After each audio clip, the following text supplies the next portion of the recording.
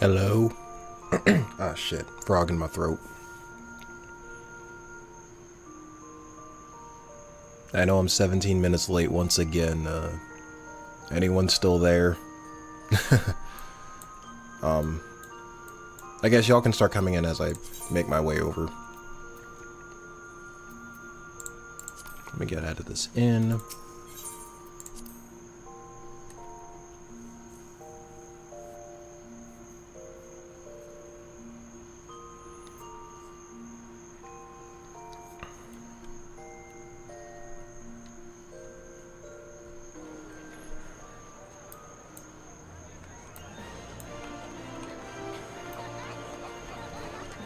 Lag. Oh wait, I can't go out here.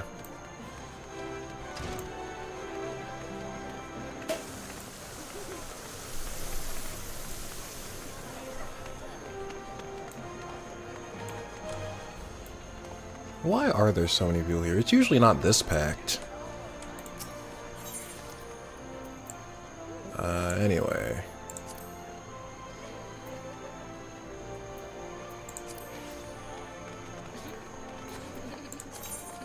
Where was the Sultana frickin' again? Near the Gladiators Guild. Okay.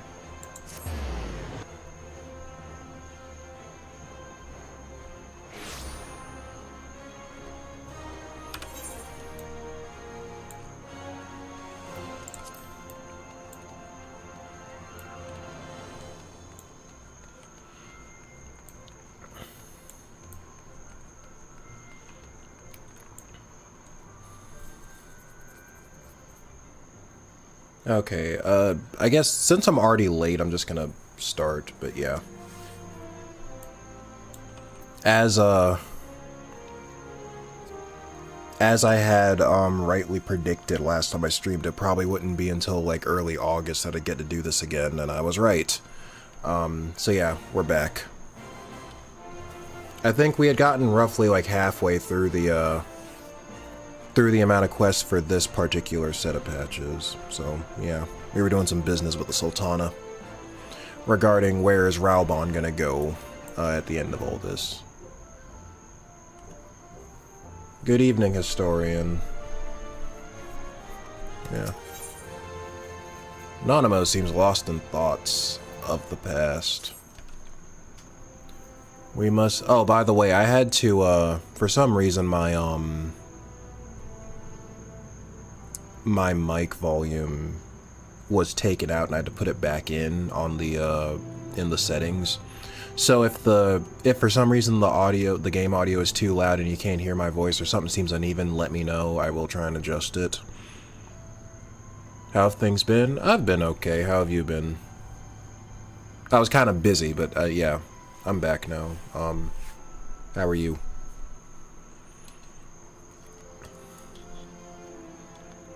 We must make haste. My absence will not go unnoticed by the Sultan Sworn for long, and there are other places I would visit. To the Arzaneth Asure.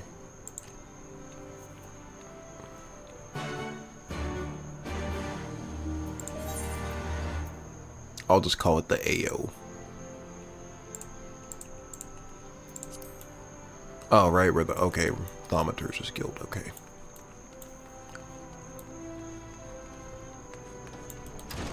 Wrong room.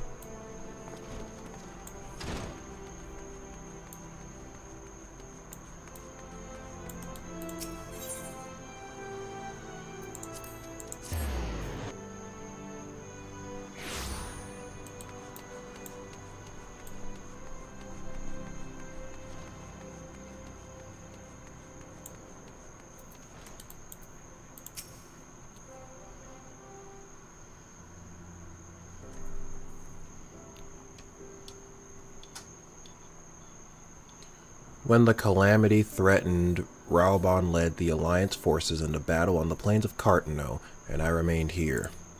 I prayed with all my heart that the Archon Louis Slaw would have the power to rouse the 12. Since that day, I have made a custom of visiting the shrine during each of my little excursions.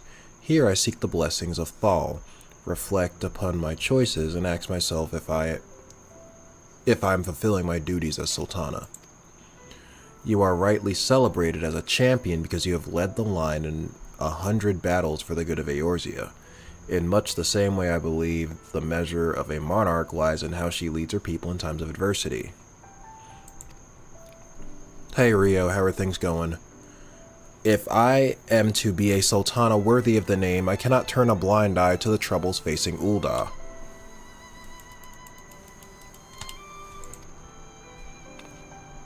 I have chosen my path weapons. With Ala Mhigo now freed from Imperial chains, I finally see a way to aid the refugees.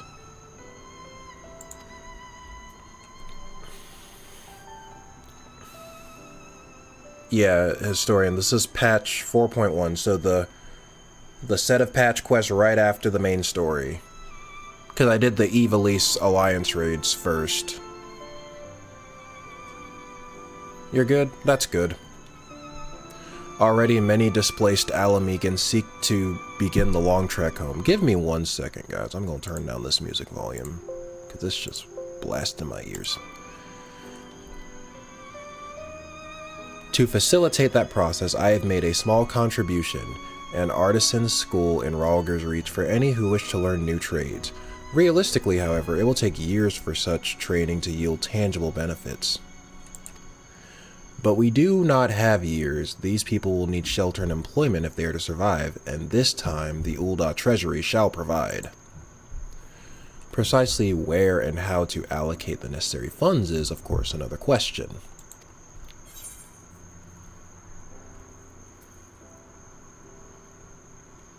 I would say ask the Syndicate for advice, but I don't know if they'd be too keen on that.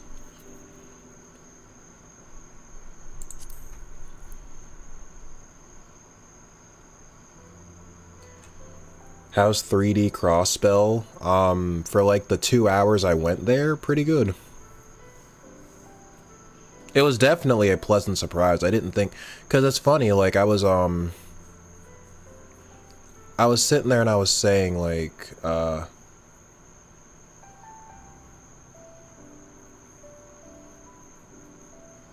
was I was sitting there, like, when I finished Azure, I was sitting there saying, why didn't they make an epilogue out of the Empire coming to occupy them? Like, that would have been kind of cool to play through. Like, it's not like the final chapter wasn't already freaking long, and it looks like they had the same idea, they just were gonna do it at Cold Steel 2 instead of in Azure. So, yeah. And yes, Lloyd X Risha is canon, not even Falcom. Oh, Falcom can change my mind. I do think it's weird. I don't know. For as much as I crap on Ellie, I do think Lloyd and Ellie do make a good couple as far as chemistry goes.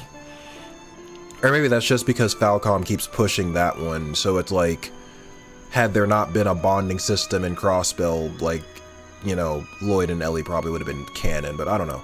I like Risha, but I don't know if, like, I don't know. I'm not saying it wouldn't work, but I don't know. It'd feel really weird. I don't know. They just push him with Ellie so much, it just feels weird to, like, ship him with anyone else. I guess people feel that same way about Elisa, and even though I haven't done a final bonding event with Elisa in Trails of Cold Steel. How was that twist in Cold Steel 2? Which one? Which one? Yeah, Falcom doesn't like to commit often. Yeah, I see that. They're like, okay, Estelle and Joshua, our job is done. I don't know. A wise suggestion, mayhap a visit to the Gold Saucer is in order. Its proprietor is a member of the Syndicate, and he is one of the few who pay refugees for a fair wage. I wonder, are you acquainted with Goldbert Manderville? Oh, well, he is a most generous man. If something of an eccentric, let us make our way to the landing, and I will see that word is sent to the Gold Saucer. Goldbert should be only too glad to receive us.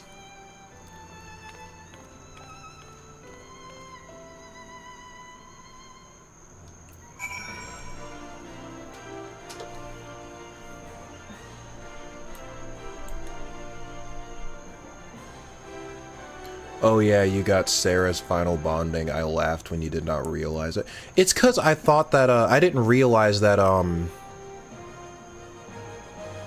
what, the cutoff was like link level 6 or whatever? I thought like level 5 was still the cutoff. So I thought I had options. I mean, I was kind of gunning for Sarah as one of the possibilities anyway, but Sarah was the only one who ended up qualifying because the others weren't at, level 6. I think level 6 was the cutoff.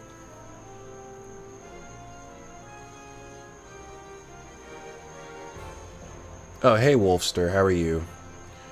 I mean, Kondo has said that there will be a canon romance for the Calvard arc, but they could easily change their mind. I wonder if the reason they don't really commit to, like, romance that often is because they don't want to piss off, like, they know that maybe there's a huge, like, shipping and, like, waifu culture, and they don't want to, like, piss people off because they know how freaking unhinged some people can be about that shit. Like, if the ship that they don't like becomes canon, it's like, all hell breaks loose.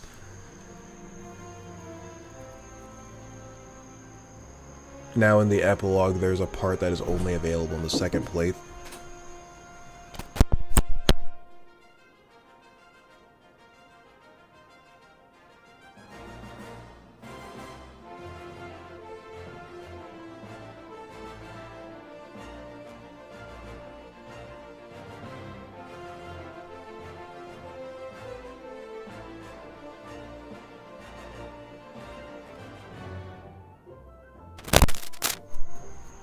Sorry, I had to step away for a second. What was I saying? No, in the epilogue there's a part that's only available. Oh, you're talking about that. Yeah, I was pretty shocked. As a matter of fact, you're gonna see it in funny moments. Yeah, I was pretty freaking shocked at, yeah, that. I was like, really, guys? You just made this New Game Plus exclusive? Yeah.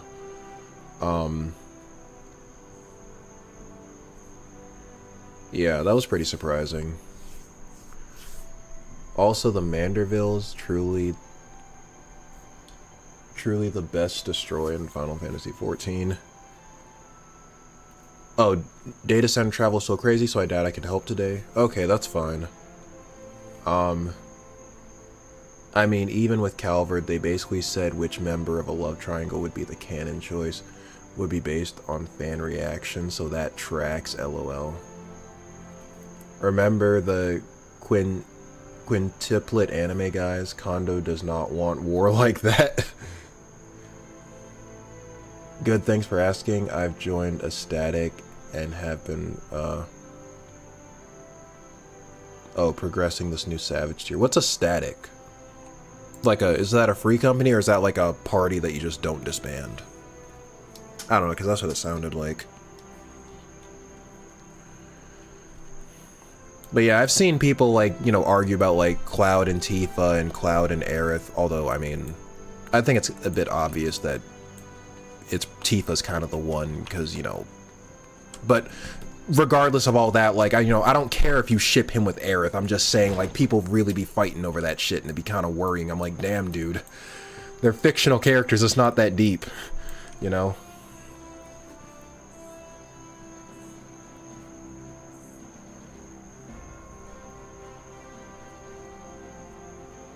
The Manderville side quests are the best quests in Final Fantasy XIV. If you ever want a good laugh, you should do them. Oh, okay. Oh, I gotta go to the airship landing. I was wondering, this about this side quest, like, what would happen if you didn't have the gold saucer unlocked? Because I know it's, like, kind of missable. You can get pretty far in the game without getting it. Or without going there. Anyway. Between Lloyd versus Reen, who do you think will win in a one-on-one with no backup? Reen. Reen, I feel, they're telling a different type of story with Reen. With Estelle and Lloyd, it was about, like, normal people trying to overcome insurmountable odds to protect those close to them. And it's like, Reen has that too, but like I said in my review, it's also about Reen, like, being given, like, immense power from the get-go and trying to control it. So unless Lloyd, like, really, you know, gets some special OP powers or something in later games, nah, Reen is gonna kick his ass, I feel like. Assuming they go, like, no holding back, like Reen, you know, like we're talking like mean Reen versus angry Lloyd, you know, someone just kidnapped Kia type Lloyd, I still feel like Reen would win. But that's just me. I feel like Reen was intentionally made really overpowered for like a main character, at least compared to the others, and it's more so about honing that power as opposed to, like, I guess, climbing. I mean, he still does get stronger too, but I hope you get what I'm saying, you know. Reen would win no problem, especially given he has something Lloyd doesn't. Oh, you just unlock it when you go there? Oh, yeah, it's easy. Yeah, that's what I'm saying. I think Reen would win that. Even without Spirit Unification, Reen still clears Lloyd. Reen's problem is that unlike Lloyd and Estelle, he's held back. Yeah, that's I guess, yeah, mentally Reen is has some issues. And by the time Reen begins his journey, Estelle and Lloyd would have already gotten over what I would assume to be the worst of their issues. So yeah, I mean, yeah, maybe if they can like play into his emotions and like, you know, get under his skin, then maybe they can, you know. But yeah. The other option is Party Finder, which can be a bit hit or miss. The pro is you can raid whenever you want. However, the con is you don't know the people you're raiding with. Oh. Well, I assume in that case, maybe they have discords for it or something. I could imagine it'll probably make it easier. Insert, it won't be necessary. Yeah, that's another thing, too. I guess also, too, if Reen really wanted to kind of cheat, he could use Valimar, which would put an even wider gap between the two.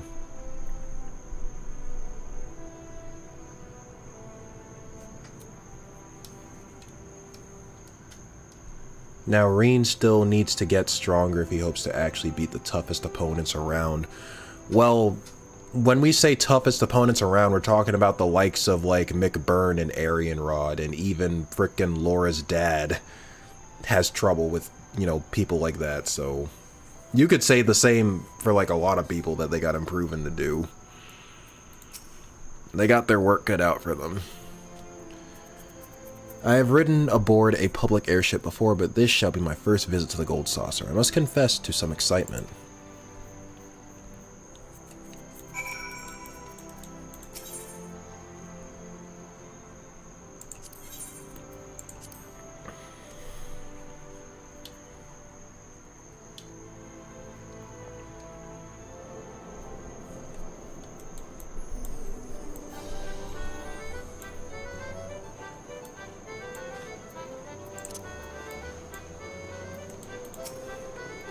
I have heard descriptions of its splendor, yet I never dreamed it would be so bright and inviting.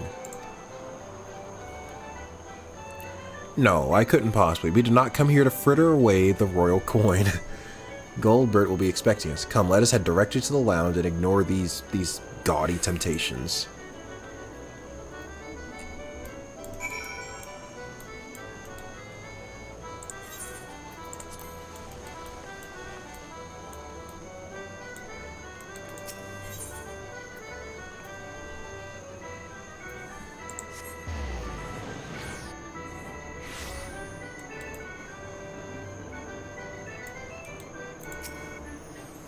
I believe this is where we are to meet Lord Manderville. Shall we sit while we await his coming?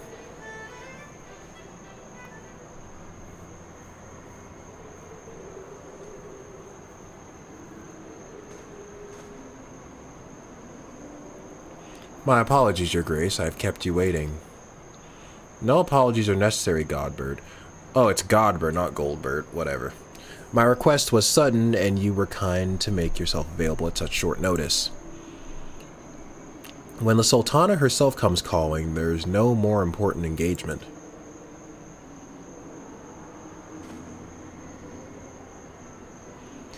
As to the purpose of my visit, I would have your thoughts on how the Crown might best aid the refugees residing in Thanalan. You are aware, I am sure, that many of Alamigo's displaced sons and daughters long to return to the newly liberated homeland, and you are also aware of how they will suffer without shelter and work to sustain them.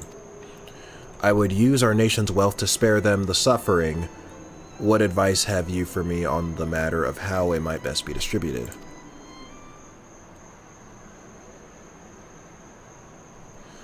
The unusual circumstances of our meeting and your Grace's choice of companion would suggest me a desire for an honest and unvarnished opinion. I shall give you one.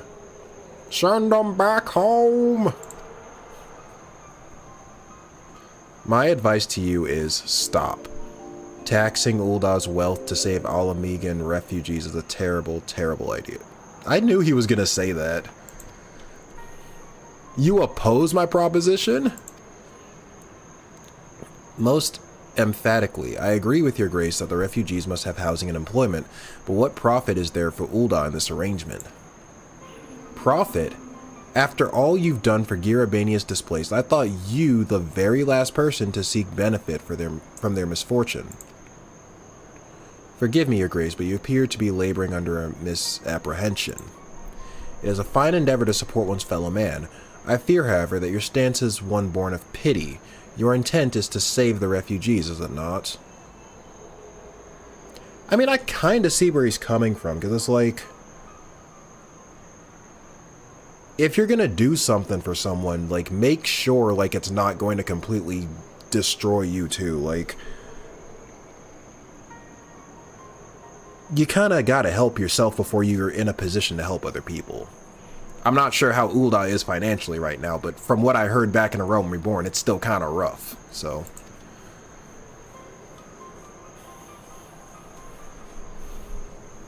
For all our potential, we are indolent creatures by nature. If unconditional charity is all we know, then we begin to rely upon it, to expect it. And then we must consider Uldah's own poor and downtrodden. Should they hear of you spending the nation's coin not to improve their lot, but to nurture the distant citizens of Alamigo, it is unlikely they will applaud your generosity. Surely it is not your Grace's intention to foster new resentments, but to spread goodwill. Indeed. Then any support I pledge to the refugees must promote self-sufficiency, whilst also serving the interests of the people of Uldah. Exactly so. Such an arrangement will create a far more equitable relationship with the returning Alamegans, even as it generates the revenue required to win the approval of all your subjects.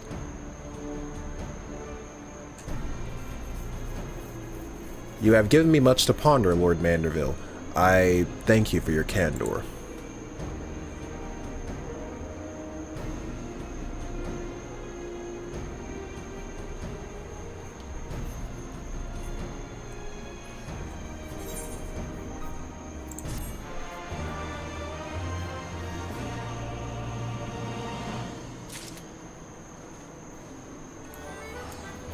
Okay, let's read chat. What have y'all been up to?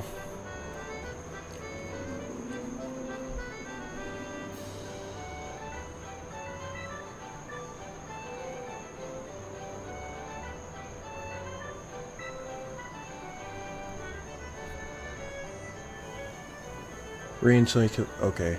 Especially in content where it requires a lot more coordination, it can be tricky, but I know people who do it all the time. Yeah, I can imagine it'd probably be easier to do it with someone that you know as opposed to, you know, yeah, someone that's random.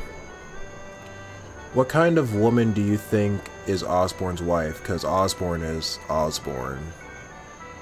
Yeah, he doesn't even really look... I assume Reen looks like the mother, mostly, because Osborne doesn't even look all that much like Reen. Unless he looked different when he was younger, but yeah.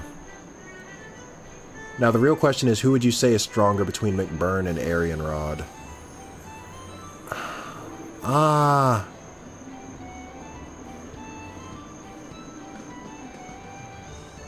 That's hard because I've never seen Arianrod go all out.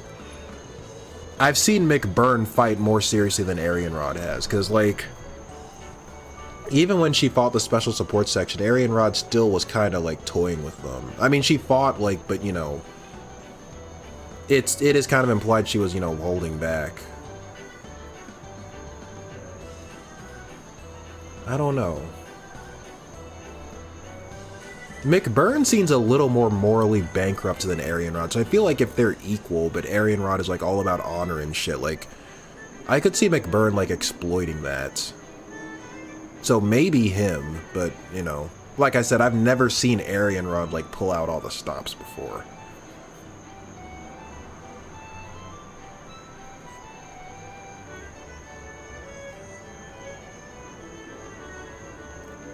Well, given Osborne's predicament, I would say he favors a classy woman.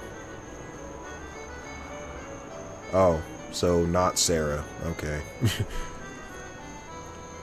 McBurn 100% full power. If yes, then McBurn. If no, then Arianrod, because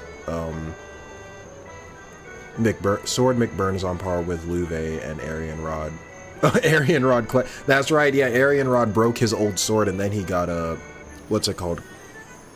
It's Curvus something. I forgot how to pronounce it, but yeah, that's how Luve got his sword. But Luve also, because McBurn has the same thing that Reen does, where he can like frickin' go Super Saiyan and shit, and I don't know, like Demon McBurn. Luve didn't have that, he just had his skills. But yeah, maybe Arianrod has better technique than he does, I could see that. There he is, the strongest man in FF14. Oh. McBurn is basically made to be the single strongest character, barring maybe the Grandmaster. God damn. Huh, does that mean Duvalie is as strong as Arianrod and McBurn because she defeated Luve? No, because of the reasons I just cited. Luve doesn't have, like... Well, Arianrod beat Luve, so there's that. Luve is strong, but like he's... Yeah, Blazing Demon McBurn is definitely stronger than Luve. Godbert is speaking pure facts.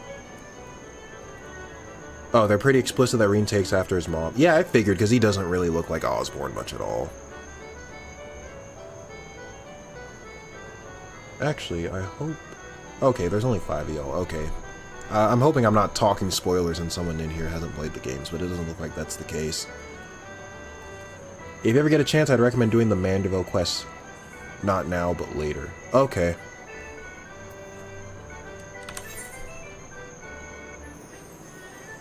Alright. I will, one of these days.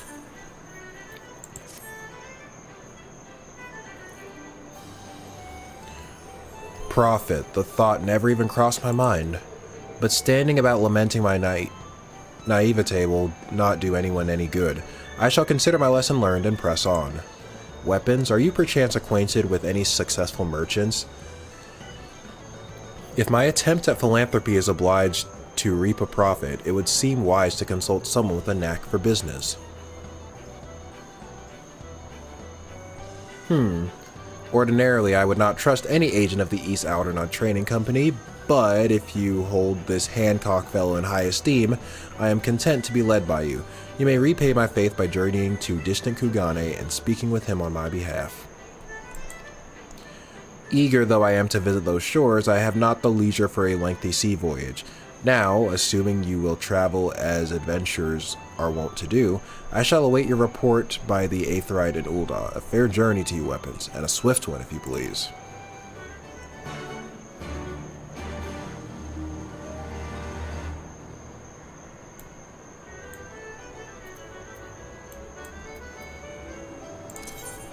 Alright, to Kugane.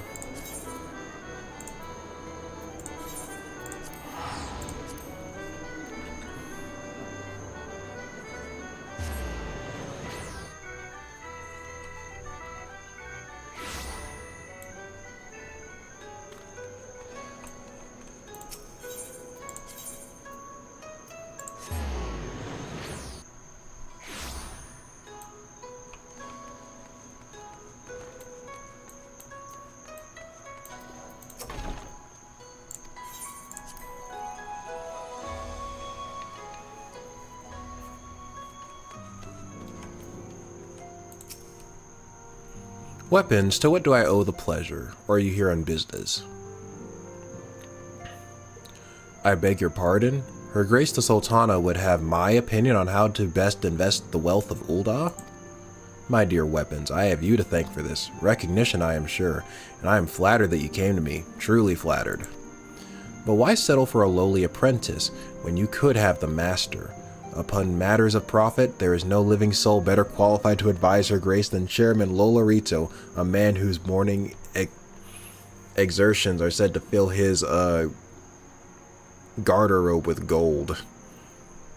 I mean, I think that's kind of what she was trying to avoid. I mean, Lolarito already made a stance on, like, the refugees coming in pretty clear back in A Realm Reborn.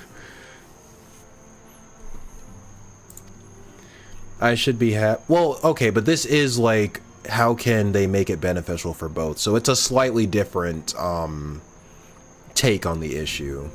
So maybe we can still hear him out, but yeah. He might be a hard sell. I should be happy to arrange a meeting with you, say, at the Scion's former headquarters in Thanalan. The Waking Sands would seem a suitably neutral venue for negotiations, don't you think? Fare you well, weapons, and may your dealings prove fruitful.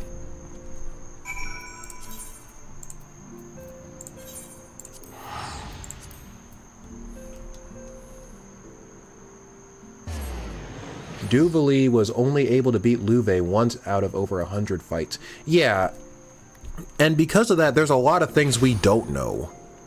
Like, it's possible he could have gotten sick of it and just let her win one time. It could have been 100 times in a row, and he got tired with each fight, so on fight 100 she beat him. Like, there's so much that could have made... that could have given Duvali that outcome that, like, I don't even think that even counts as, like, having her legitimately being on par with Louve. She might have the potential, but I'm just saying, like, no. And Arianrod said she believed Louve could easily pass her in strength and skill. Well, yeah, but he's dead, so it's like, you know. We kind of have to judge him based on what he did while he was alive. Man, I still feel like, man, Louve dying was just so they can nerf the good guys, because, let's be honest, having Louve helping them out would probably be, you know, it would probably make the, you know, future battles involving, you know, like, the Sky Crew probably too easy. But then again, I mean, you know, the Crossbow Gang got to keep Arios, so, you know.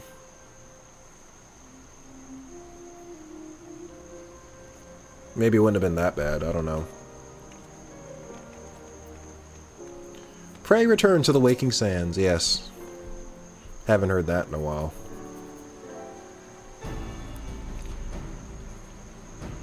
Welcome back, weapons. Did your merchant friend have any useful advice to share?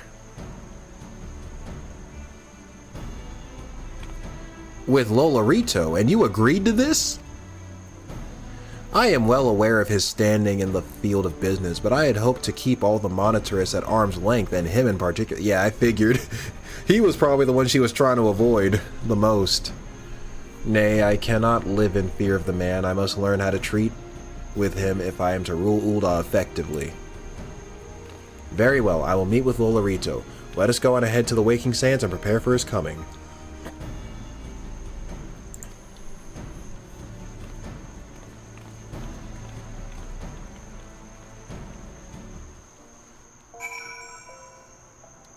Louve died too early. He really did. Because think of it, if you've never played the... Like, let's say you started with another arc and you never played the Sky Trilogy, you would have never met Louve in person, and you probably never will.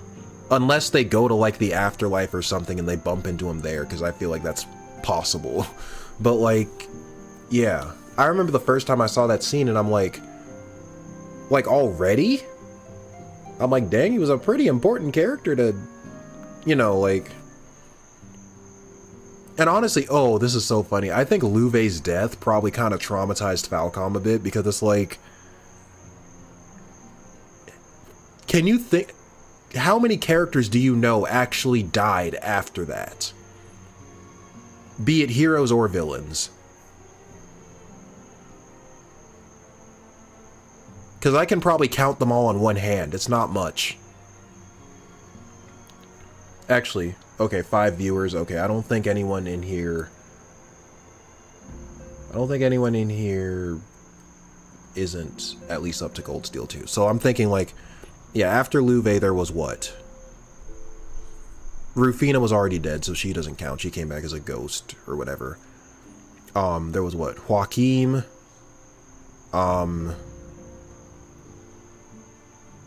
Despite Azure having so many villains, I don't think anyone died in Azure. Grimwood almost died, but, you know, I guess his fat saved him. He just got, you know, injured really bad. So he doesn't count. Osborne doesn't count either, because he's back. Crow died. Oh, and Gideon. Oh, and Vulcan. Okay, so, okay, we got some. That's 4. And I kind of had to dig for that one.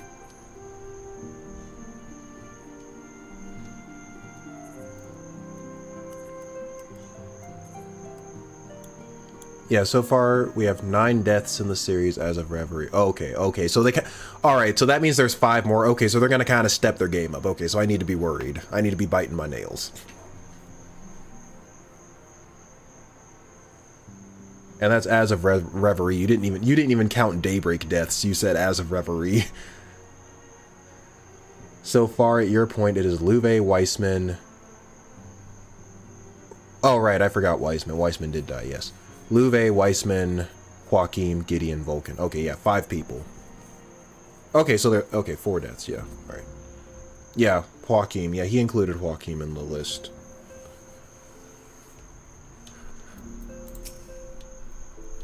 So this is where the Scions first congregated. I have heard many tales, but never had occasion to visit. To work, then. The hour of the meeting draws near, and I would gather my thoughts. Pray see to it that we have the appointed room to ourselves.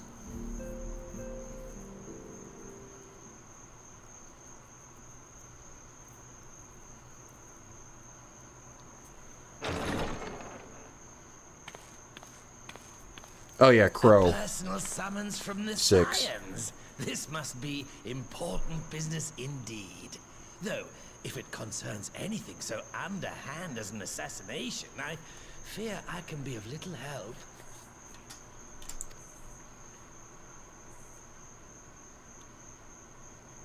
Yeah, Crow. Yeah, sorry, that's 6.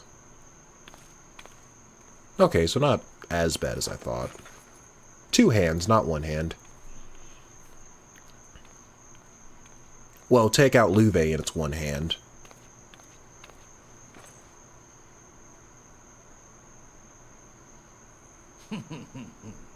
Why is she wearing a mask if he can probably recognize her? Wait. You have made your point. I don't know. Why is she wearing a mask? It is indeed unsettling to find oneself seated across from an impassive mask.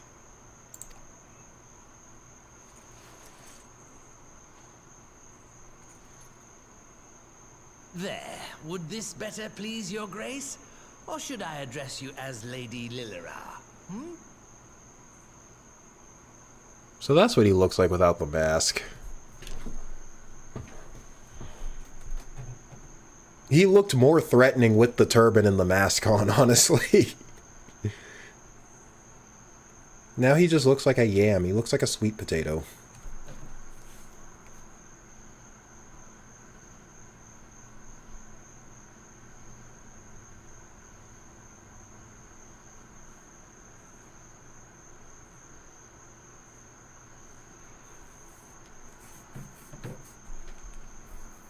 He looks like you're supposed to put like frickin', oh, the white hair doesn't help because it's making me think of frickin' like marshmallows.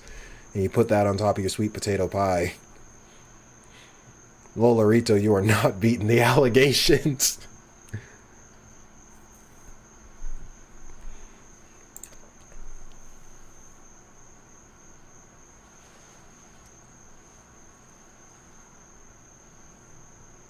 Nay, the deception has served its purpose.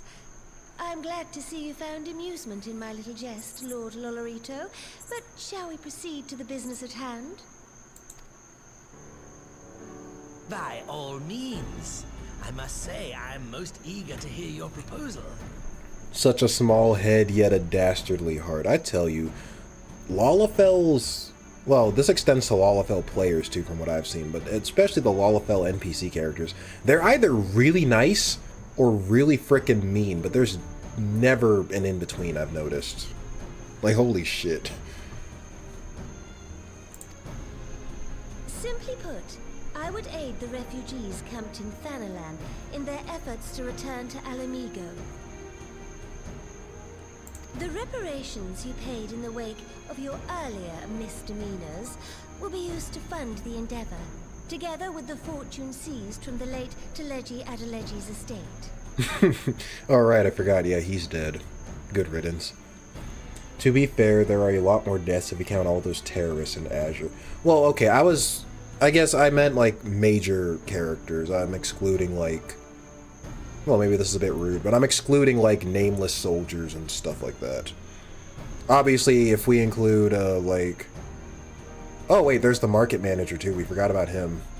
RIP. I can't believe I forgot him. But yeah, if we include, like, soldiers during the Civil War, or the terrorists at the trade conference, then... Yeah, I guess the number would be higher. If we include characters that don't have plot armor.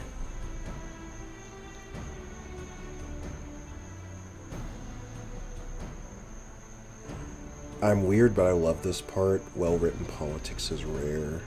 Yeah, this is pretty, you know, cool to watch. But this plan is not intended to benefit the displaced alone. I would make of this an investment which shall enrich Uldar and Alamigo both. Especially when they start something and it feels like it's insignificant and then they pick it up like later down the line and you realize, oh shit, they were planning to do something like that the whole time.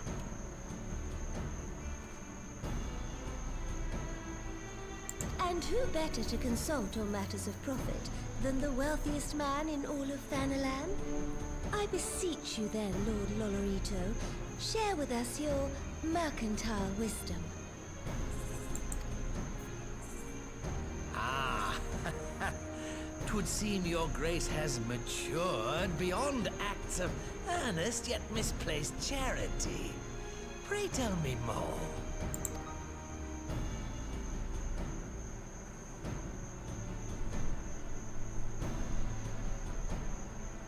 To summarize, in return for facilitating the repatriation of refugees and assisting in the establishment of new industry in Alamigo, you ask that a proportion of all subsequent profits be promised to Uldar.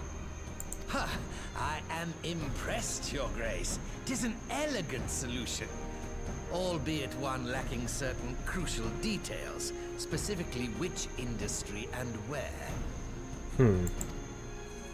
How swiftly you identified the weakness in my plan, just as I knew you would.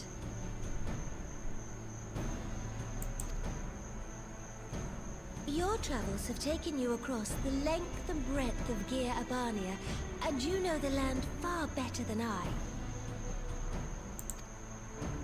Which of the settlements you visited would best provide a home for our refugees?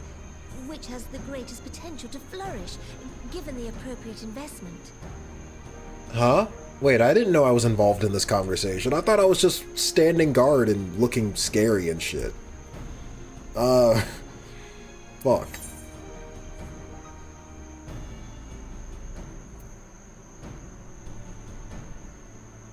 The Saltery, because it sounds funny. Ah, yes, that desolate little village on the shore of Loch Seld.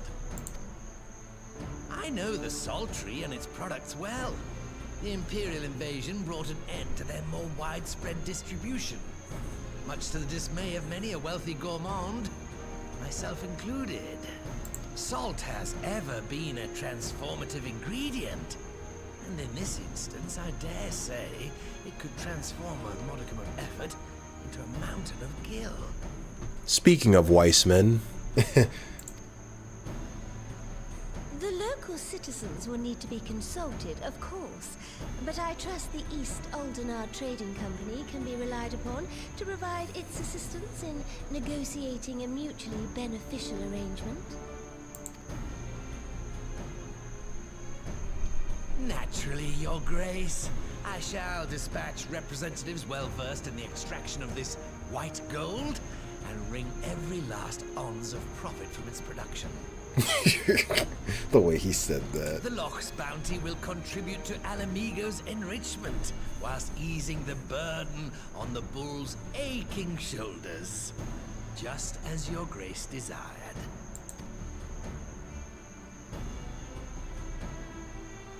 A deal is struck then. Well, this didn't go as badly as I had thought.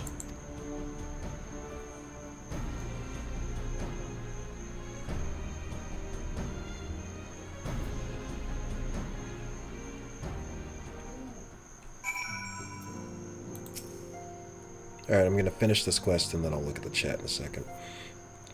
I fear it will be many years before I feel comfortable taking part in such negotiations. But I shall not complain. We have piqued Lolorito's interest and secured his invaluable expertise. Thank you, Weapons. I could not have done it without you.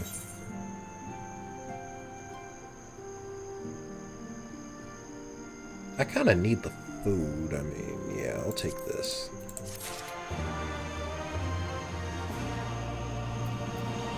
Well, I don't need it, but it's nice to have.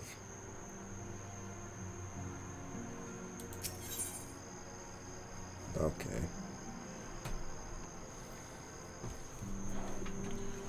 The weird thing is whether to count Gideon's death as one in Azure or Cold Steel.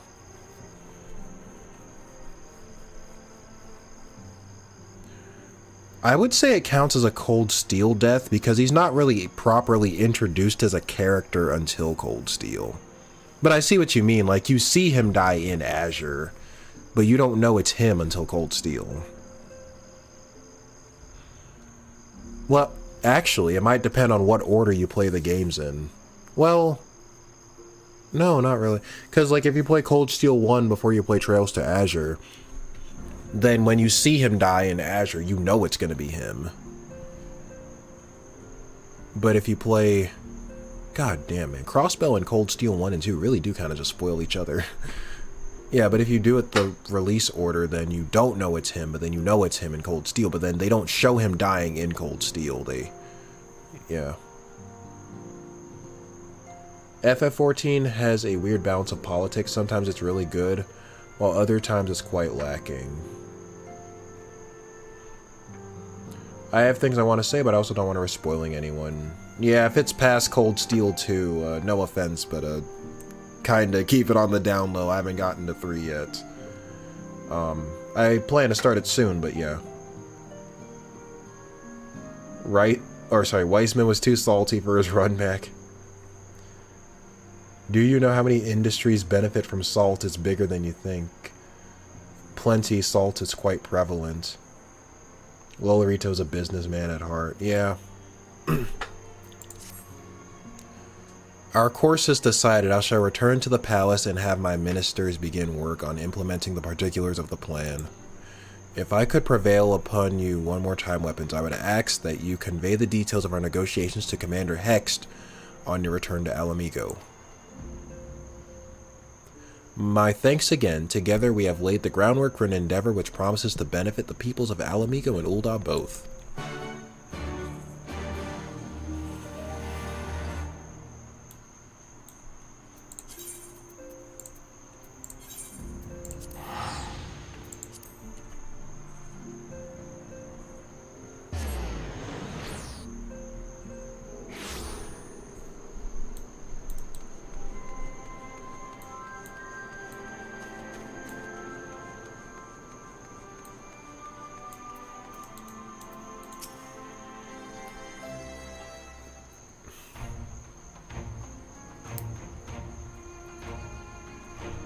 Weapons, you're back. What did Nanamo... Oh, sorry. Are you allowed to talk about your audience with the Sultana? So Ralban says he's going to return to Ul'dah, but she isn't sure he wants to. Tell us something we don't know, but I'm pleased to hear she's committed to helping our refugees come home. And your plan is to revitalize the Sultry does make a lot of sense. Quite how you convinced her to seek Lolorito's help is another question. After all that has happened, he is the very last person I would expect her to turn to for advice. But on a more practical note, Lys, assuming the interim government elects to accept Uldal's proposal, I have one caveat that I should like you include in the bargain. Alamigo must be permitted to cover a portion of the investment. We have a fortune at our disposal after all, and allowing Uldal to provide the entirety of the capital will afford Lolorito too much control.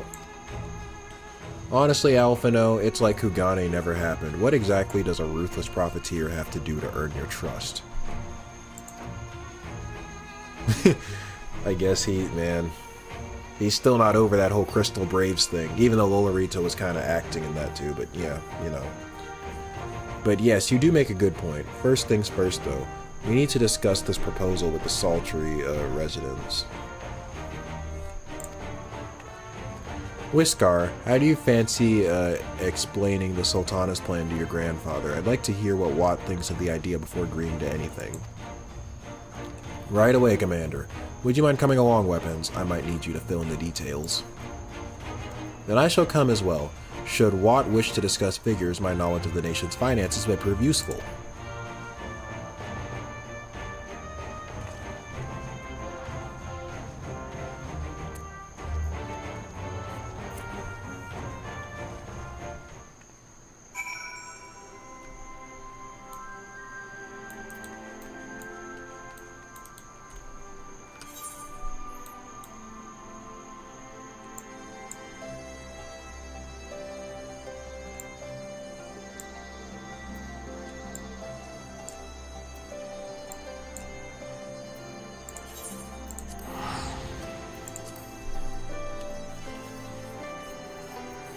Considering everything Lolorito did,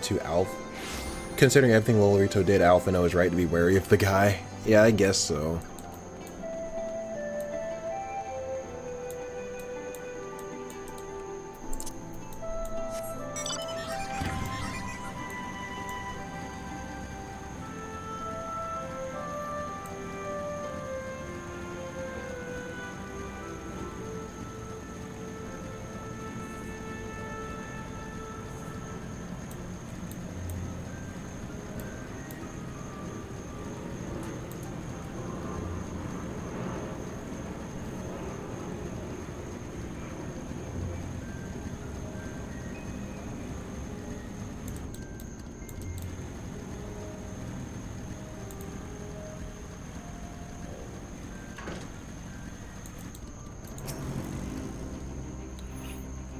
What manner of mischief brings you young and to old Watt this time, huh?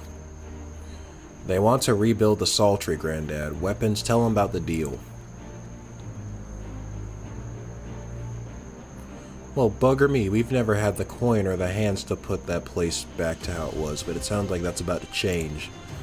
There's just one small wrinkle in your plan. It doesn't account for all the nasties, queuing up to eat anyone who goes near the shore. The king used to send soldiers to cull the buggers, but the Imperials weren't about to help the likes of us. Don't worry, Granddad, we'll take care of all that. Commander Hext has been talking about starting up regular patrols, and I'm sure she'd assign me to the lock if I asked. I'd appreciate that, Whisker, my lad, truly I would. So does that mean you've gotten better with that blade of yours? I've been training, but mostly to kill Imperials.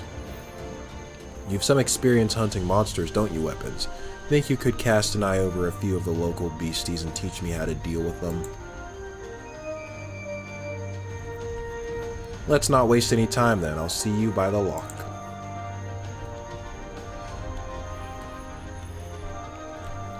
Whilst you were busy attending the local fauna, I shall have Master Watt explain to me exactly what is required to restore the Sultry to its former glory. Good hunting.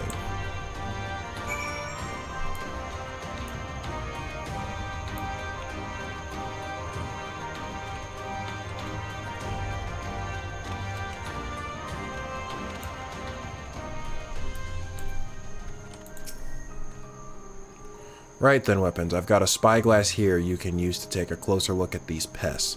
Once you've got their measure, you can tell me what to do, and we'll see how well I get on. Search your surroundings for yabbies. You may move the camera as well as zoom in and out. Target a yabby and inspect it with left click.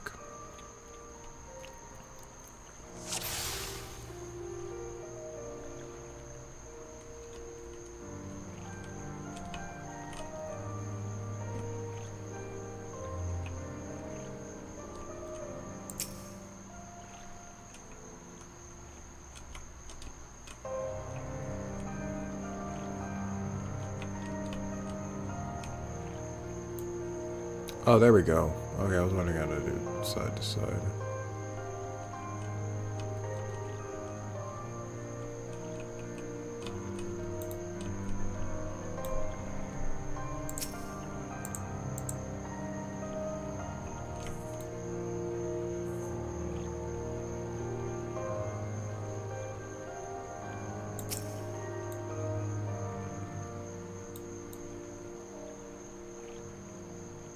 Oh, there we go.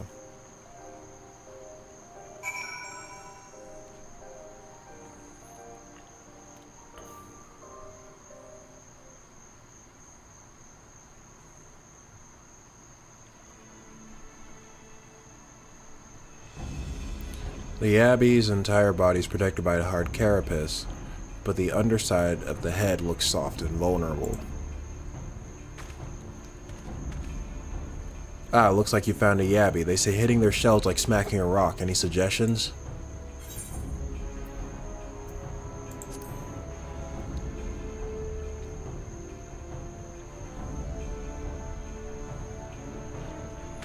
Vulnerable under the head, are they? Right then, wish me luck.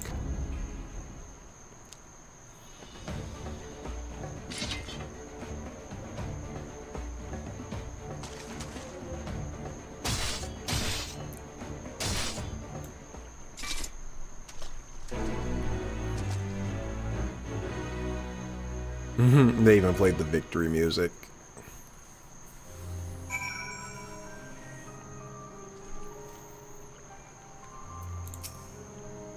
Thanks, weapons. I did just as you told me, and the wavekin went down like a sack of...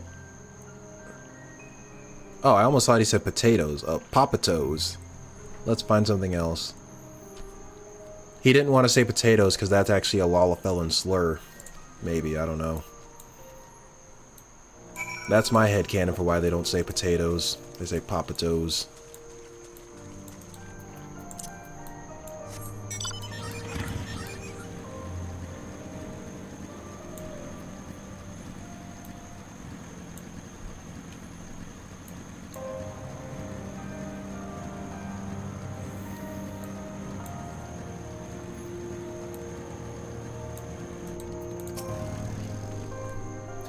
I think I can handle the yabbies now, so we should try something different. What else is out there?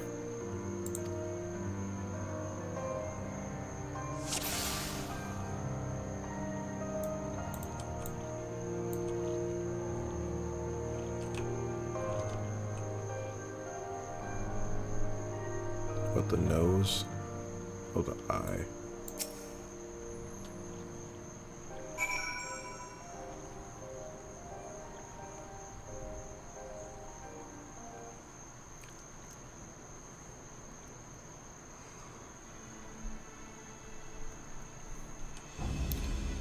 The Phobad's hands are large and powerful, but destroying its crystallized core should render the salt golem inanimate. You sense power pulsating from behind its brow. Ugh, a Phobad. How do I defeat one of those?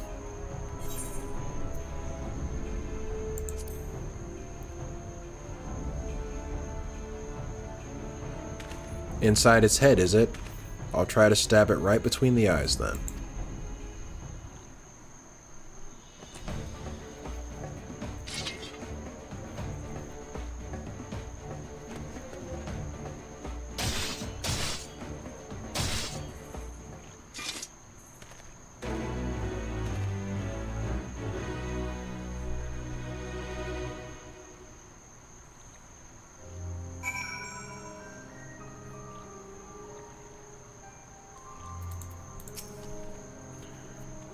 It's not easy, fighting with the Liberator of Alamigo watching your every move, but I got the job done. Thanks for the advice, Weapons. I feel a lot better prepared for my patrols now. Any road, we should head back to the Saltery before Granddad starts to worry I've been snipped into pieces.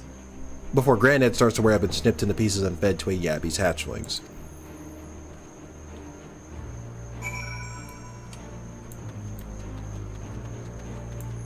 Success indeed. Wait, how close is this thing? Oh, not very close at all.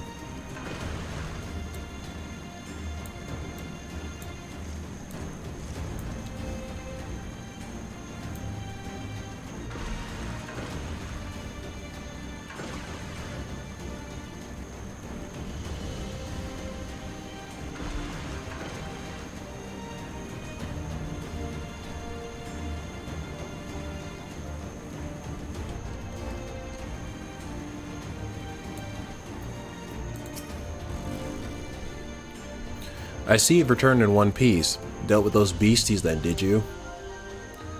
I fought them myself after a bit of instruction from Weapons here. Once I've shared what I've learned with the others, we should have no trouble keeping the shoreline clear. Good lad, a fine young man you've become, Whisker. A fine young man indeed. Too often of late I hear tales of folk over in the city, drunk on victory and hungry for revenge, their heads stuck firmly in the past. But we need to set our sights on the future, or things which will improve our lot. Things like getting the Saltery ready to welcoming our long-lost countrymen.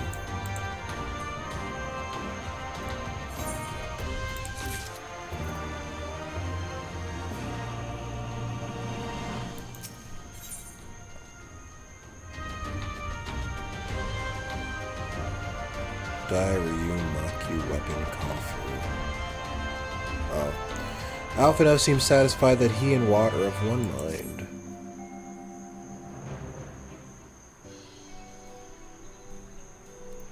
It seems Whisker has the Saltery's security well in hand. I, meanwhile, have discussed the next step with Master Watt and completed my inspection of the site. With a little work, the vacant buildings here could be made into very presentable dwellings.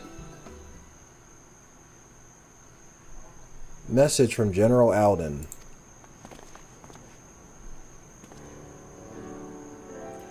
Apologies for the interruption, miss, but the General would speak to you at your earliest convenience.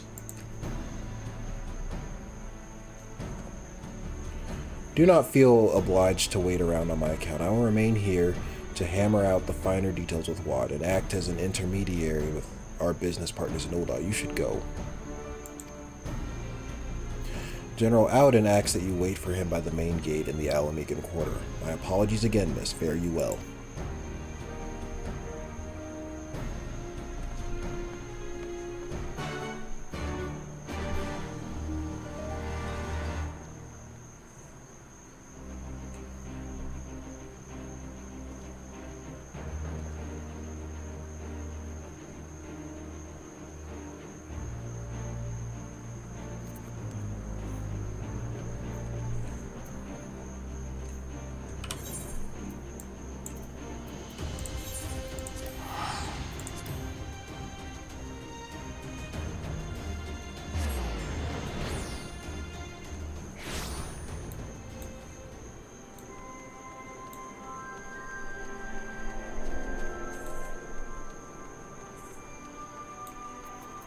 I forgot, I can use my mountain here. I can just ride my bike through the streets.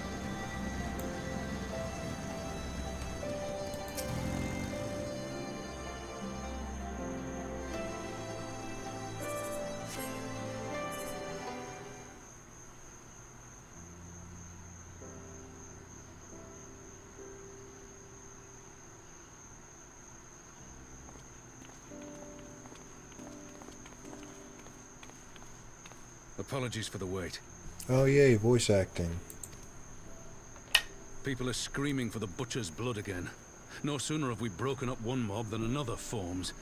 Thankfully, all have been amenable to reason, thus far. But it is no concern of yours. We must speak of the men Arenvald and his comrades apprehended in the peaks.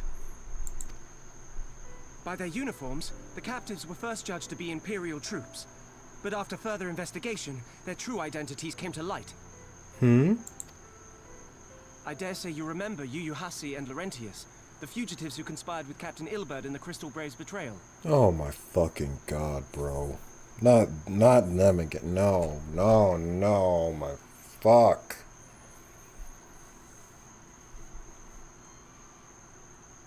Why couldn't these fuckers have just died with Ilberd, bro? I thought they were dead, actually. I kind of thought that they had just, that they were just part of the mass sacrifice that was needed to summon Shinryu, but I guess not. Can I at least get to beat these two up? I never really got to kill Ilberd with my own two hands, but can I at least kill these two with my own two hands? Maybe? No? Okay, alright. Aye, well, it would seem they followed him all the way to the wall. It was they who orchestrated the slaughter of the resistance fighters prior to the Griffin's infernal ritual. Oh, right. These guys, you know that because you got to see it from an omniscient point of view, but the characters wouldn't know. Okay. Alright. That, yeah. Were it in your hands, how would you punish these men? I'm gonna beat them up. Alright, no, I'm joking. Not really. I'm not really joking that much.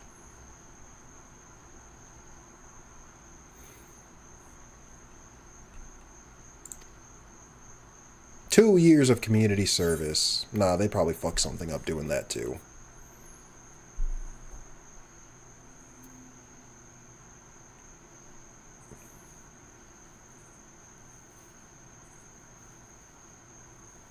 Time to nip this problem in the bud.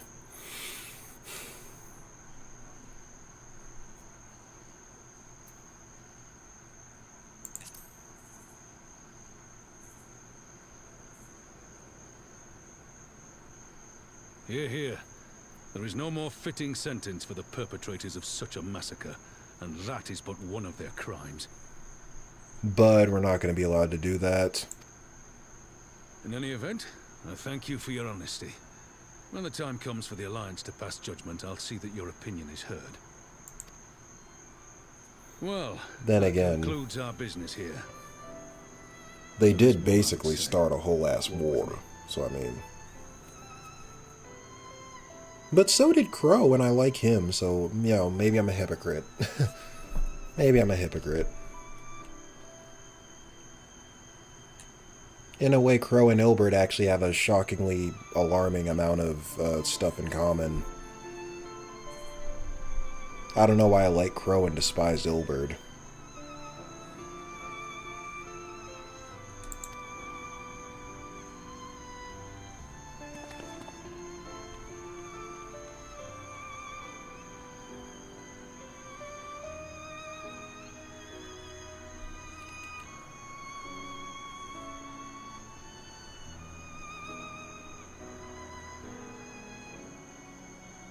I bear a share of the blame for Ilberd's atrocities. Had I openly supported the cause of Alamegan liberation, he might not have felt driven to do what he did.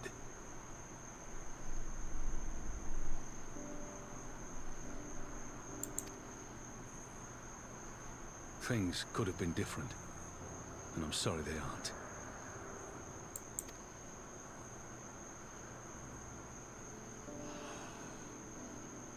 But even after all that has happened, my homeland is free. With the Scions and the Alliance at their side, my countrymen have reclaimed what many thought lost forever.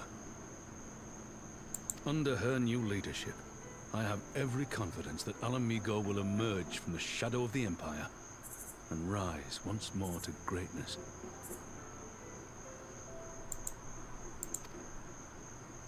Which means my work here is done. Soon, I will return to Uldar and take my place at the Sultana's side. But do you want to, though? Father... I'll not deny there's a part of me that wants to stay. The same part that contemplated renouncing my rank and joining you as a wandering sellsword.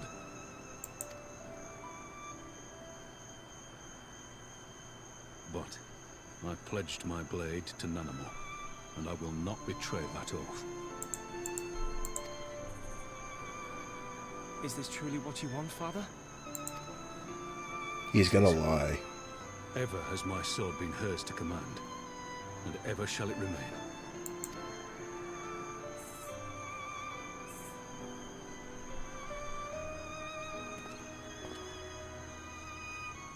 Thank you for lending an ear. When all the rest are clamoring for me to stay, I trust you'll send me on my way.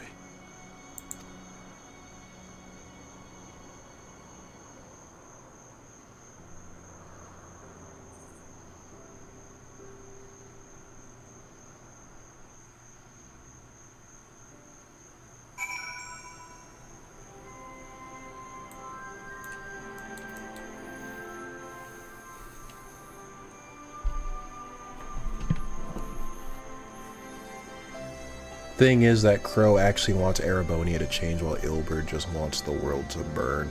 Yeah, I feel like Crow might have been... Crow holds a little more sanity than Ilberd, yeah, I will say that. I feel like... Because even though Crow acted like what he...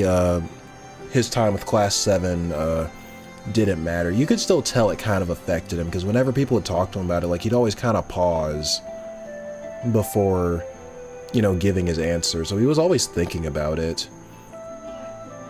And he was always nice to Reen whenever they weren't fighting, so, like, you know. And I feel like a villain who wants to screw you over wouldn't be, like, constantly standing over you telling you, you better get better, like, you know. So, yeah, there was always that. I feel like Crow... I feel like at some point in some extreme cases... Well, I mean, even when, like, Cayenne was on his bullshit, like... Crow and Vita kind of were like, hey, what the fuck are you doing? Alright, I haven't uploaded that video yet. But yeah, I feel like Crow would have had a... Crow in that situation would probably develop a conscience way faster than Ilberd would, if ever. Let's be honest, Raubon, Lys would probably cause Alamigo to fall apart while you're gone. Yeah, are we gonna kind of ignore the fact that Lys is kind of an airhead? Like... I don't know, man.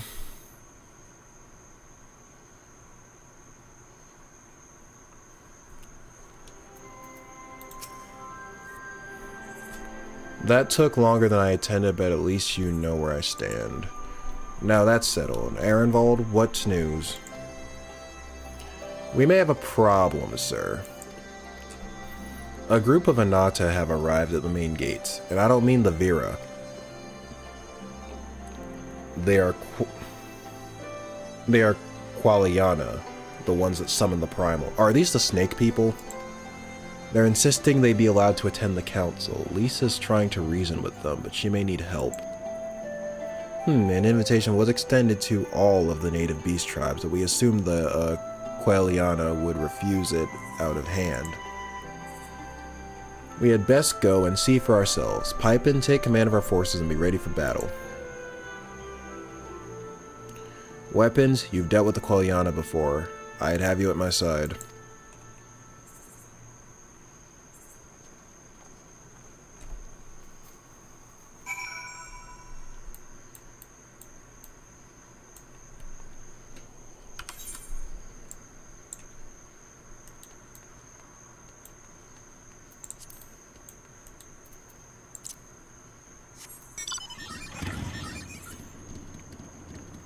Why on earth they picked her to be the leader of the Alamiga government is beyond me. Yeah, I feel I was about to say they might have been a little too hasty with that decision. Unless they're gonna do something where they elect somebody new every few years, I mean, maybe that could work, but, you know. Where am I going? Oh no, here we go, stupidity's about to recur. Oh, well. Speak of the devil, I guess. Snake, snake, snake, woman.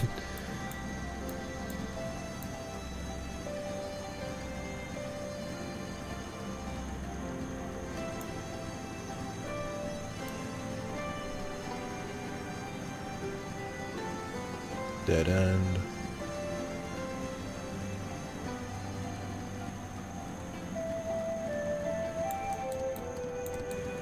Mithril gear solid.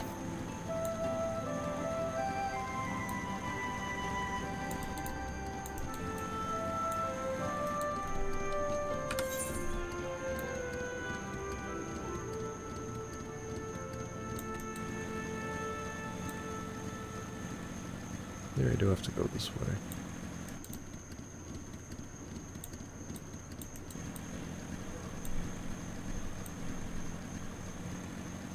I really need to unlock flying for this place, but I keep forgetting. Because I haven't played this game much outside of streams. And usually when I do, I'm just leveling other classes. Like I got Dark Knight. I just got Dark Knight to level 70 because I like to keep at least one DPS, one tank, and one healer, you know, leveled up with whatever class I'm using. So that, you know, if I have to, for some reason, go in as another class, I can.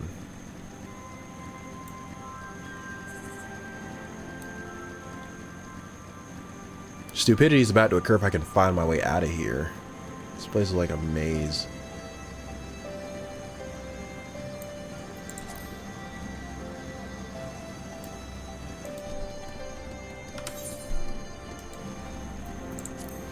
Maybe I was going the right way all along.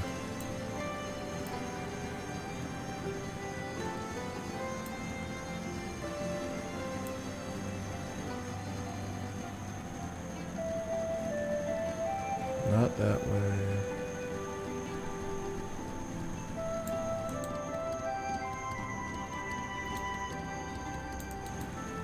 They stopped giving class quests after Stormblood? Dang. I mean, I guess that'll make leveling easier, but like, that's kind of... You know, I did kind of like some of those stories. So wait, does that mean... But wait. Because like... Then what about like Gunbreaker and like all the classes that were added after Stormblood, so they don't get quests? Because when I unlocked Gunbreaker, that had a quest.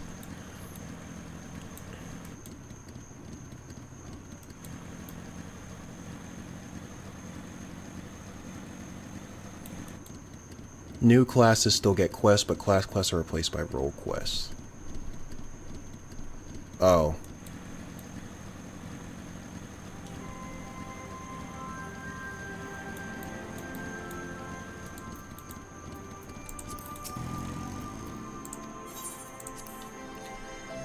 Oh, there's a capstone quest when you hit 80.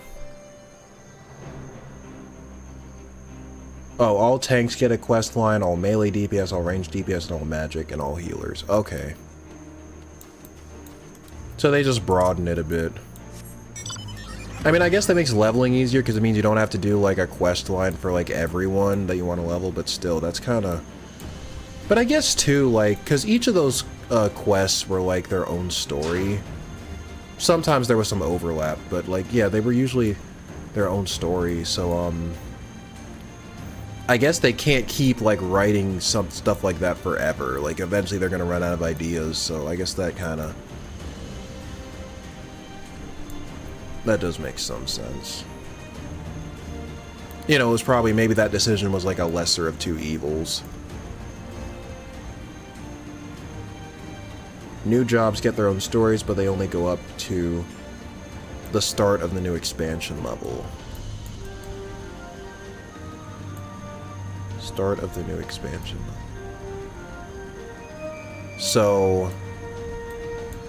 Gunbreaker would, for example, would have one up to 70, I guess, is what you mean? Or up to 80. I'm just using that as an example. Or like Sage would have up to 80 or whatever.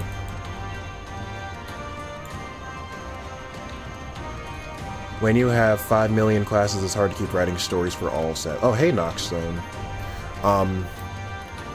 Yeah, I get that. That's why I said it was probably the lesser of two evils, because I guess it's better to phase it out and replace it than to keep doing it and then you just run out of ideas.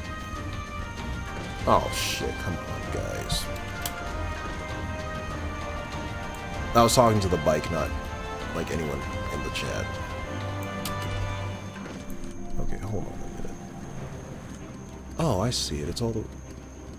Okay. I get what I gotta do now. Okay, yeah, so, okay, Gunbreaker is 60 to 70, Sage is 70 to 80. Okay. So, like, the halfway point between when you unlock it and then when the expansion's level cap is. Gotcha.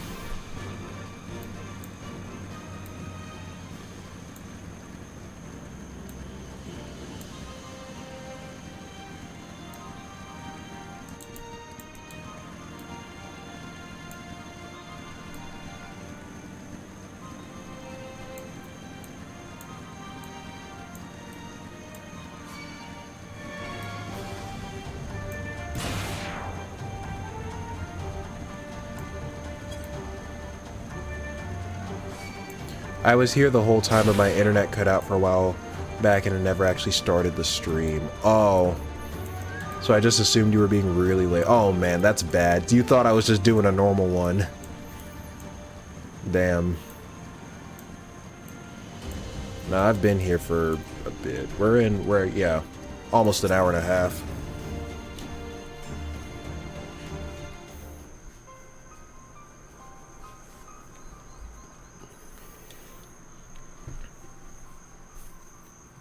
Weapons, Raubon. Gods, it's good to see you. Ah, the Slayer has come. We have not forgotten how you sinated against the Lady of Bliss, but we did not come here to shed blood. You claim to seek harmony with all those who call Girabania home. If this is truly your wish, you will welcome us as envoys of the Anata. It is our wish, and you are welcome, but we cannot condone the summoning of primals. If you want to enter the palace, I must ask that you first surrender any crystal jewelry. You have my word that it will all be returned to you when the meeting is over. We will do as you ask, but you will not have our weapons. We are not so foolish as to place ourselves entirely at the mercy of our tormentors. I reckon that's the closest we're going to get to a compromise, and we will have people standing guard. Aye, let them keep their swords. Then we have an agreement. Lead the way to your meeting chamber.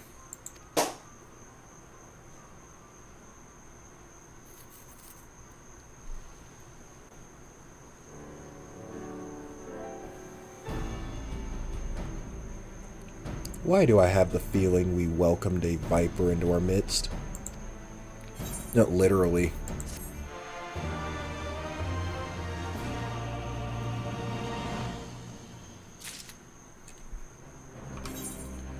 Oops, not that one.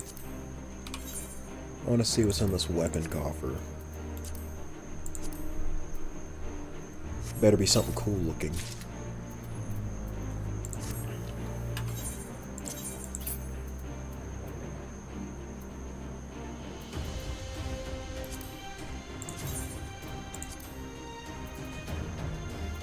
Where's the clothing? Oh, there we go. I mean, it looks alright. My Sword of the Demon looks cooler.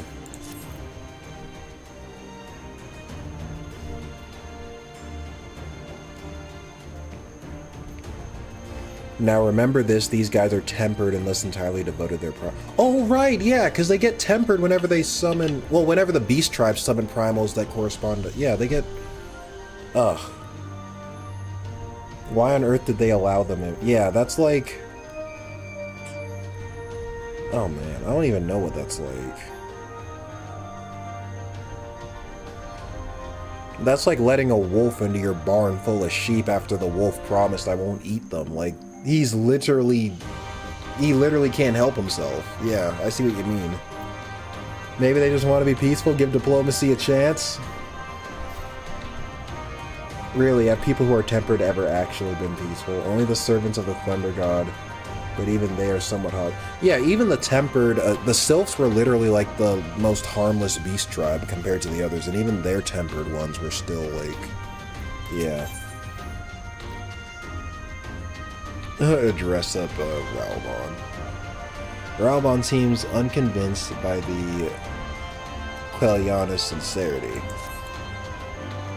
The Quelliana Elder's intentions seem at odds with all we know of her tribe.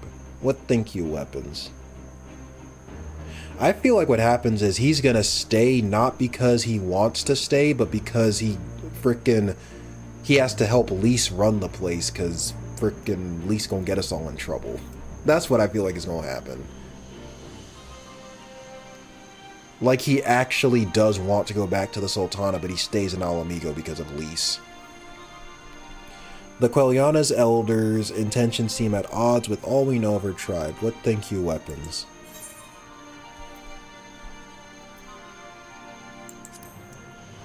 Don't trust them. Aye, it is sad that once a creature has fallen under the sway of a primal, there is no salvation, and I strongly doubt the Quelliana have suddenly broken free of Lakshmi's will. Whatever the truth, I would take no chances. The guard must be strengthened, ideally with people who know a thing or two about primals. Can we rely on the Scions? I'll round up our comrades and send them to the Alamigan quarter. You can go on ahead if you like, Weapons. My thanks. I will see you in the palace. Yeah, I don't think this is gonna end well.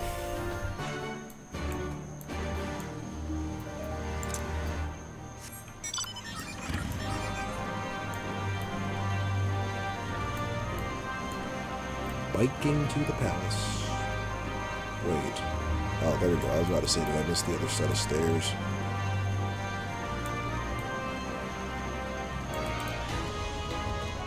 Wait a minute. Oh no, I'm moving away from it. Oh, fuck. I'm stupid. I'm sitting here talking about how dumb Lise is. I don't even have my sense of direction. I'm only good for beating stuff up.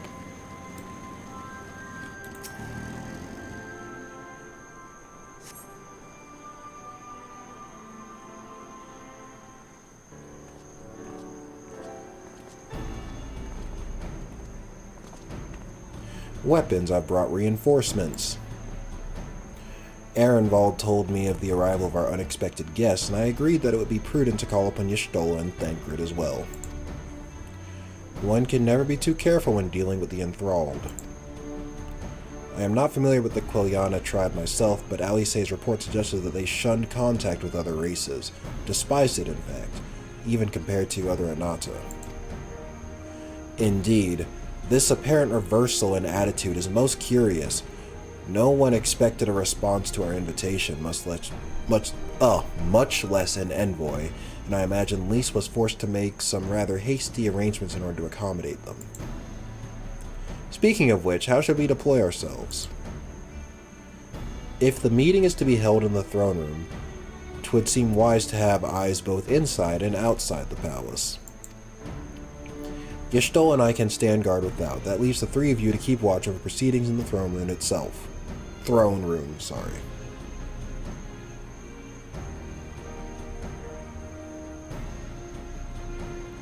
I couldn't imagine not flying through this giant maze of a city always. You are a brave soul. I literally can't because I keep forgetting I need to unlock flying.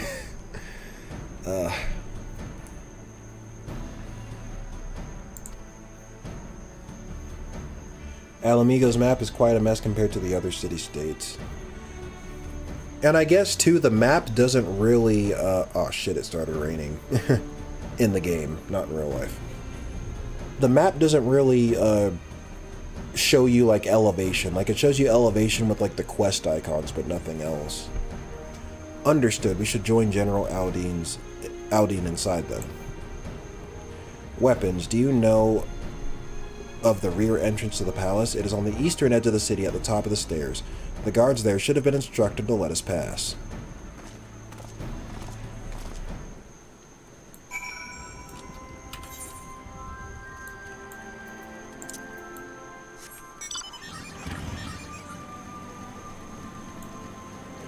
Oh, speaking of maze, I gotta go through it again.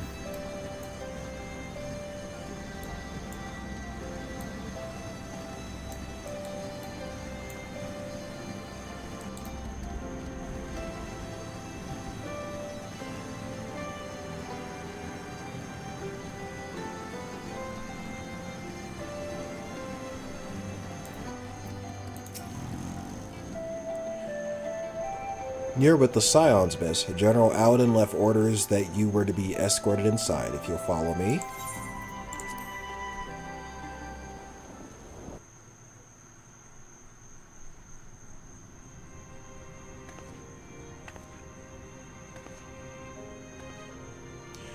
Thankfully, after the large amount of quests in this expansion have been failed back in future expansions.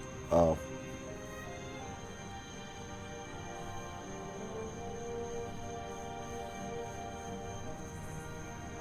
Thank you all for coming. I am Lys Hext, and I speak for the Resistance. Among you are village elders, refugee leaders, envoys from the Ananta and the Kikern. You've come from every corner of Girabania to help decide the future of Alamigo. But before that, I want to ask you a question. What was the first thing you noticed when you came in?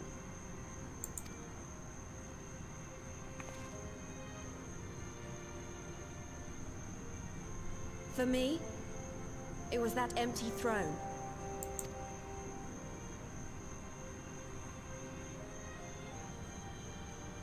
It has no one to sit on it now.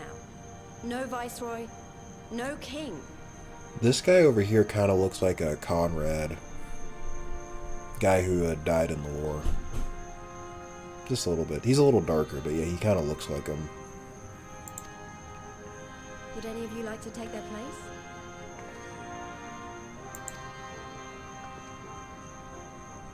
Or should someone else sit there?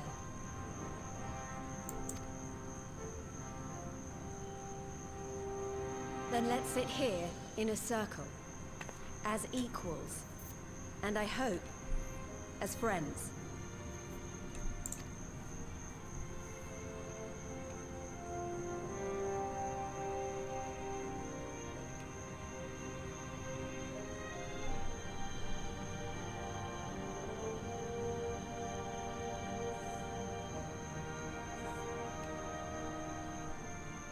Expertly done. Lys has removed monarchy as a choice early in the game, and positioned them to consider a joint government.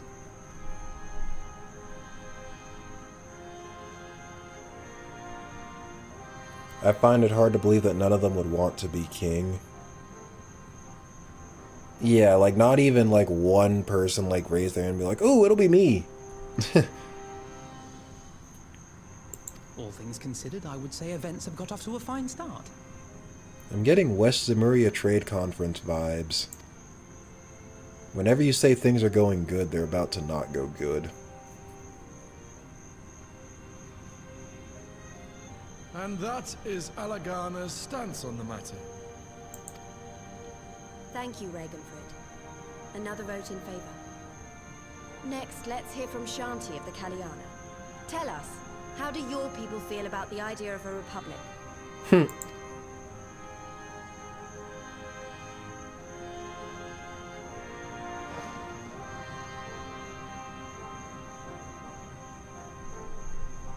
The Ananta wish only that those who dwell within Gir Abania devote themselves to our faith. Yeah, nobody saw that this was going to be a bad idea. You shall all worship Sri Lakshmi!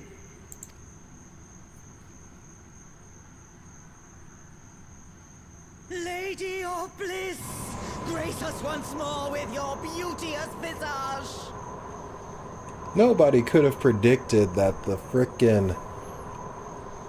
tempered people who literally was established in a realm reborn couldn't help themselves to keep summoning primals are gonna summon primals.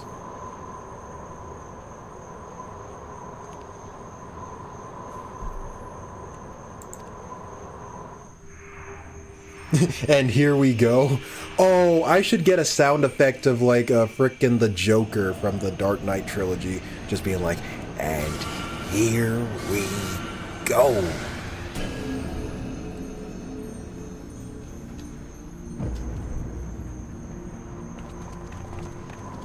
Well, This can't be happening. No crystals were allowed through the door.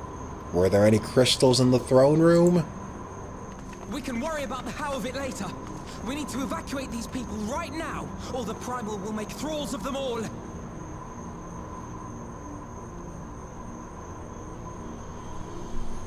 Well, they thought they were safe by making sure no crystals could be brought in, but they hadn't They didn't think to search the throne room and look through all the drawers and corners and stuff to make sure there were no hidden crystals. Like, really? It's up to us.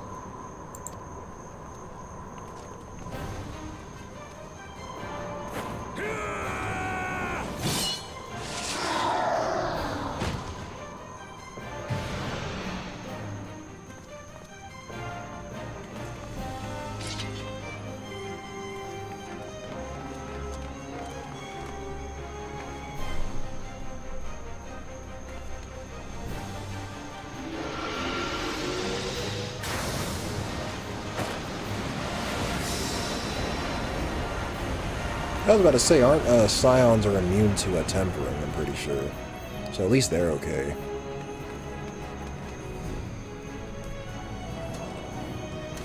Oh, this isn't going to be a trial? I guess not. God damn it! The guards were already turned! Fools! Damn. Wait, how'd they turn the guard? Doesn't the primal have to be summoned for the guard to turn? Like, don't they already... would see us all enthralled. Because when Ifrit came out, he had to be summoned to... Can the followers turn people without the primal being around?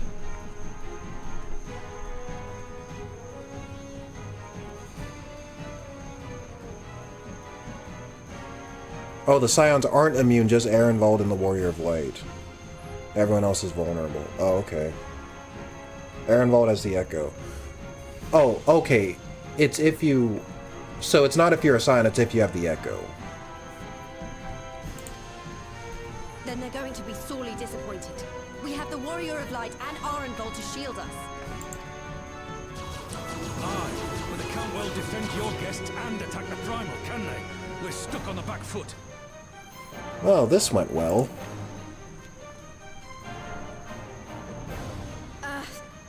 Alright, I think I have an idea. Keep these people safe, General. I'll be back as soon as I can. They were abducted and brought to the Quiliana. Possibly. I just thought that I thought the Primal had to temper them themselves. I didn't... Or maybe they summoned it once and did... I don't know. I didn't know the followers could do that on their own, too. Jesus. Frickin', we got frickin'... we got these frickin' beast tribes out here doing missionary work.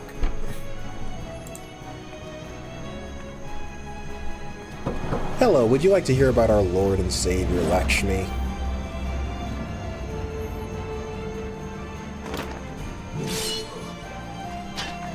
Yeah, whatever she's about, you best make it quick.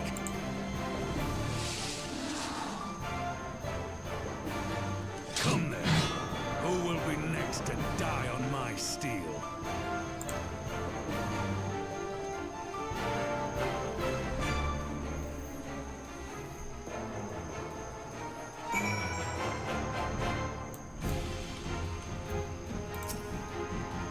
How do we fight her without leaving our allies wide open? We can't stay on the back foot forever. No, damn it, if I think like this we've already lost. I have the Warrior of Light at my side. We can do this. Isn't that right, weapons?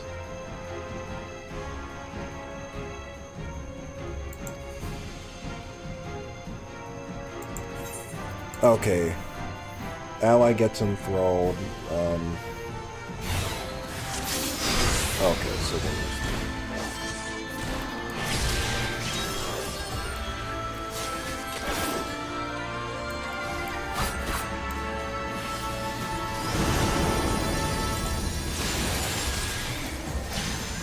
wait.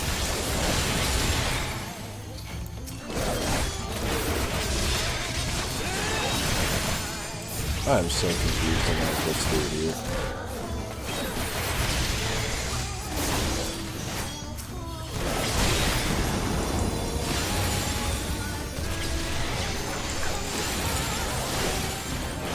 Okay, I see it with these orbs. I offer you peace and serenity.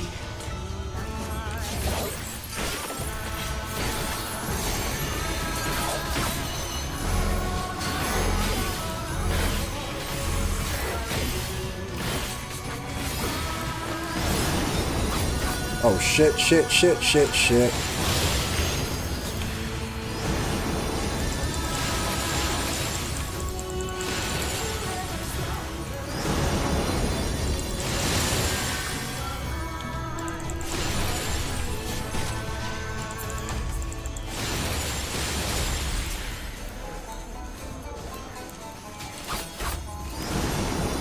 Oh my god, I can't even get to hit her because she's freaking on this bullshit.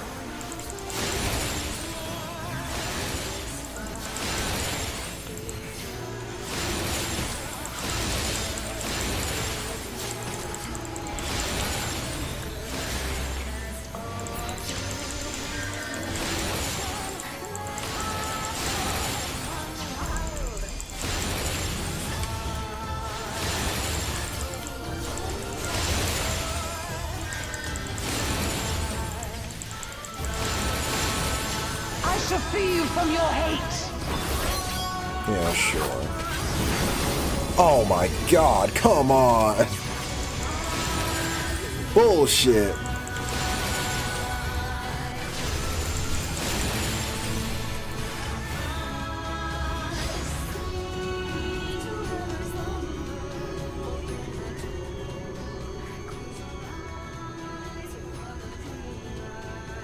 Damn it all! It's only a matter of time before we miss one. Yeah.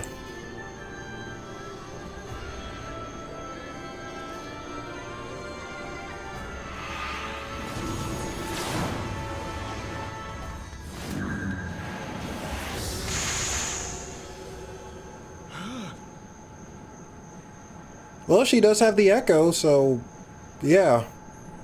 Oh, that's why Lise went. Okay, she went to go get Fordola. Okay.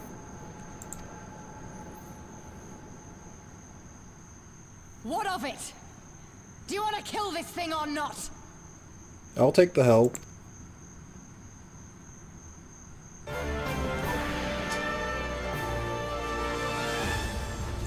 Lakshmi is like, wait a minute, do I hear boss music? Why do I hear boss music?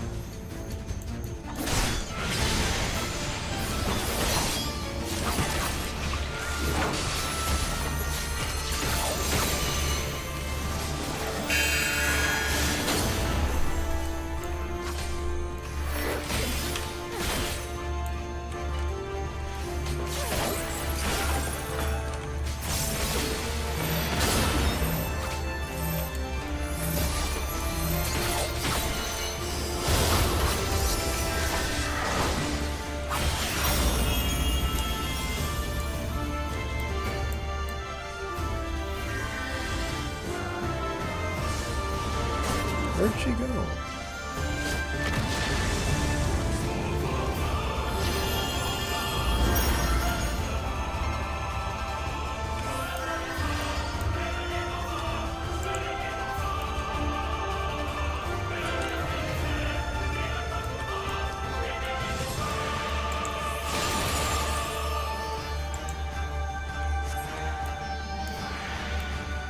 Oh, they're running away.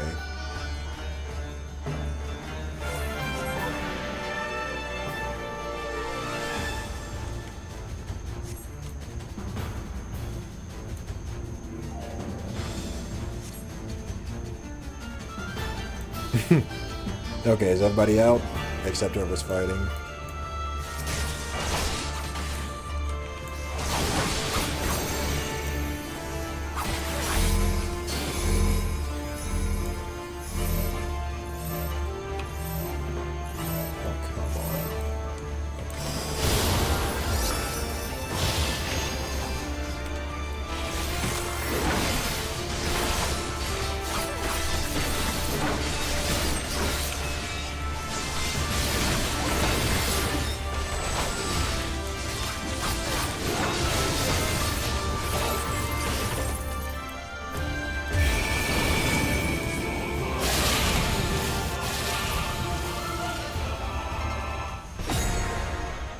Oh, for fuck's sake. What do I gotta do now? Oh.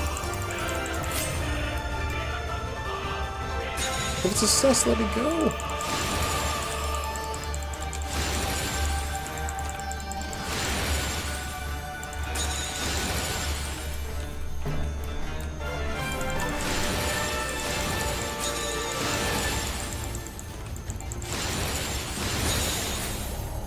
Of course I did. Who did...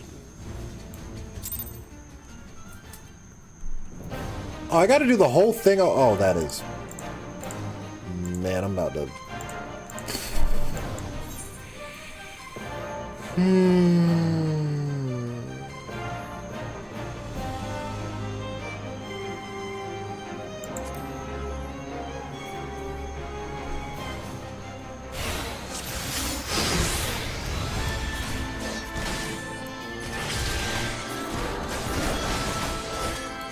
I gotta do the whole thing all over again.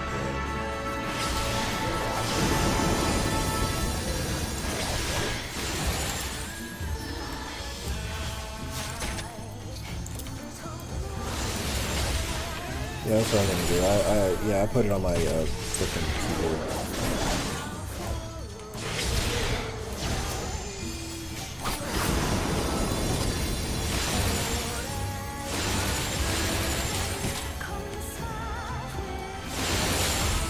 Why, I offer you peace and serenity.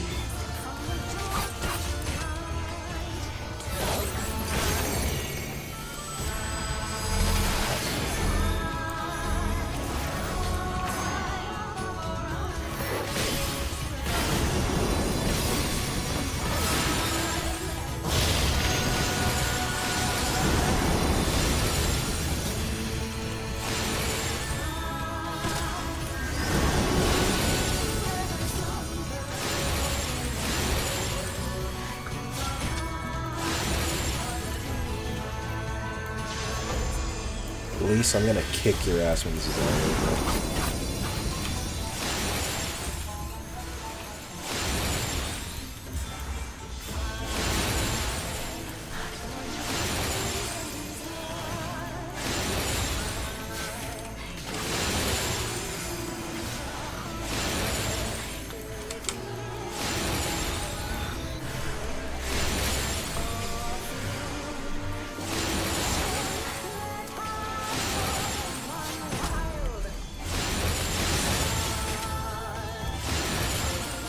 I shall free you from your hate!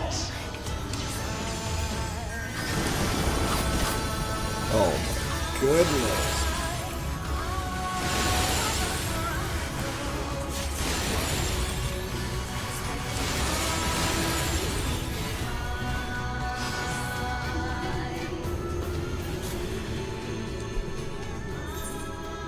Skip.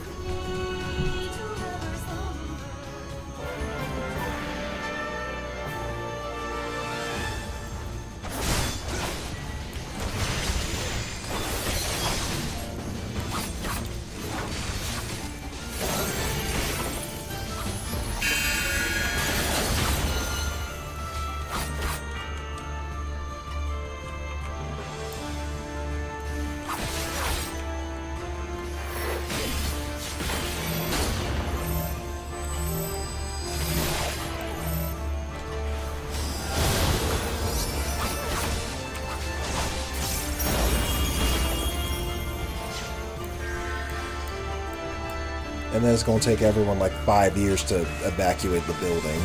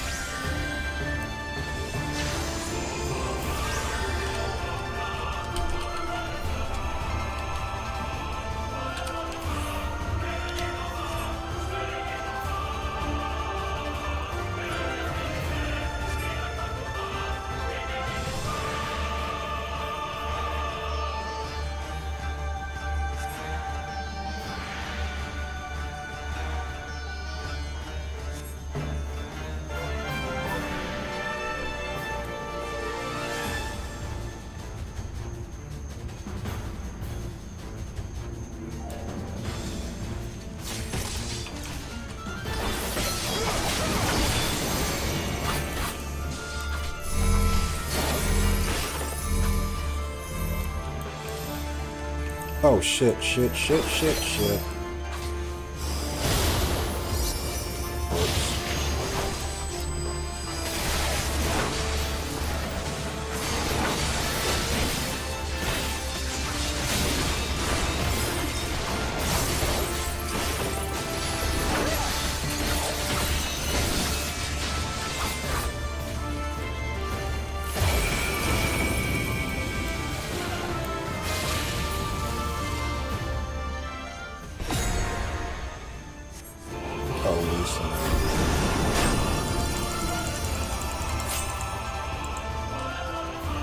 So I'm trying to see, does everyone else break out too? I don't think so.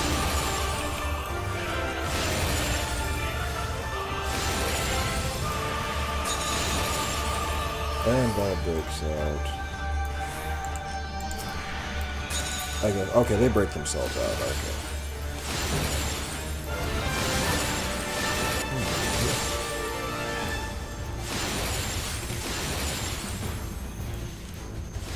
Any more?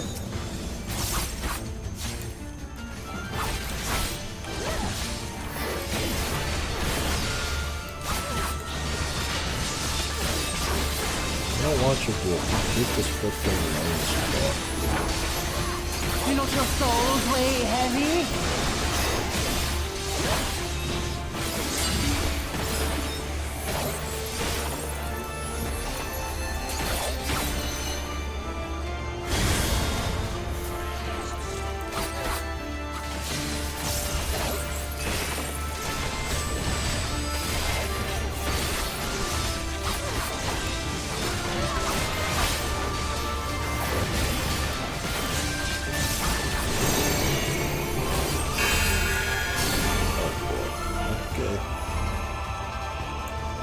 No! Airball, not near me.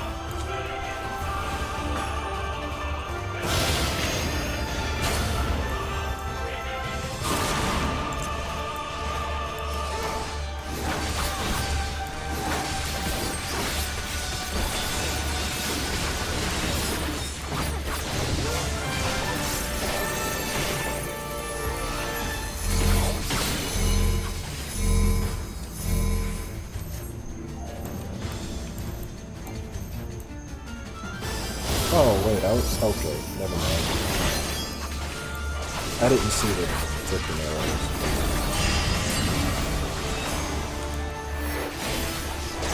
I got this.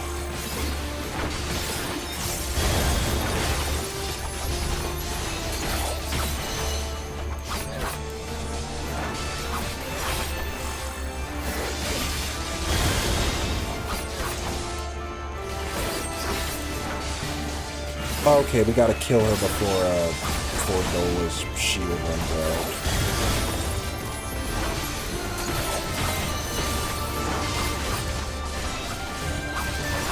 And she just keeps nuking the place.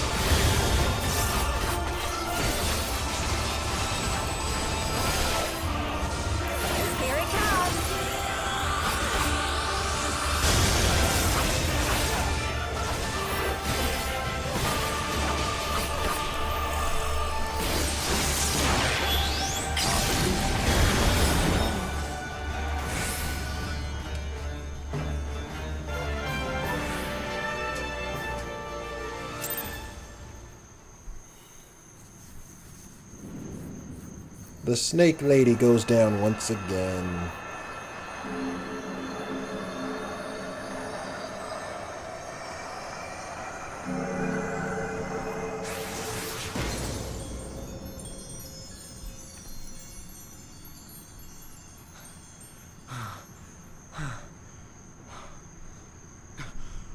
We did it! We beat her!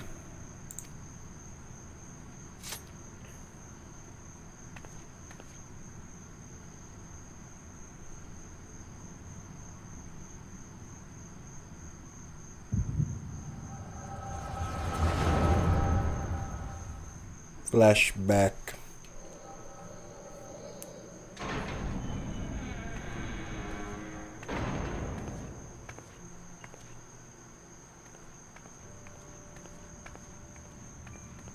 How did she get her to agree to this, though?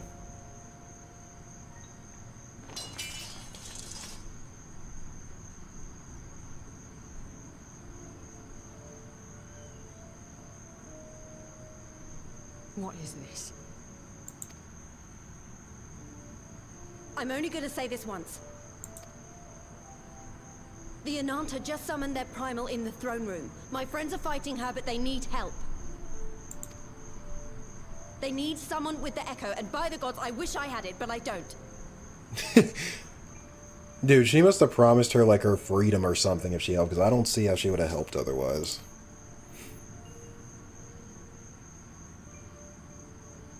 I told you before that you still had time, but things have changed. I need your answer now. You can end it like Xenos, or you can fight for Alamigo. Your choice.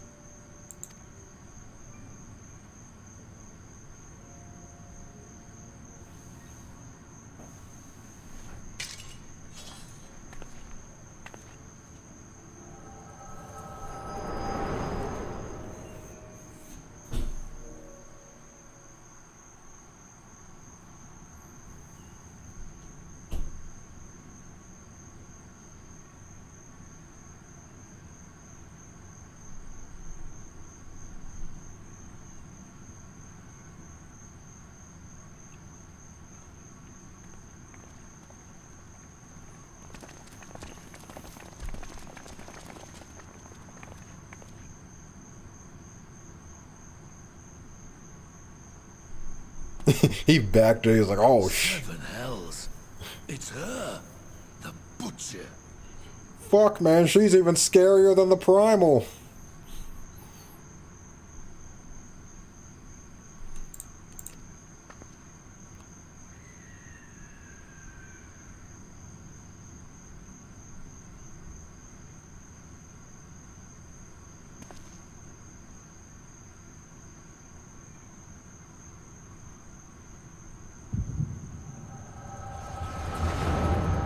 More flashback.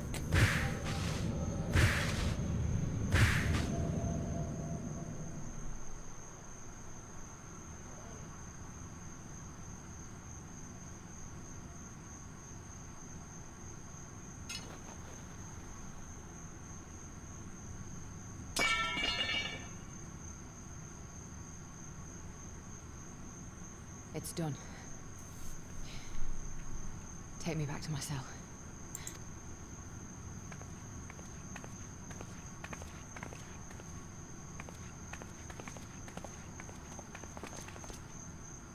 You are not forgiven.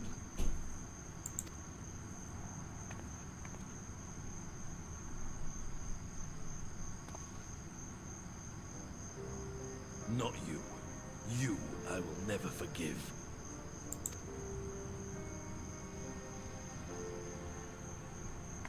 But I will thank you. We'll never forgive you, but we're at least not gonna organize any more mobs to come kill you anymore.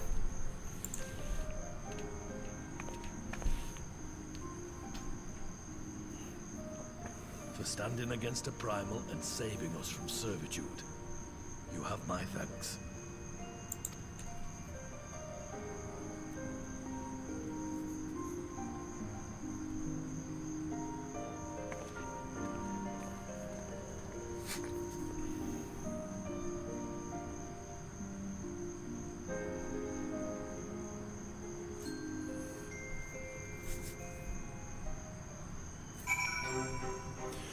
Okay, let's read the chat.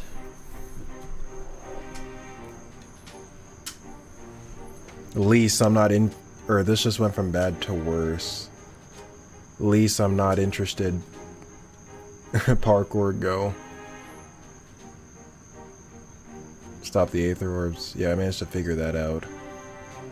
Yeah, the smartest thing Lease did today. You get those stickers and don't neglect your Kenki gauge.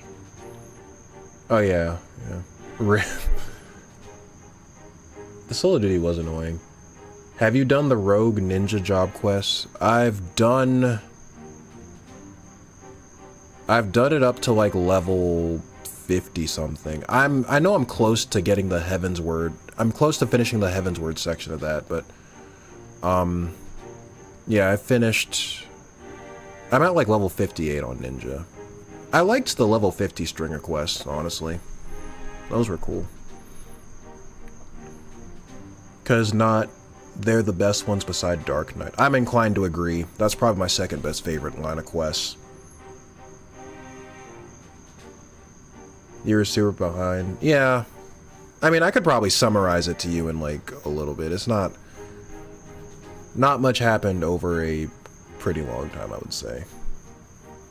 Oh yeah, I just realized weapons. There is a Trails anime that takes place between Cold Steel 2 and 3. Do not watch it. Super bad. Cold Steel 3 explains it better than anime. If you're talking about Northern War, I heard that Northern War spoils some Cold Steel 3 stuff, so it's best watched after Cold Steel 3 anyway. But yeah, everyone keeps saying it was pretty bad. The anime got a mobile game, they made it even worse. Yeah, and I heard that the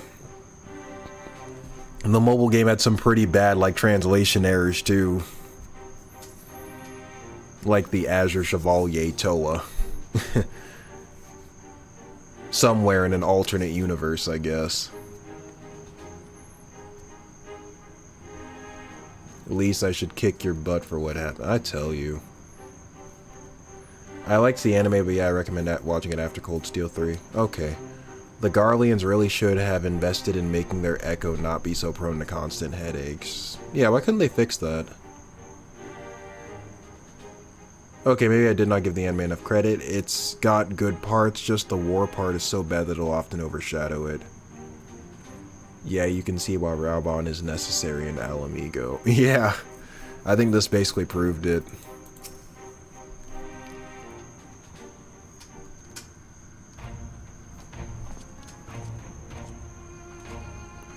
We fought weapons, or sorry, well-fought weapons. Ehrenwald, that was a near thing. Yeah, no thanks to you. Your stand against the Quelliana would have been brief indeed had you not volunteered for guard duty. We'd be enthralled as surely as our sentries were. They must have planned this far in advance. Security was my responsibility, and I know how dangerous primals can be. I should've... it's all my fault, my stupid mistake. Well, at least she's aware of that, at least. No shit, it's your mistake! Nay, lass, we were all caught unawares. We will take this as a lesson, and watch our own more carefully in the future. I am not sharing the blame for this one. This was an L.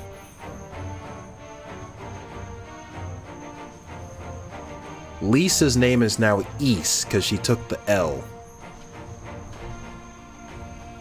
Now you will be subject to an eternal dark fact fight. Every time you fall through the platform, you'll just end up on another island and he'll keep blasting you.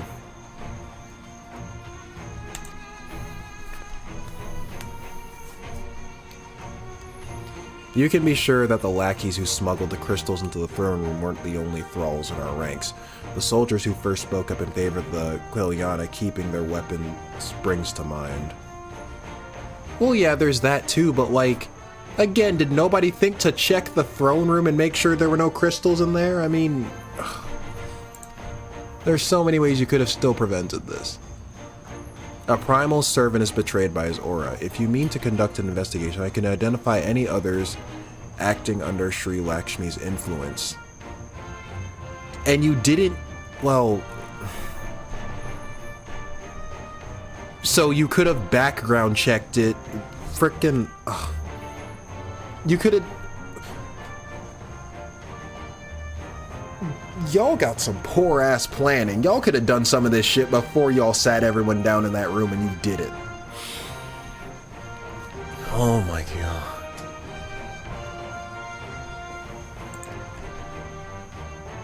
Thanks, Y'shtola. We'd appreciate the help. Speaking of help, I almost fell over when Fordola turned up. What was she even doing there? I asked her to come.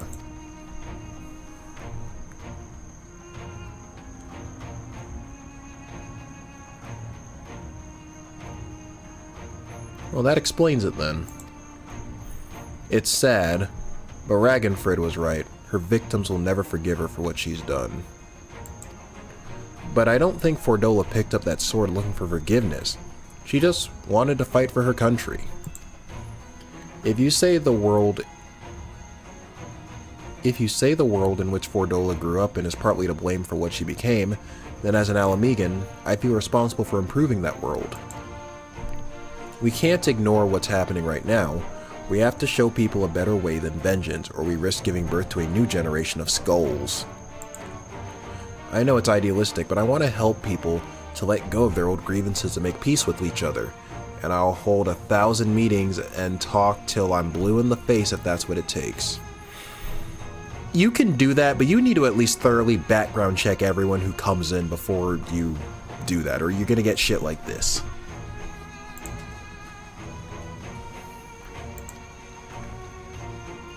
"'Tis a long and arduous path you have chosen, but one well worth walking. Rest assured that I will do what I can to help you reach your destination." Thank you, Alphino. The first step will be to get our representatives back in the throne room. They're a little shaken, but not one of them seemed ready to run. We're all determined to finish what we started. I will see to it that you're not interrupted. Weapons, you and the Scions are to stand down. Get some rest. You've earned it. Wait, so now you're going to tell us don't stand guard when they come back in. So...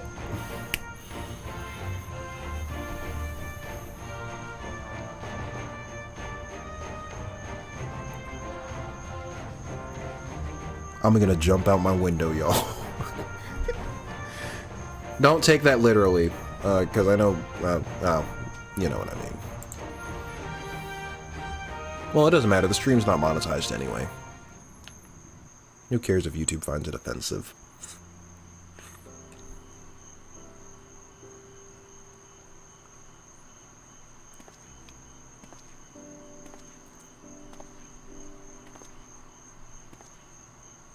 A fine spot to contemplate the heavens.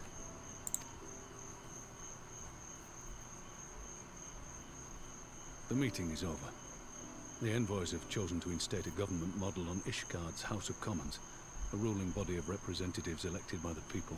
I figured they'd do something like that.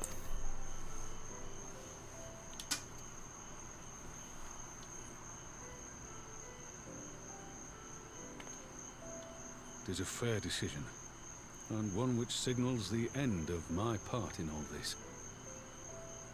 But I would gaze upon Girabania's stars one last time before... Oh, I didn't mean to cut them off.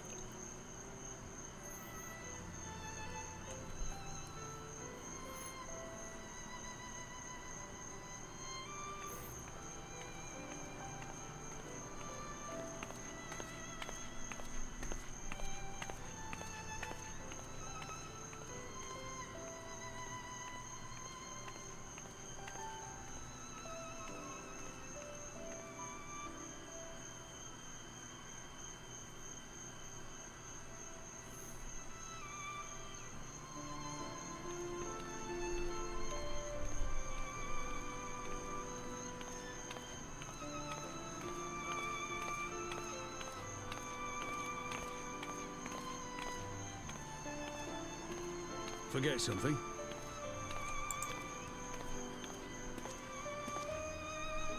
Your Grace, there was no word.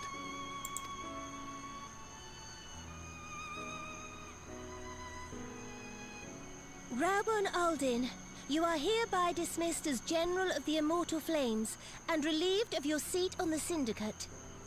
Oh, so she's not even, she's just straight up kicking him out. But, Your Grace...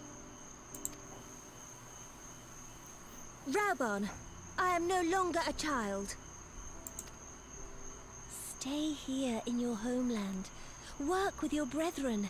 Rebuild Alamigo. No, she was just looking at how Lise frickin' handled that conference, and she was like, no, you need to stay. Don't you come back to Ul'dah, because if you come back to Ul'dah, Alamigo's gonna be in shambles by next week. You desire to stand alone. I understand, but remember what happened. I remember full well the consequences of my naivety, and thus did I consult at length with a most trusted advisor ere I embarked upon this course. A most trusted advisor? And what of me? Am I no longer deserving of your confidence? What trust can there be between us when you withhold the truth from me?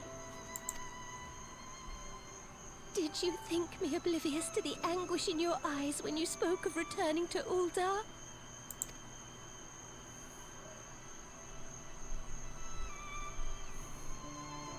For years and years, we have trusted one another. Yet now you refuse to confess your heart's desire?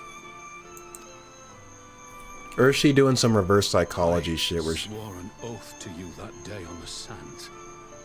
I pledged my sword. Is she doing some reverse psychology shit where she's like crying and then he's gonna frickin'... Because she's sad, he's gonna... I don't know. We'll see. And it has served me well.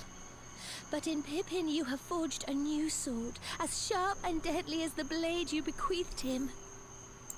I will show you a Sultana who can wield every weapon at her disposal, including Lolorito and his monetarist cronies.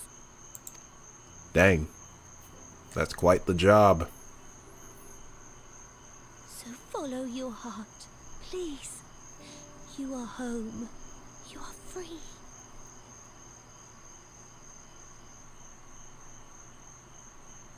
This isn't about him. This is about Lise, I'm telling you.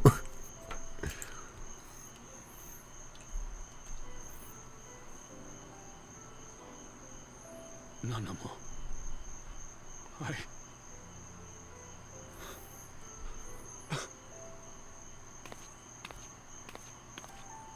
I haven't seen him this distraught since the Teleji incident.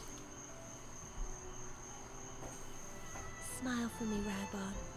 I would have this parting be a joyous one.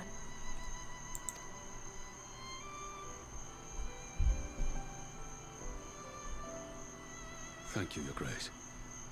It has been an honor to serve you and Ul'dah. Tomorrow you will serve Alamigo and fight for the good of all Eorzea. Am I understood? Yes, Your Grace. Dang. And just like that.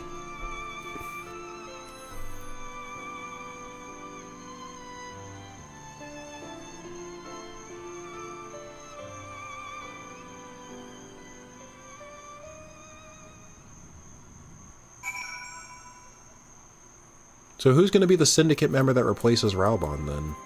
Or are they just not going to replace his seat?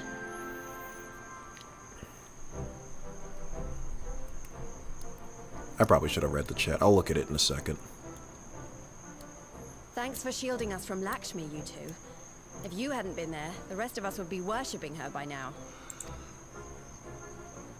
You're kind to include me, Lise, but we both know who did most of the work. I could scarce keep track of the battle, let alone land a telling blow. No. You took out like half those orbs.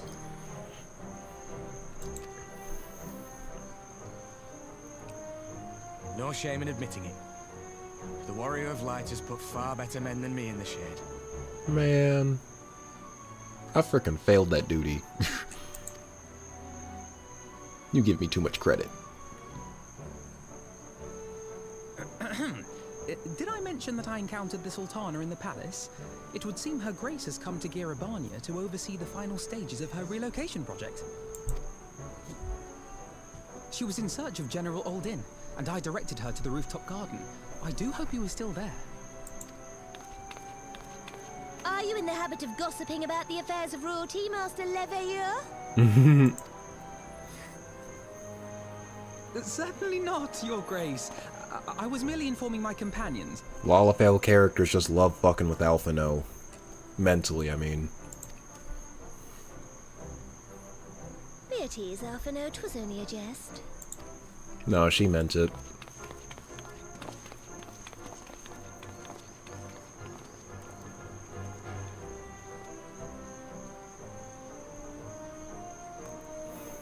But I must yield the floor to Raubon. He has an important announcement to make.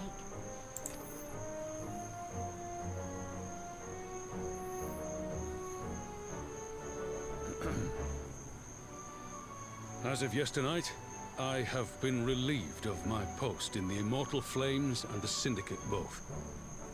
Wait, so is there any incentive for me to stick around in the Immortal Flames then if Raubon's gone? I mean, I kind of just picked Immortal... I kind of just switched to Immortal Flames because I liked him. I mean...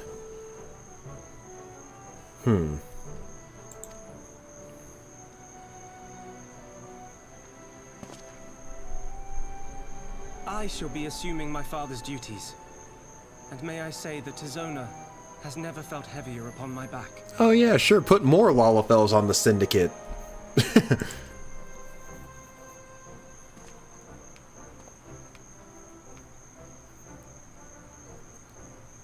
Twould seem I am in need of employment. Mayhap one of my old acquaintances can introduce me to a mercenary company or some such. You may be getting on in years, father, but you'd struggle to find a band of sellswords who wouldn't snap your hand off. Your remaining hand. Oh, he gonna backhand you for that one. With his remaining hand.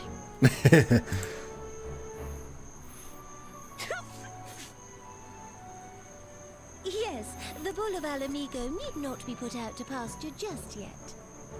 Dang. How fast do you think they're going to develop prosthetics for the FF14 universe? Because they do have some advanced technology. They got like frickin' Magitech and shit. Well, actually, no, the Empire has Magitech and shit, but I don't know.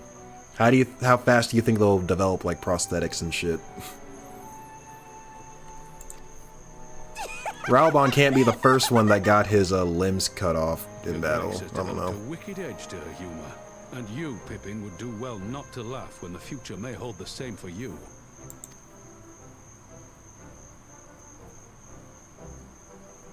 So, does this mean you're staying? He has to stay. Look at who's running the... That seems to be the way of it. Look who's running the place. I would be glad to aid you in rebuilding our nation, if you'll have me. If, he says. Welcome home, Raubon.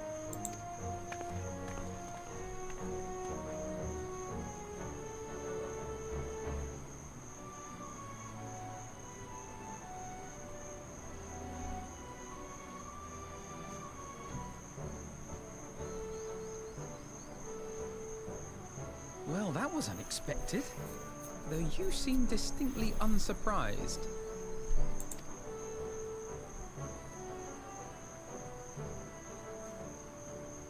Either you are more astute than I give you credit for, or I'm losing my touch. In any event, one thing is certain. Alamigo will rejoice at the homecoming of her dearest son.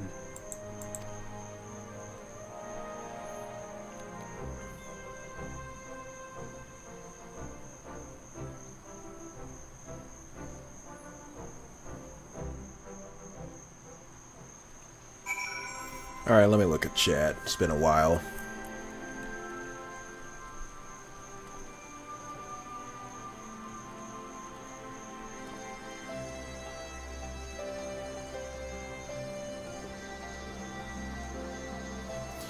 You can see why Raubon is necessary in Alamigo. Yeah, I tell you. Cold Steel 2's ending would have been wild had Toa been the Azure Chevalier instead. Well, that drastic of a change could have changed other stuff too. Like, how do we know? What if Reen was the one who who was the bad guy in that situation? Or what if it wasn't Reen at all? What if it was someone else? What if Angelica was the Ashen Chevalier instead? I don't know. So many possibilities, you know, butterfly effect and shit. This entire quest was so dumb that it just hurt me. Yeah, me too. I mean, it was fun, but it doesn't make a lot of sense when you think about all the stuff they could have done to prevent it. Lise is now East because she took the L. Yup, unsubscribing over that one. Damn, see ya. I'm not sorry. That was gold and you know it. At least the blame for Fordola and her group turning out like they did lies solely on the grown-ups. Yeah, it wasn't even, yeah, it was just, yeah. Alamigo's making me lose brain cells. I guess twice because you've already played the game. You've played the section. Honestly, the best part of the 4.1 quest has been Raubon and Nanamo, Ul'dah politics, and Fordola. Yeah, especially getting to learn more about Fordola, because she was kind of just... Up until, like, the end, she kind of just served as just a slightly stronger enemy foot soldier, you get what I mean?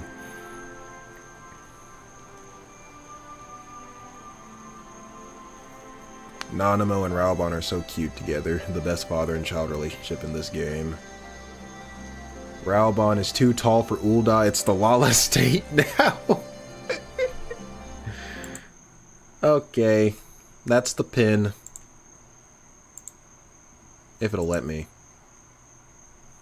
Okay, I don't think it'll let me, I have to open up the, a new window. That's so annoying, like, I can't, like, click on stuff and type stuff in directly in the... Like, Streamlabs shows me the chat. But to interact with it, I have to pull up a new window. It takes me to a new window within YouTube. And then... lets me do it, and it's kind of annoying. Anyway. Pin. Boom.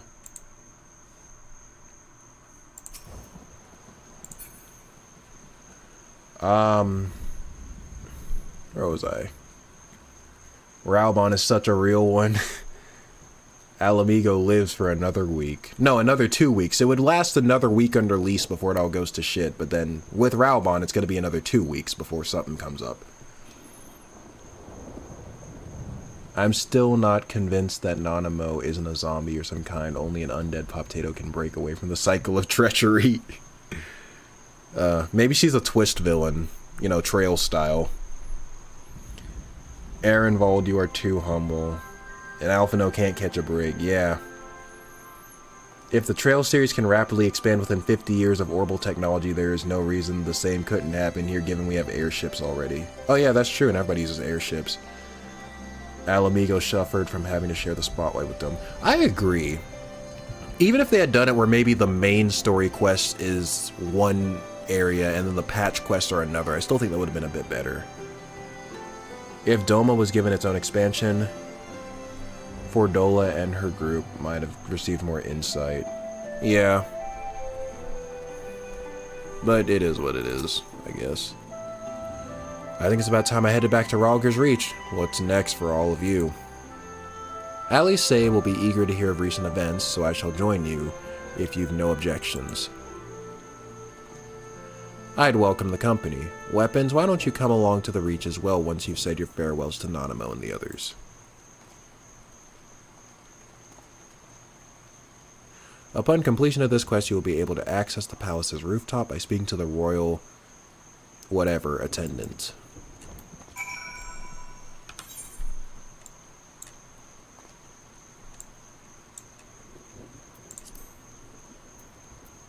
Oh, Rhalgr's Reach, okay.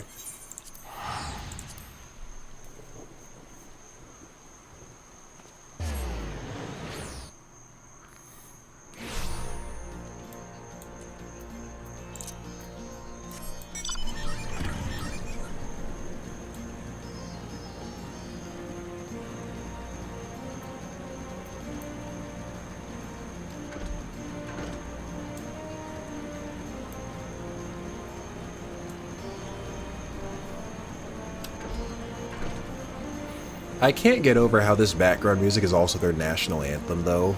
That's kind of cool.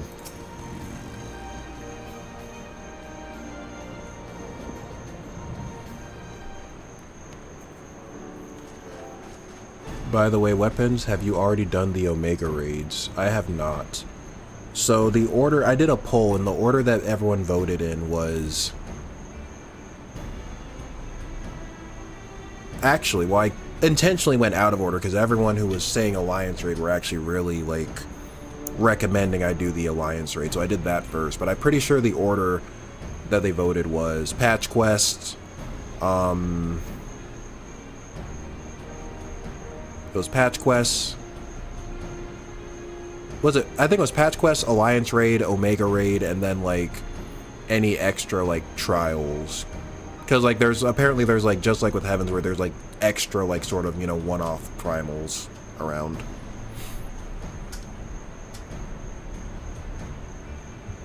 Have you ever watched Pocahontas? I did, but I was really, really little. I was like 3. Like, I've watched it, but I was so young I don't remember the movie that much.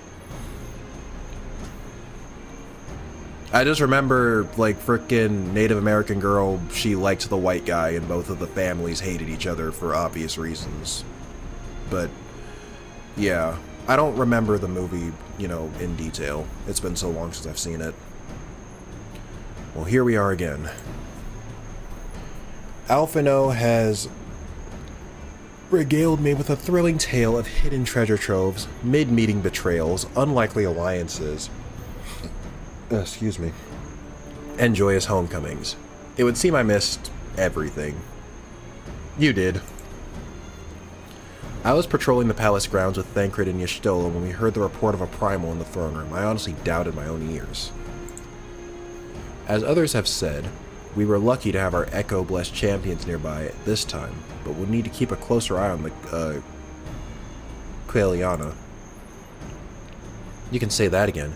This whole episode has reminded me just how far apart our kinds still are. It looks like centuries of fear and mistrust really can't be washed away in a day, but someone has to make an effort of reconciliation if these conflicts are going to end. But it wasn't about just regular fear and mistrust and, like, you know, differences and all that. They were literally tempered. They were literally magically wired to serve their primal and summon it whether or not it was rational or not. Like, we've been over this before, and you knew they were tempered too. Oh my god, you are such a... Damn, it's a good thing you're pretty, because holy shit, you're a... God, you're dumb. Holy fuck.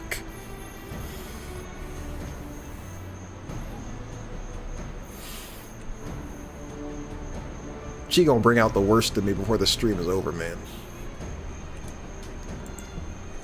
Naturally, a lot of people are crying out for vengeance, but I've been doing my best to calm things down. Violent reprisals will only lead to more summonings. Indeed, violence will ever beget violence, as the Empire has learned to its cost in recent times. In any case, summoning Lakshmi was the Broodmother's doing, and whoever replaces her might not be so keen on the idea. We'll just have to watch and wait. Which isn't to say we won't be putting the safety of our allies in the Vera and M tribes first. I plan to have resistance scouts keep track of the Quaela's movements at all times. My parents will be relieved to hear that. What are your plans for the rest of the resistance army, out of interest? Are we to prepare for Imperial counterattacks? That would be a question for the Resistance's newest recruit, a military commander with far more experience than me. What, the Bull of Alamigo? We call it an army, but the Resistance is really a collection of smaller independent groups, and when Conrad passed his command on to me, that authority only extended to the freedom fighters based in Rhalgr's Reach. He just happened to be serving as the Resistance spokesman at the time, and needed someone to take over the role while everything was in disarray, but that time has passed. When I speak with the other leaders about reforming the army under the new government, I'll be nominating Raoban as the overall commander of our forces. He has more experience than the rest of us put together, and we stand to learn a lot from him. Indeed, he is in all respects the ideal choice. Assuming he accepts the post, Alamigo will have added a formidable weapon to its arsenal. And given the progress of Nanamo's resettlement initiative, I see great cause for hope. The seeds which we so carefully sowed have begun to quicken, my friends. Until something else bad happens and frickin' undoes all our hard work, but we'll see. I like that. We tend to our promises, and watch as Alamigo blooms.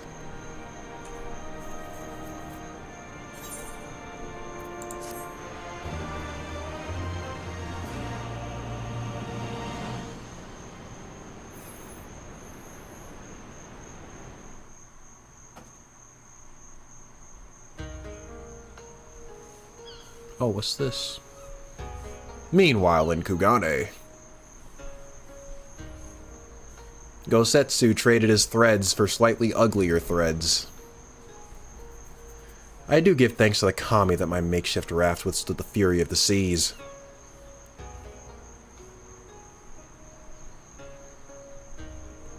But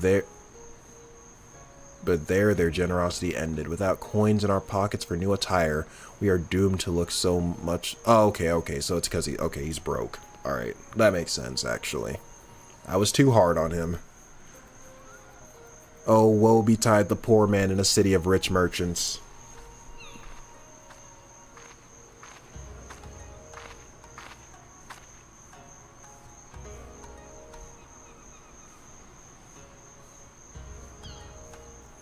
These dongo are delicious. Will you have one?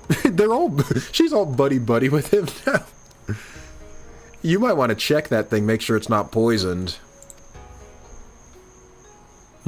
More sweetbreads? I surrendered my blade to secure what few coins we have.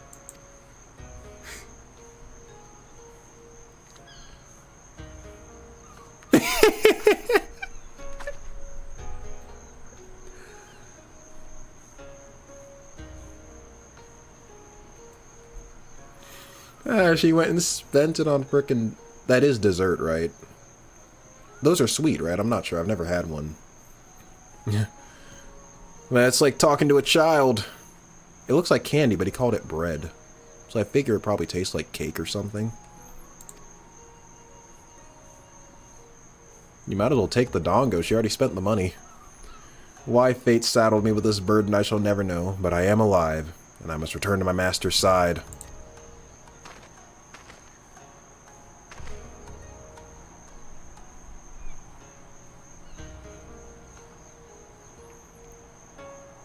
Come see you. We shall find a ship to carry us across the Ruby Sea.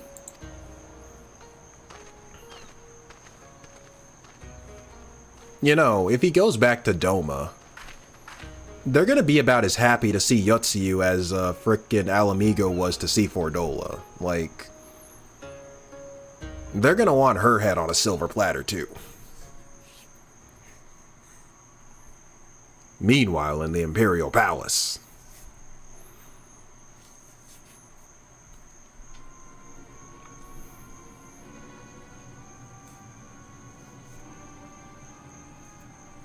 Have you read the reports? First Doma, then Alamigo, and Lord Zenos put to the sword. Do not believe everything you read. I hear the Viceroy was merely wounded, and he has already returned to the capital.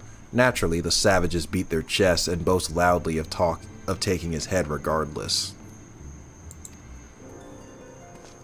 Nay, Lord Zenos lives? Wait, is he? I don't know. I saw it. Well, I mean, they kind of censored it. Like, they showed his feet as he was doing it, I think. So, like, I don't know. But I mean, he seemed dead to me.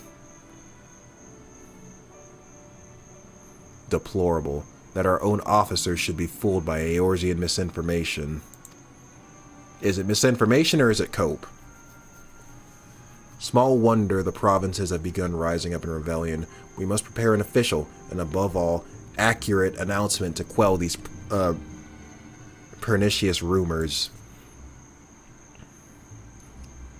They would wage war with empty words. Let them produce the Viceroy's remains then. We shall soon put the lie to their claims.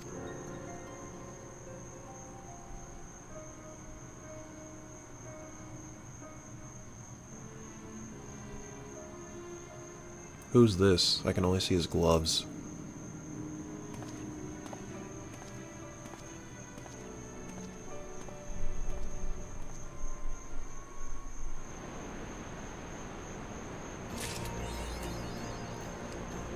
Okay. Let me catch up on chat again.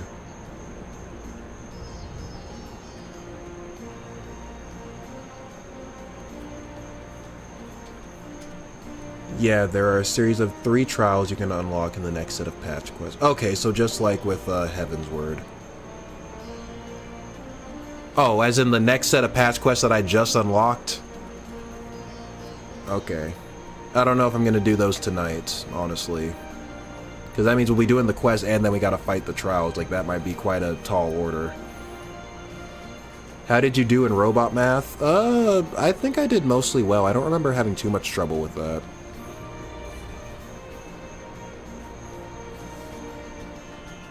My college degree did not go to waste.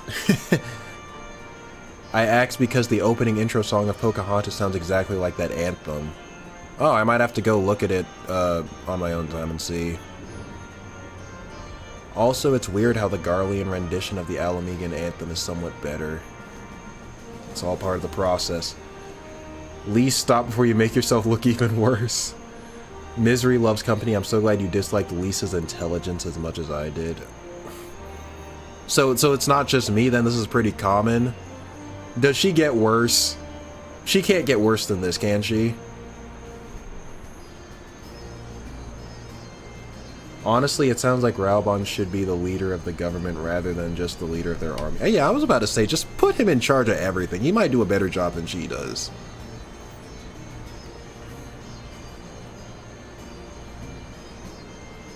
You know what? I would almost dare say Raubon and Pipin. Put Alamigo gets Raubon and Pippin, whatever his name. I call him Pipin because Pippin sounds too childish, but whatever. And go put Lise on the Syndicate. Because at least over there, the other guys can kind of, you know, keep her in check. You know what I mean?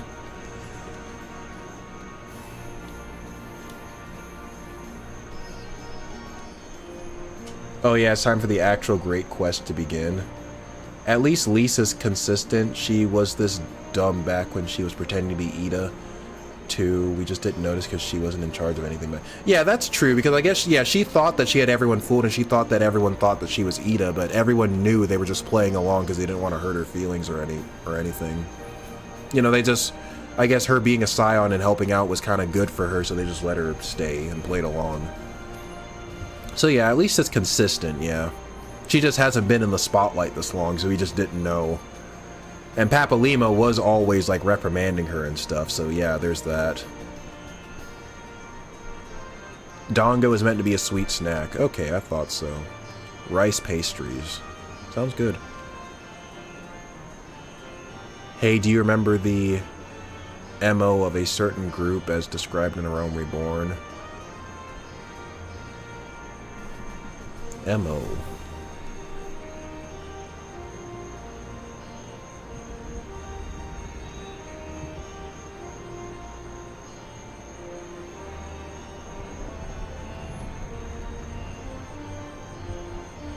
No, you might have to remind me. Nah, she doesn't get worse because after this she doesn't get much screen time. Damn. Maybe it was for the best. Okay, we're at like 2 hours 40 minutes. Here's what I do. Because apparently more primals are coming up in this next set of patches, if what you guys were saying was anything to go by. So what I'm going to do, because I kind of feel like ending here, but what I'm going to do, since y'all seem excited about this next set of quests, what I might do, instead of doing the entire, like, string of patches, what I might do is do it up until the defeat of the first primal, whoever that is, and then we'll call it a day, or call it a night. So, how's that sound? Because I don't think I'll be able to do all of it, but, like, up until the first primal.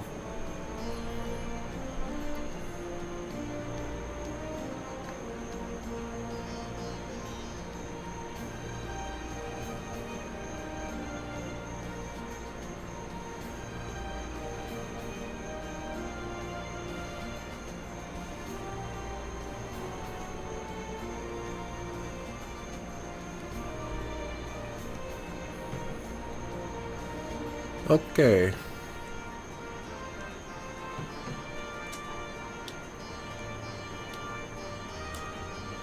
Alright, bring it on. Tidings from the East. I almost said tidings from the East. Y'all got me East brain rotted already, and I've only done 2 games out of that series.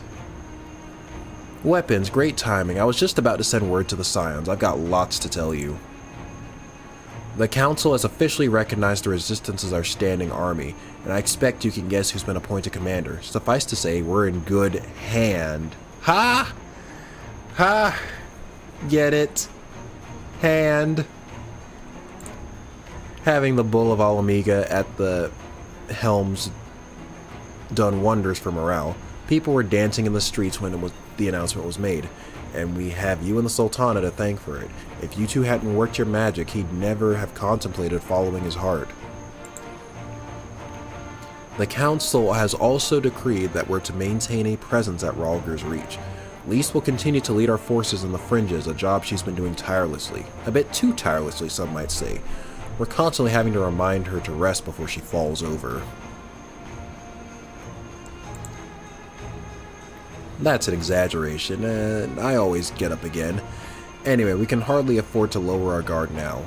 Not after our latest brush with Lakshmi. Speaking of which, we've been keeping a close eye on the Quelliana, and it looks like they've chosen a new leader. It's, Shanti's daughter, you know, the half-dead one. For whatever reason, the Quelliana thought she was the best candidate, which makes them leaderless, basically. As things stand, there's no prospect of engaging in talks, let alone coming to an understanding.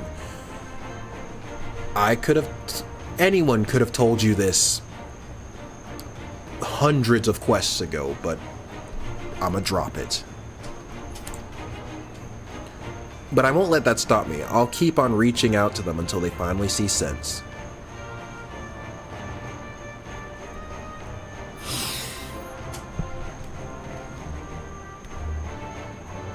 What the hell is even that? Oh my god. Take a hint. Please take a hint. Just like I've been reaching out to Fordola, she still won't meet my gaze, but she's given up trying to ignore me. It may only be the odd grunt, but at least she's responding. I'll get through to her yet. You have a better chance of getting through to Fordola than to the frickin' tempered snake people. Like, the plot has literally determined that they can't be redeemed. Like, you can't... The worst thing about Fordola is mostly that the public doesn't like her. Lys, at this point, you seem to be on fairly good terms with her. It's just everyone else who doesn't really like her. And for good reason. Weapons, there you are.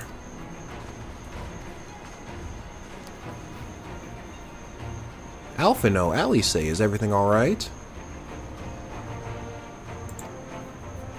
We've received word from Tataru. Hancock has apparently acquired information of great interest and urgency.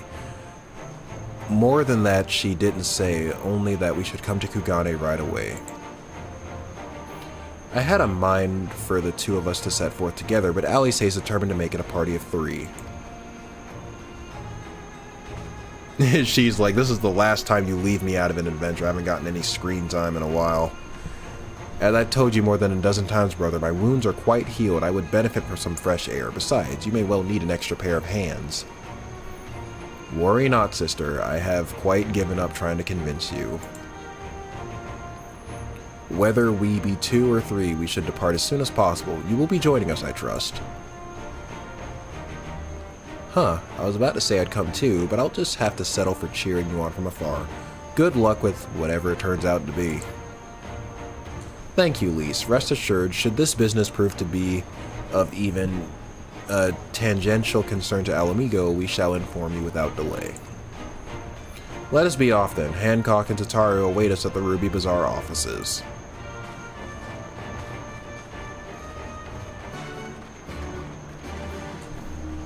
Lys, please just stop. This stupidity is honestly making me hurt. Same, dude. Same.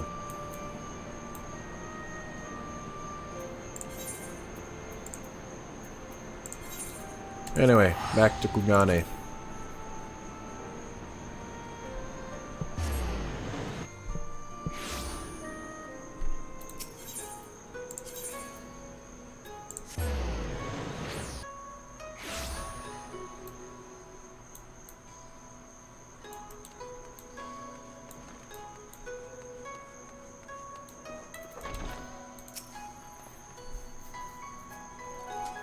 Greetings, honored madam. May I show you in?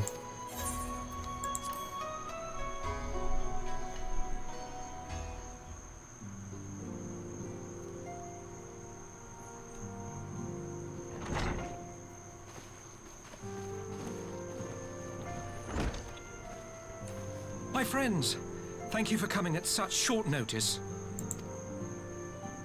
We were told the matter was urgent. I take it Yugiri and Soroban are also involved? Why else would they be here? My presence here is but a happy coincidence. I am come on separate business, which can wait. Okay. So at least whatever's happening probably doesn't involve Susanoo, if I had to guess. My apologies. Master Hancock, pray, tell our friends exactly what you told me. Of course, of course. Some few days ago, a large detachment of soldiers was seen arriving at the Garlean embassy. This seemed to me most unusual, as no personages of note are due to visit for a matter of months. So, I made a few inquiries, whereupon I learned of a most curious rumor. Apparently, the soldiers were dispatched to Kugane to investigate recent sightings of a certain individual.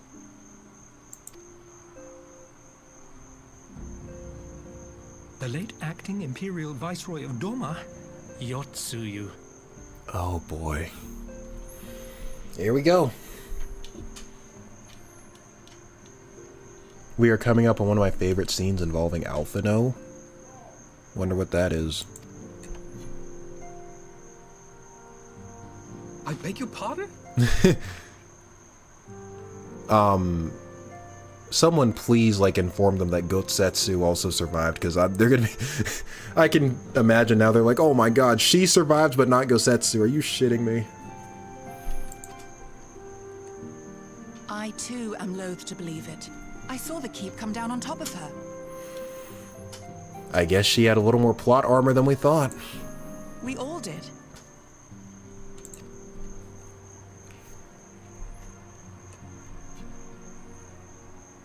I would not presume to question your eyewitness accounts, nor am I one to take rumors at face value. The fact is, the Garleans have no knowledge of what took place at Doma Castle. They may well be chasing after a woman who merely resembles Yotsuyu. But a woman who resembles Yotsuyu in the company of a grizzled Rogadan samurai? I dare say that thickens the plot. Okay, alright. Gosetsu! He's alive! While I've no conclusive proof, I thought that such a possibility warranted your attention. He had to put in some good news along with it. Have you informed Lord Hien? Well, I think we'd all like to believe the old bear survived. Indeed. While I dare not give myself wholly to hope, I will not deny that I have prayed for such a miracle ever since that fateful day. But regardless of my personal feelings, if the Empire has seen fit to pursue these rumors so vigorously, we can scarce afford to ignore them. I am bound by duty to ascertain the truth of the matter. Will you join me in this quest? Sure.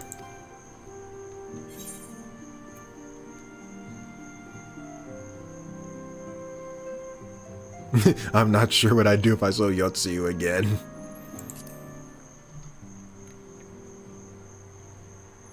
Thank you. If Gosetsu yet lives, he will need our help if he is to avoid capture. Gosetsu is a dear friend, and we cannot abandon him to the mercy of the Empire. Our course is clear.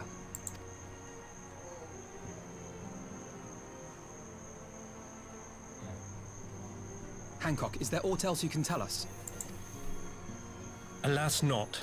But I have taken the liberty of employing one of the finest informants money can buy. You shall have the latest intelligence on the Garlean's movements, and more besides.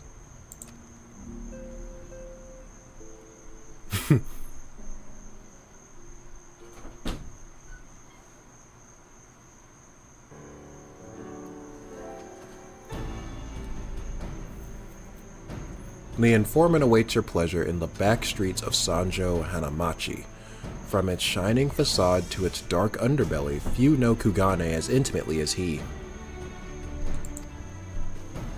One of the finest informants money can buy. Why do I have a bad feeling about this? Permit me to assist you in your quest, my friends. The sooner your business is concluded, the sooner we may speak of mine. Should your search take you away from Kugane, my boat is at your disposal. I shall see that she is ready to sail. I'll give Soroban a hand. If he's providing us a ship, the least we can do is supply the provisions. We'll be at the pier if you need us. A welcome offer and an excellent plan. Without further ado then, let us seek out this informant in Sanjo Hanamachi.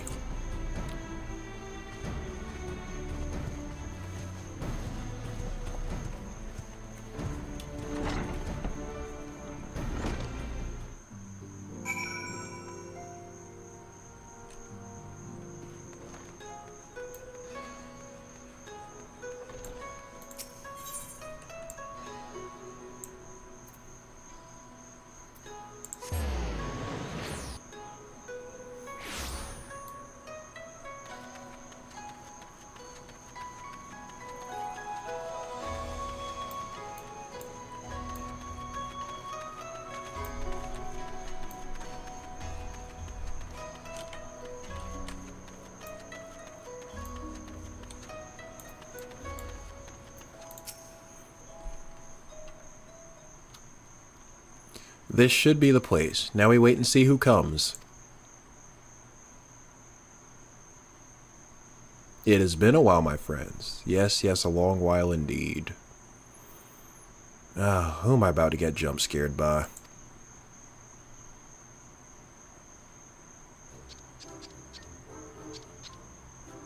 Oh, this little shit.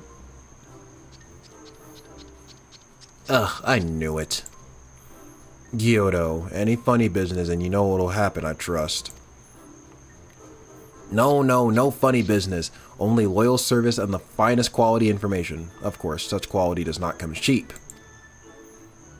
No, but then Hancock already paid you. Honestly, you must think we're born yesterday. I have half a mind call... Why would you call Lee? She would fall for this instantly. Oh, call Lise to beat him up. Okay. That's true. But Lise could not negotiate with this guy. She would need to have company. No, Lise, I beg of you. No boots. I will tell you everything I know, free of charge. The Empire searches for Yatsuyu, high and low, far and wide. Come to enlist my help they did, promising rich rewards for decisive information. And have you decisive information? Were the two individuals cited here indeed Gosetsu and Yotsuyu? Alas, see them with my own two eyes I did not, but the Imperials are confident. Yes, very confident indeed. Look at the size of their contingent. But here is something they do not know, a rumor which you will find most interesting, I think. They say an elderly Rogadan samurai appeared on Kogane Dori with a beauteous maiden and sold his katana to a pawnbroker. 'Twas no common katana either, but one of surprising craftsmanship. Well, that is interesting, assuming it's true. Did you corroborate the rumor with the pawnbroker in question? No, regrettably, I do not have a working relationship with the master of Shofuku Shichiten. Now, why would that be, I wonder? If I didn't know better, I'd think he lent you money. He will help you, I'm certain. While you speak with him, I will make contact with my Garlean connection and learn what I can of their progress. A glimpse of the blade is all I need to be sure. But is it wise to let the Namazu out of out of our sight? The plot thickens indeed.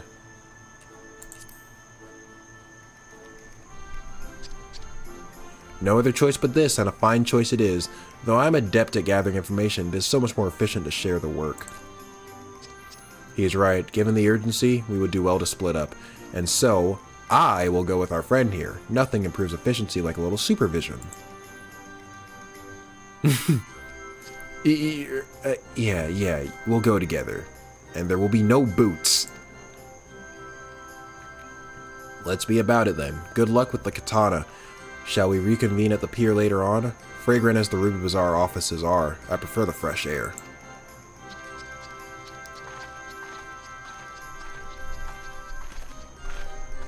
I believe Alice has her task well in hand. Shall we seek out the pawnbroker?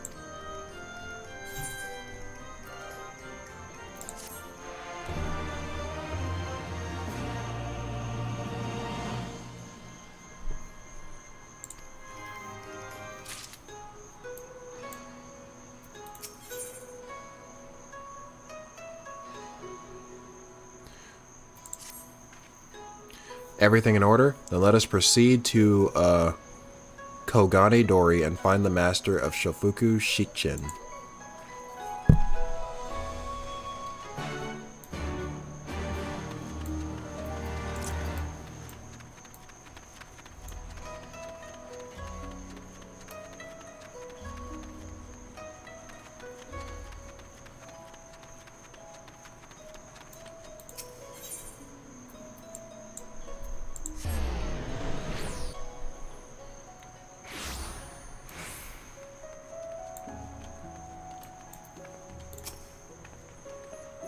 We might have had customers that like those you describe. So many people come through, it's difficult to remember. Perhaps you could jog my memory by making a purchase? No? Well, you can't blame a woman for trying.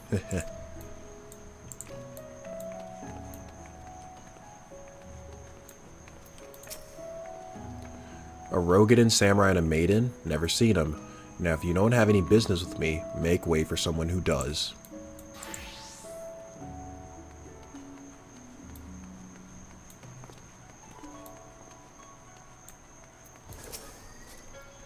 Welcome, good madam, welcome. Will you be buying or... Ah, so you have heard tell of the Rogadin Samurai's katana. Small wonder. It is a fine example of its kind. One moment.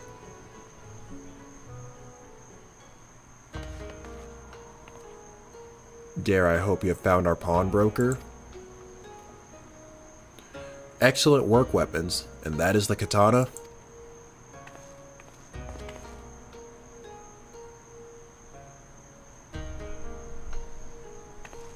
There can be no doubt, it's Gosetsu's blade.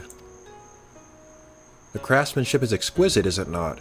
And you will be pleased to know that the pledge has just expired. I should be glad to sell it to you, assuming you have the coin. This is no ordinary weapon, you understand, and it is priced accordingly. But if you are serious, I suggest you act quickly, as several noted collectors have already expressed an interest.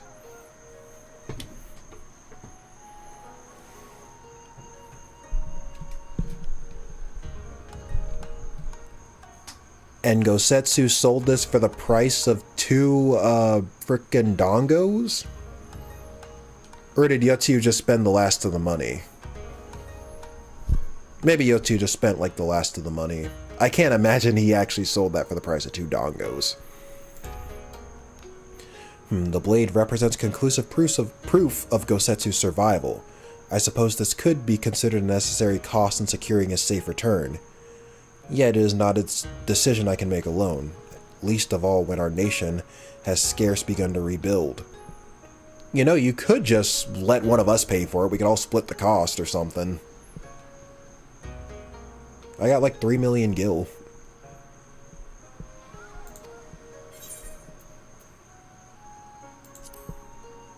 I was about to say.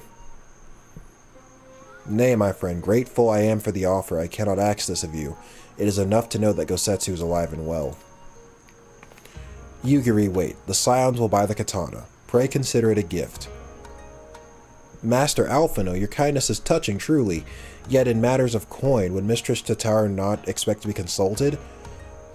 You forget that you helped to bail us out during the whole Crystal Braves bullshit. So, you know, buying that katana is nothing compared to how you helped us at the end of A Realm Reborn. Come now, our friend would never have relinquished his blade were the need not great. And are we not bound by honor to help a friend in need? I say we are, and I'm sure Tataru would wholeheartedly agree. It's settled then. You have made a wise choice, my friend. Such pieces are few and far between. Now, if you would be so good as to come this way, I shall prepare the necessary papers.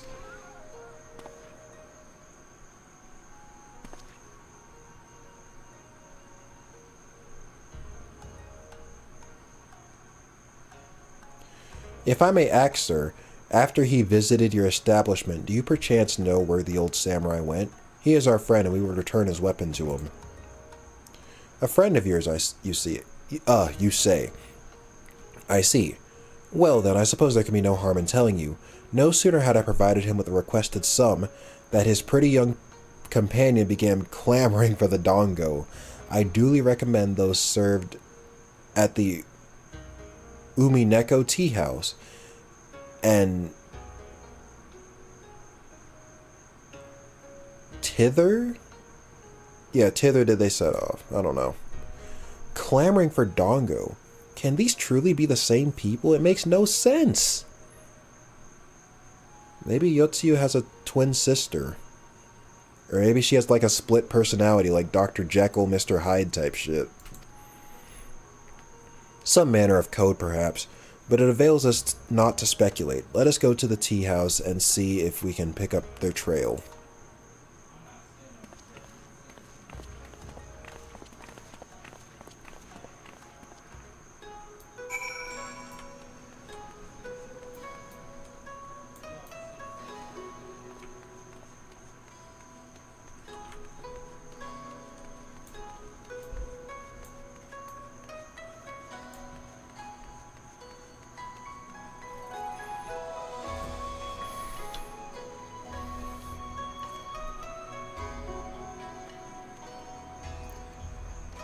It is quite interesting that Gosetsu would sell off his sword to make a way across.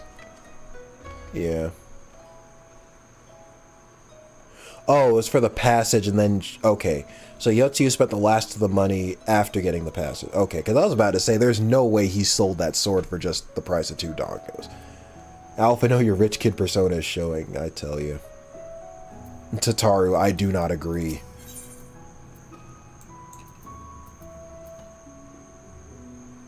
Tataru bringing out her inner Lolorito there.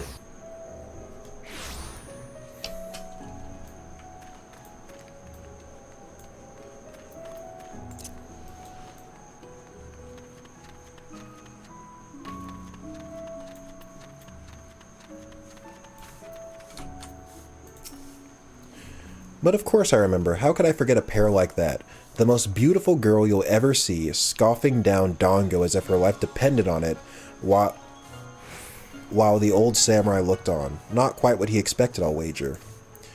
Far be it from me to gossip about my customers, but he was planning to spirit her away across the Ruby Sea.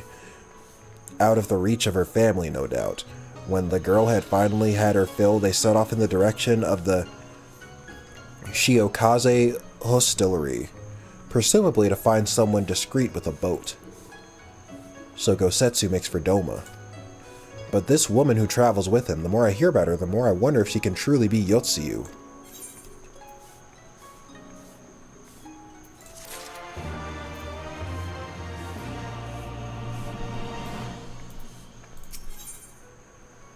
Oh boy. A picture. You know it's going to be a frickin' action-packed when there's a picture there. While doubts remain over the identity of Gosetsu's traveling companion, for now, we can but follow the trail. Come, let us away to the pier and make ready to sail. With luck, Alise will already have joined Master Sorobun and Mistress Hataru there.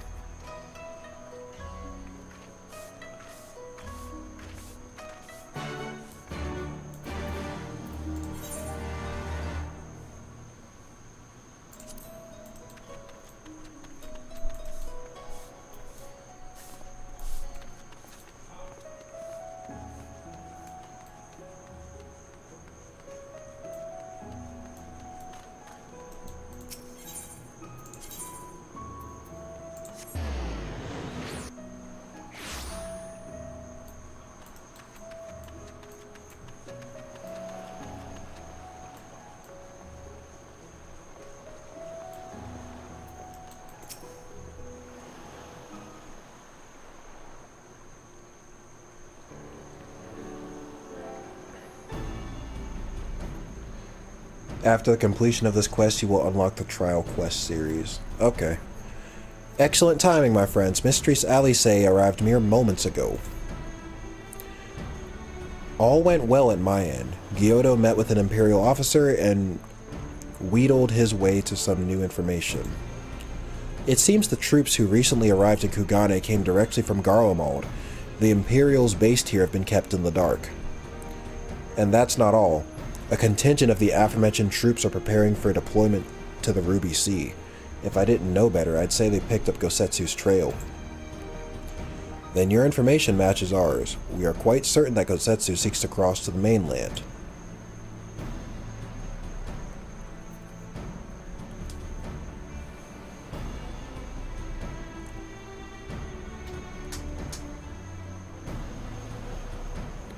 I'm sorry, did I hear that right? You use Scion funds to buy Gosetsu's katana at the asking price? She looks so mortified. Oh my goodness. Poor Tataru. Emotional, damn it! Alright, well, we were in some haste and it seemed a worthwhile gesture. Speaking of which, here's the contract of sale. Pray see that the man is paid.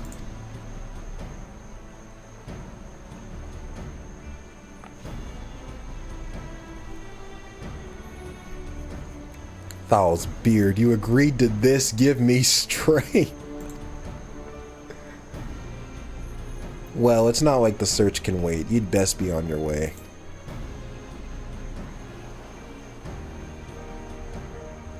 Alpha, no, you screwed up big time. Yeah, I guess they could have at least tried to haggle it down, like negotiate it. But Alpha, no, we need to talk. I want you to come straight to the offices as soon as you get back. Promise me. Uh-oh, you in trouble. Oh, very well. I shall call upon you as soon as I return. That's another Lalafell with Alphino on their shit list. First, let us go to the Ruby Price. If Gosetsu has already set sail, the sentries there are sure to have seen him.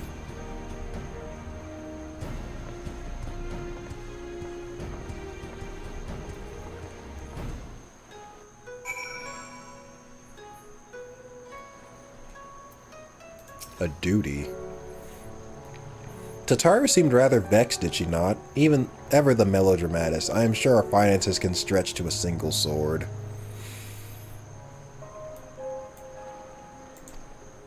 Remind me to explain the value of such gestures when we next see her. But I digress. We have work to do.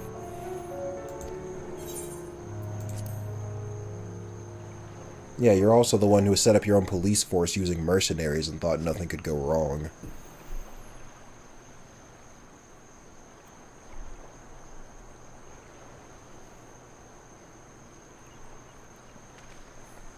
Right.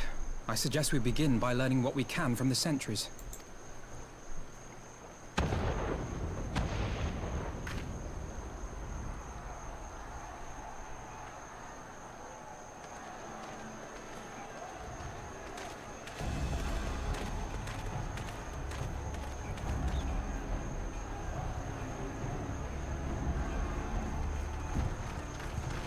What's going on out there?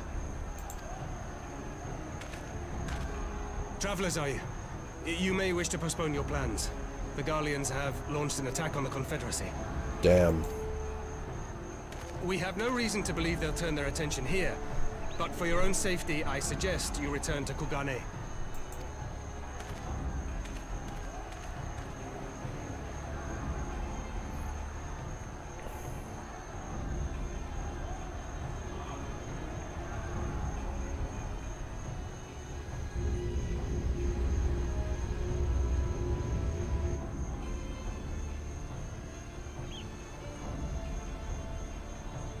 The Garleans bear no love for the Confederacy, but with Doma lost to them, why would they attack? Unless... Are they trying to take it back? Unless Yotsuyu is on that island. Oh, well, yeah, that too. Even if she isn't, our allies are under attack and they need our help. We will help them, while you remain with Soroban. Arguing will only delay us. Is that clear? No, Alice is not going to lose out on her screen time, Alphino. Fine, but you haven't heard the last of this. Damn. I thought she was going to fight it. Soroban, we may need to make a swift exit. See that the boat is ready to sail at a moment's notice. It shall be done.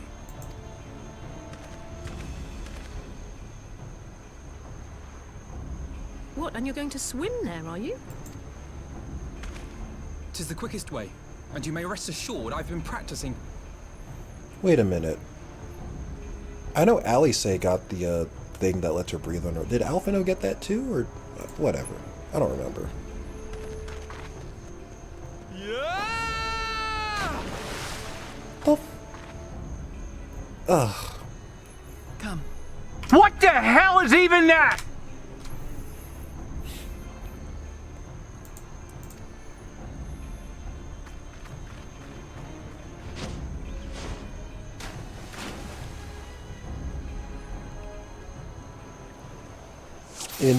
Incoming epic Alphino moments. An opening. And everybody talks about the Titus laugh scene. Leave this to me.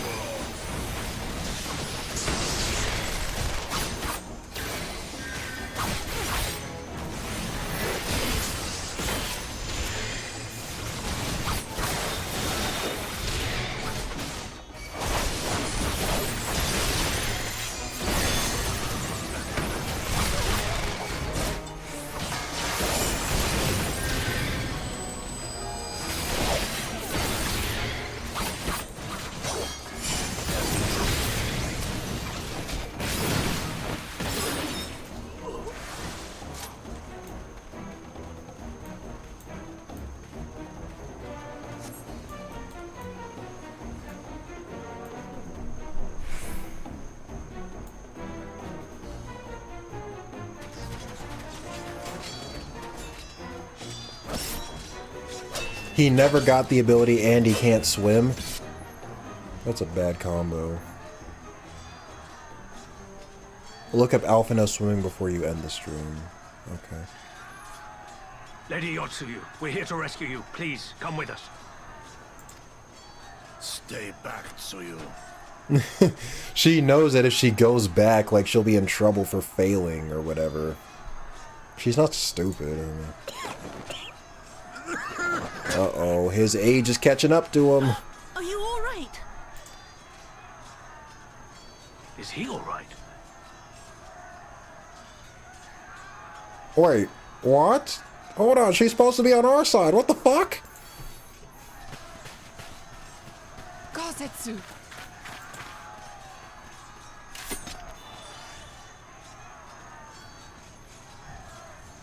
Damn it, we took too long. Change of plan. Eliminate hostiles. All forces, attack!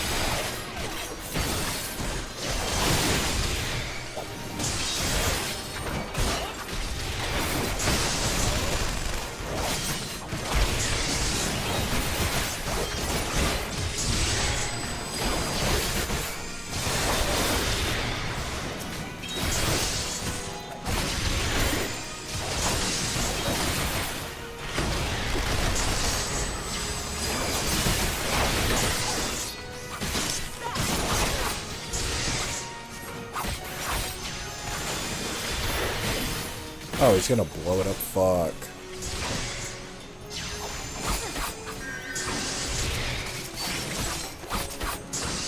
I need to keep an eye on this thing then.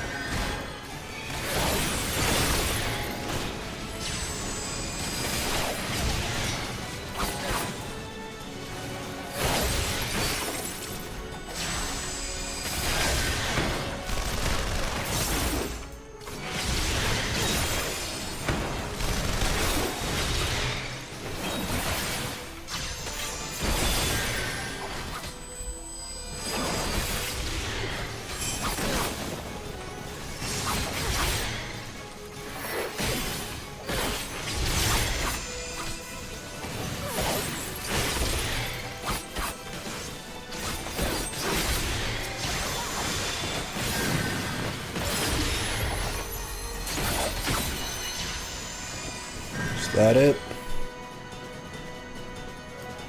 Oh, nope.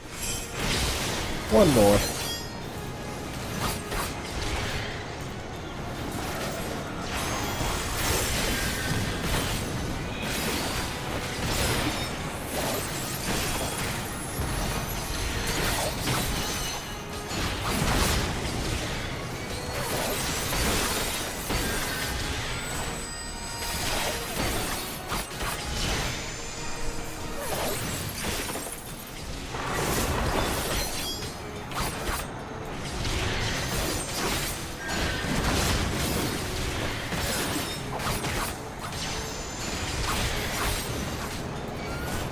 Oh shit. Bombs.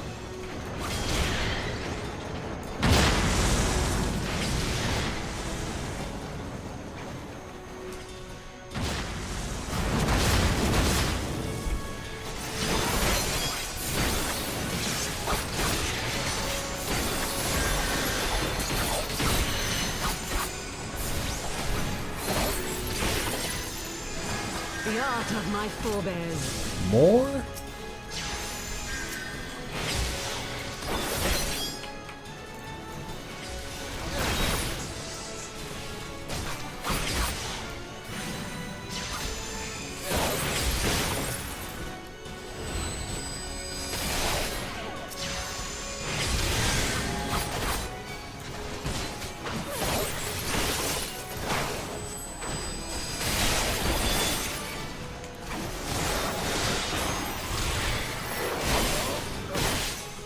"30 seconds to Starstorm. 20 seconds to Starstorm.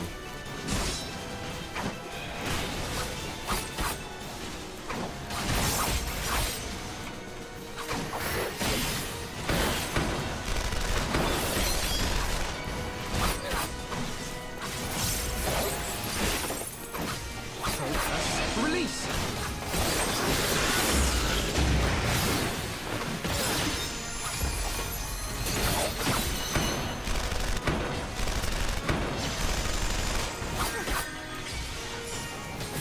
Oh, this one's gonna self-destruct too.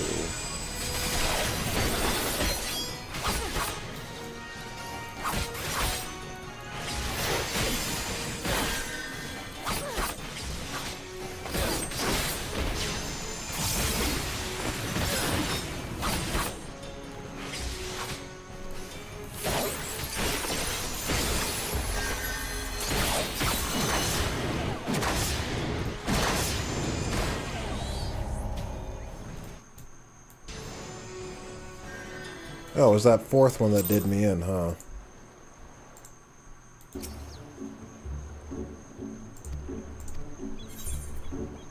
Now I gotta do that all over again. Gosetsu never healed from his gunshot wound, and he took the brunt of the castle falling on him in Yotsu. I kind of forgot she had shot him. Now she's frickin'... Man.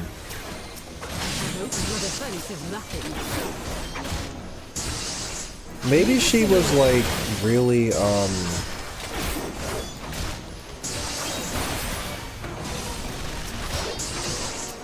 maybe she hit her head really hard. And, like, that's what did it. That's why she's, like, nicer now.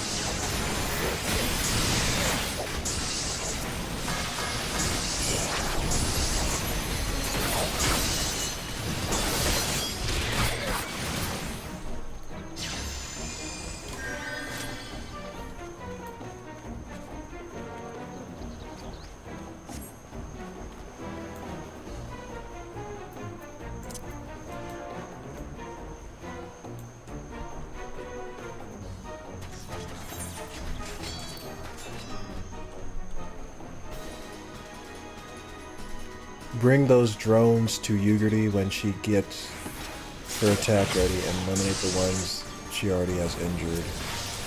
Okay.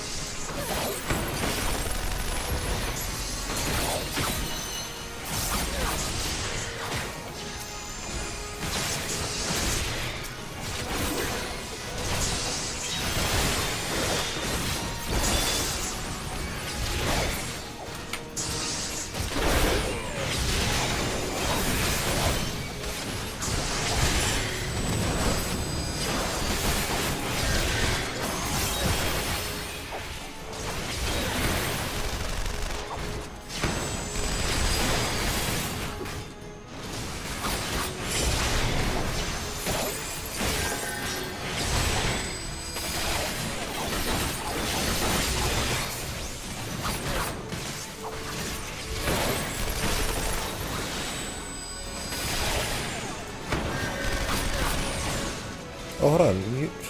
Something's up frickin'. Oh, they're gonna detonate anyway. I wonder, does the self-detonate have like unlimited range?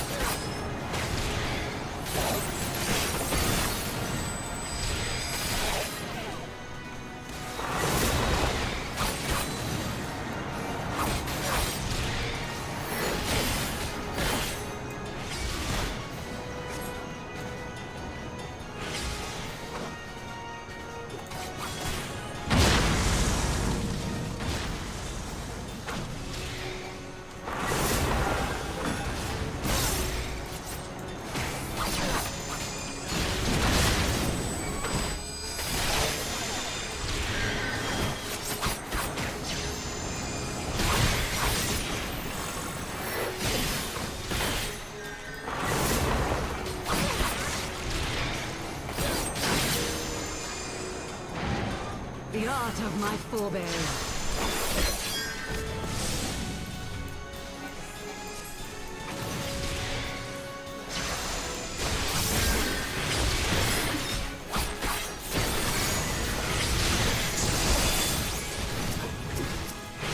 Uh-oh. More of these things.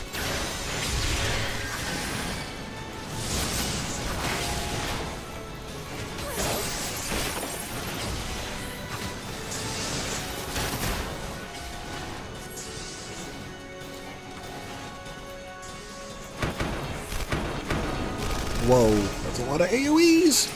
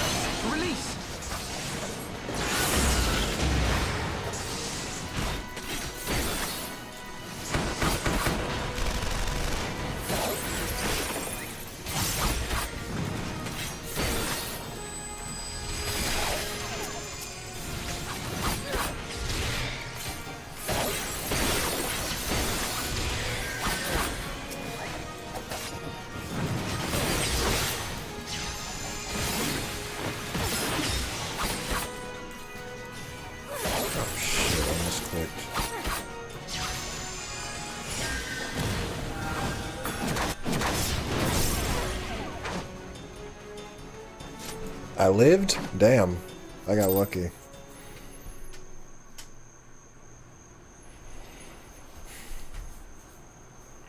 That took longer than expected.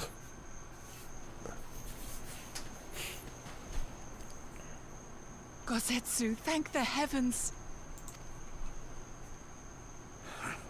Yugiri, my friends. The Kami were kind to guide your steps this way.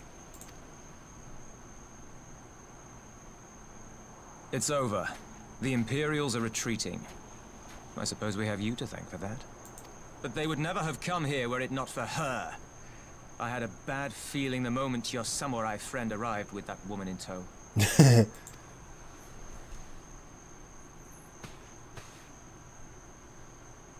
Do not be afraid, Suyu. These people are my friends. Are we gonna explain why she's nice now, or, I mean... Friends. She's like, friends? I don't have any of those.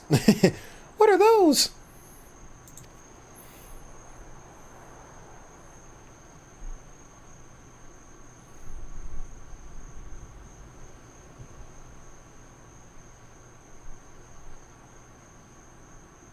Forgive me, but at the risk of souring the mood, I believe you owe us an explanation.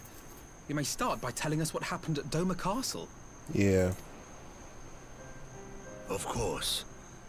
I'll not begrudge you that. As you know, we were trapped inside the keep when it collapsed. But even as the roof crumbled above us, so too did the floor below. She's nice now because it was just a prank, bro. Yeah, that's right. She shot Gosetsu in the back. It was just a prank, bro. She freaking basically spit on the other Domans. It was just a prank, bro. We were swept out into the One River, where we would surely have drowned had a stout wooden door not chanced to float by, offering us a raft of sorts. Exhausted, we drifted out to sea, at the mercy of the tides, which saw fit to dispense us on a desert island. She was with you the entire time. And she didn't kill him, surprisingly. Aye. 'Twas her kimono which saved her from Hien's blade, believe it or not. Some Garlean witchcraft in the weave.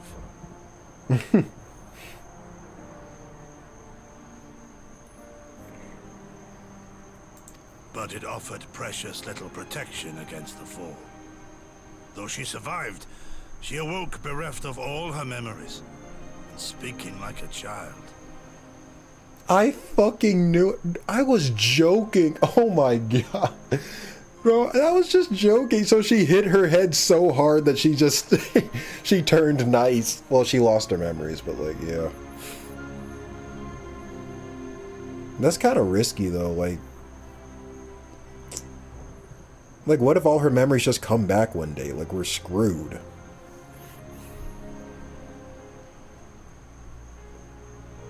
She deadass just hit her head so hard that she just became nice.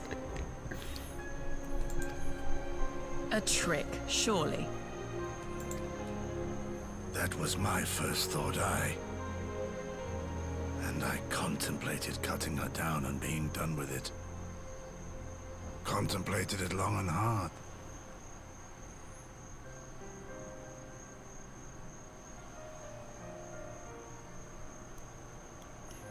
Garleans make good technology and sturdy clothing. I guess so. You don't have to be playing trails to become a prophet. I want a shirt that can dull sword strikes. I tell you. Must be some special Garlean fiber or something.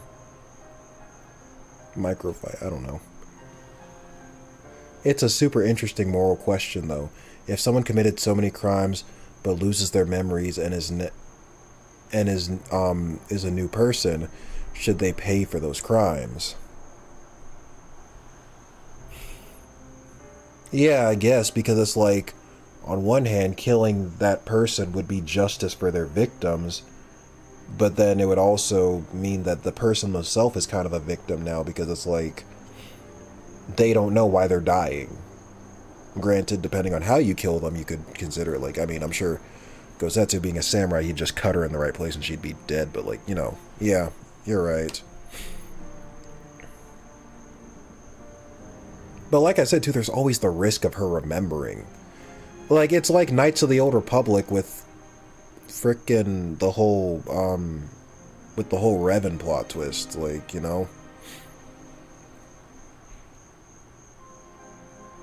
And then Karth was all like, man, how do we know that those memories won't just come flooding back?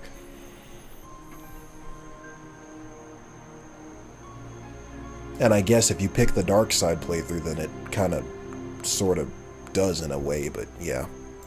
Yet the Kami saw fit to deliver us from certain death.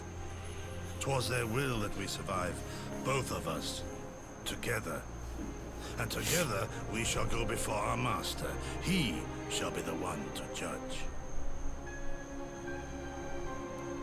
Ian's gonna be like, why did you let her live and just cut her? He's gonna be like, I'm gonna finish what I started.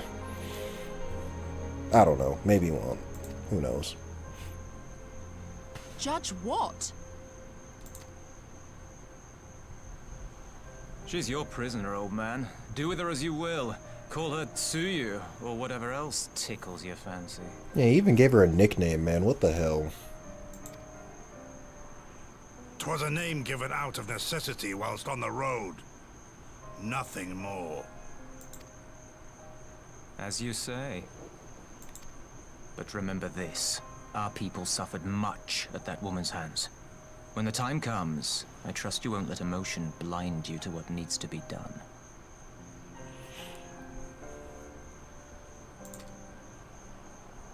You have my word.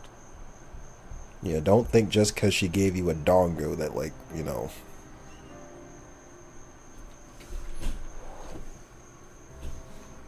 Quarantine Sen, hey, how are you doing? Amnesiac Tsuyu, best girl. Yeah, I'm not gonna, like, don't get me wrong, I definitely prefer her like this, like, you know. I'm not saying I want mean Yotsuyu to come back, I'm just saying, like, she's gonna be way harder to deal with morally now that, yeah, she's like this. Well, I must be going. I have an unholy mess to clean up. You should be on your way too, before the Imperials decide to take another tilt. Oh, and we'll overlook the tithe this once.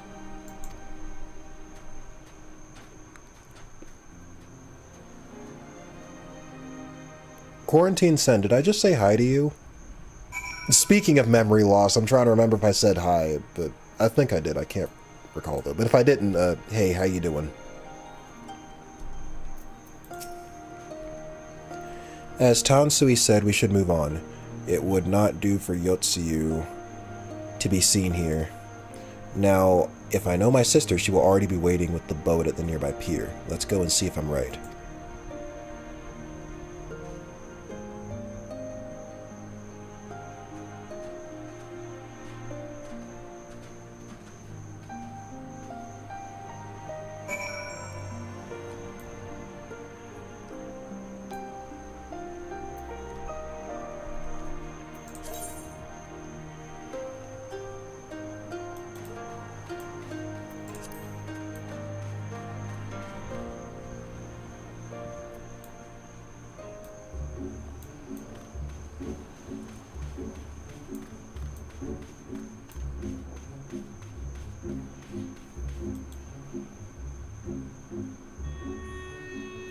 Are you going to jump straight into Cold Steel 3 after you're going to take a short hiatus from Trails? No, no hiatus. It might take me a minute to, like the upload... Actually, I plan to do Cold Steel 3 funny moments after Cold Steel 2 gets uploaded. And then, like, work on the review and, Cold Steel 2 in a nutshell as I'm playing 3. Because I did I made like a New Year's resolution. I'm like, I'm going to finish the Cold Steel arc by the end of the year. That was like my New Year's resolution, and we're already in August. So, yeah. I'm going to try that. Yeah, but no hiatus. Okay, I did say hi. I couldn't remember. Revan was a victim of mind control, so he's not the best example to reference. Was he, though? Well, yeah, I guess kinda, yeah. It's been a minute since I played it, but yeah, I guess, cause, like... Cause, yeah, it was the Jedi who restored his memories from basically, yeah, nothing. Not his memories, but, like, restored him to, like, a livable state, I should say. I don't know.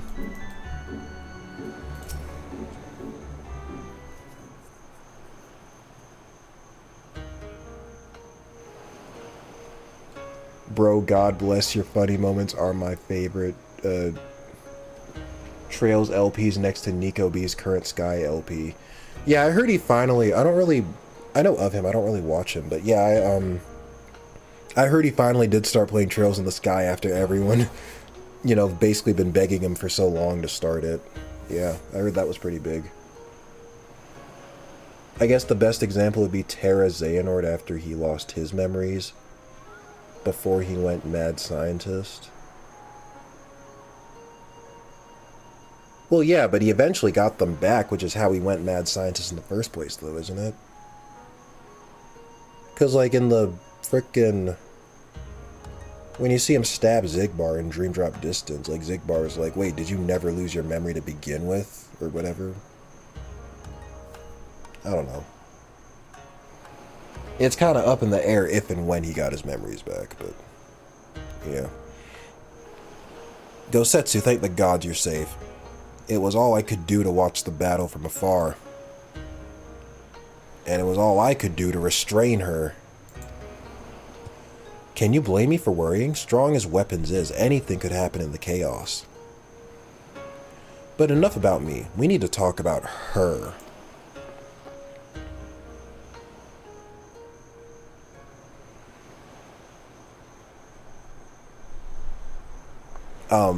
Greetings? They tell me you've lost your memory, and that's fine. But I want to know something. Or sorry, I want you to know something. I won't be taking my eyes off you, not for a moment.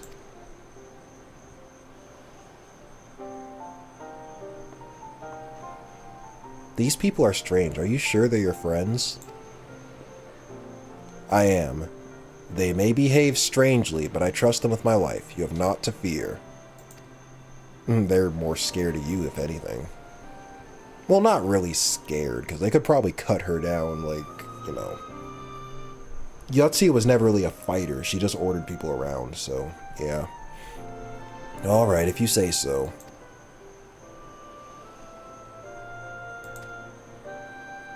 Right, 'tis past time we set sail. I, for one, would not keep Lord Hien waiting without due cause. Aye, the longer we tarry, the more we risk inviting trouble, lest you forget the Red Kojin bear no love for Yotsu either. I shall deliver you to your familiar shores, near Isari, but out of the villager's sight.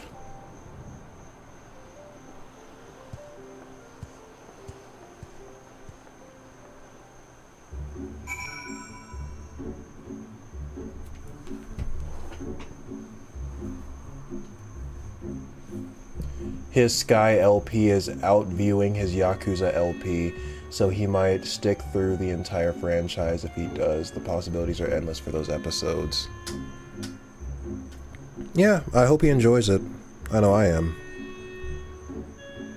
And I know he's a very, like...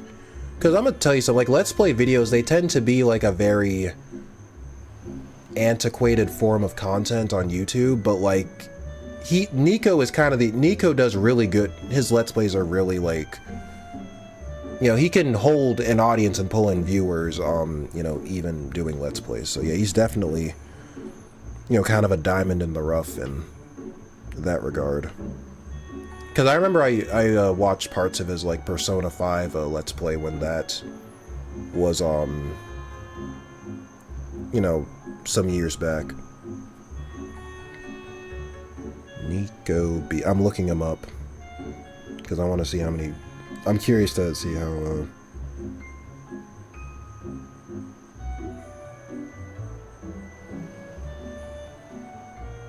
Yeah, he's pulling numbers.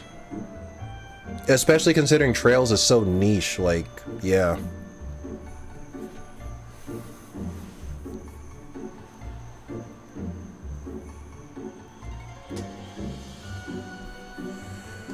Oh, by the way, thanks for reminding me that I still need to get into Yakuza one of these days. But that's another, like, Every Game Matters series, too. Like, people recommend me Yakuza, Fate, some, you know, Trails, which I'm already doing, like... you know...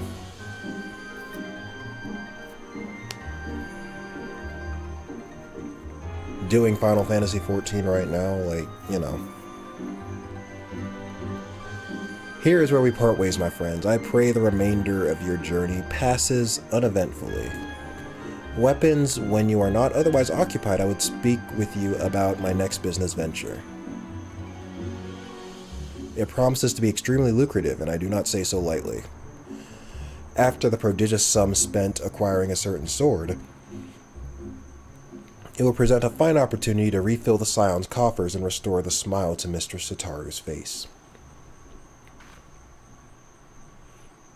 Oh, come along. Tataru was overreacting. How much could a single katana possibly cost? Did you read the receipt? Like, you... oh, boy. A blade like Gosetsu's is worth a fortune, enough to buy a house and furnish it, which you would know had you bothered to check the price. I was about to say, he... oh my god, dude. What? I had no idea. Oh my goodness.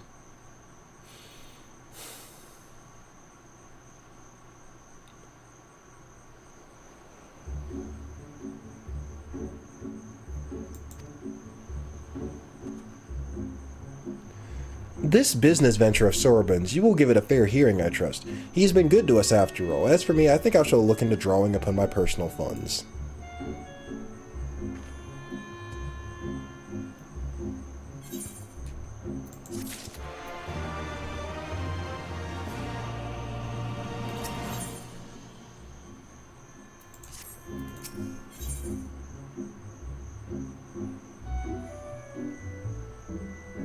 Okay.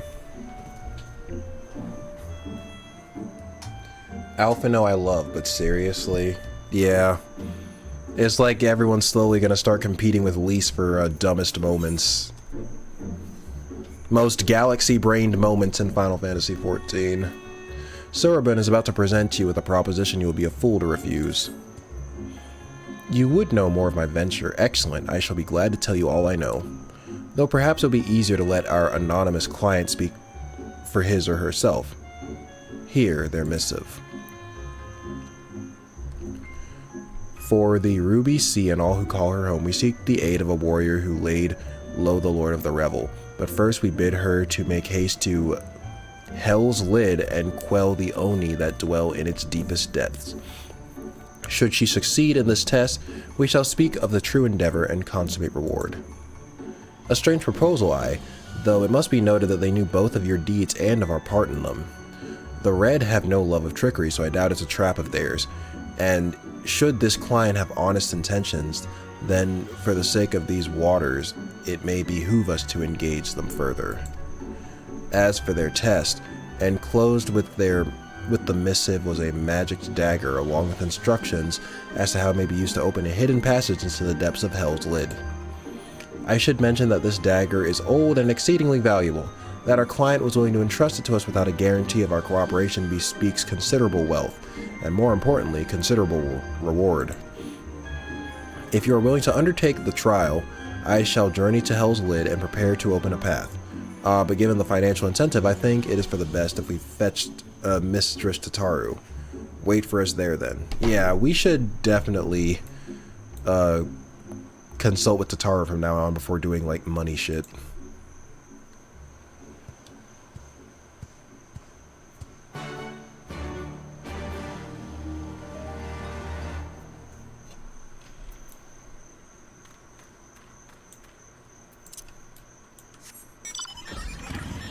Oh, I still don't have flying here either.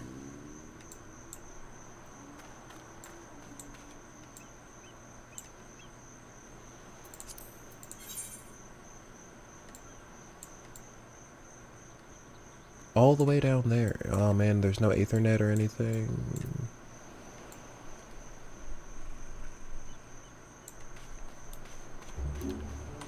Oh, well.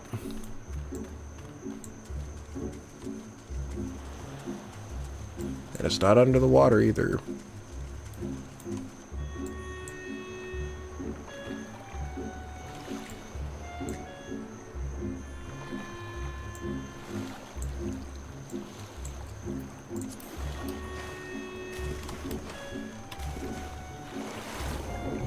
I guess we're swimming for it.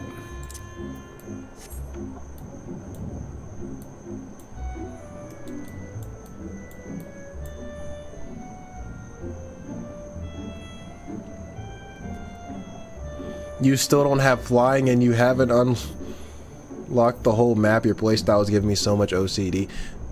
I have not played this game since my last stream. And yeah, I keep forgetting to go unlock the flying.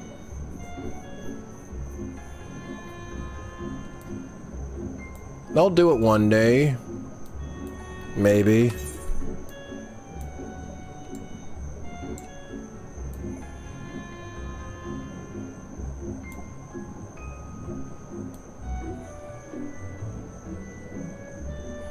I guess I might as well unlock the map while I'm down here.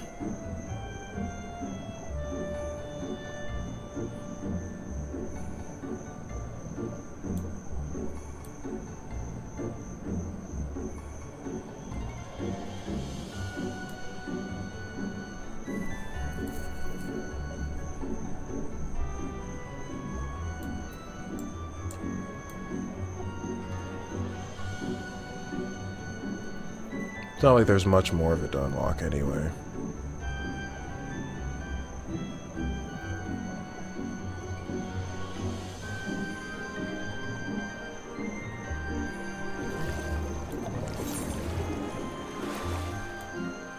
Oh, we still got a ways to go.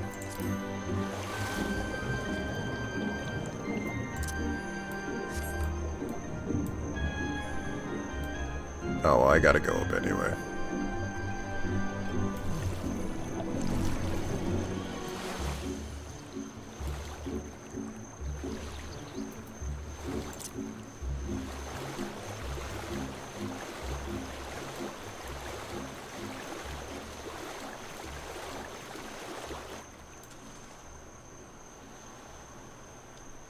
Famous last words. I'm probably the only clown in the game who actually talks to every NPC after every major event and does all the side quests. Every NPC in every town. I do it if I feel like it, but sometimes I don't.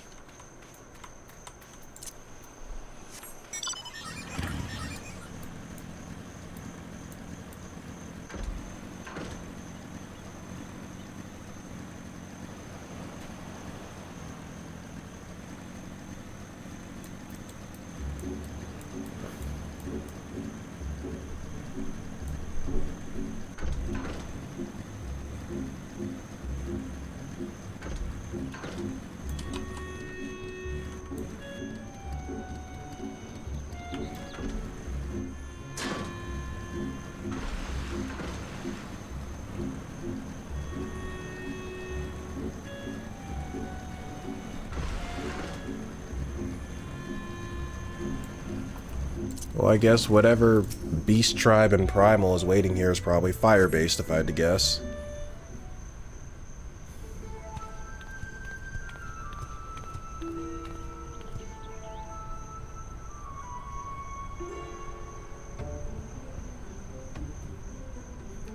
Just as a precaution, weapons, usually you'll get an aetheryte current after completing all the side quests in an area. Then you need to do 4 side quests that unlock them, then search for the last 5 or so. All the MSQs, I mean. Okay. Hope you haven't been waiting long, weapons. My apologies for the delay. I thought it best to explain everything to Mistress Tataru on the way. Honestly, all he had to say was that he'd found a way to make up for Alphino's obscene expenditures. No matter how reckless or dangerous the scheme, if it balances the ledger, I'm all for it. I mean, it can't be any more dangerous than Shinryu. So there's a bunch of monsters living beneath us. What kind of place is this? Well, according to ancient legend, Hell's Lid is where the hero Tenzin defeated the host of Oni.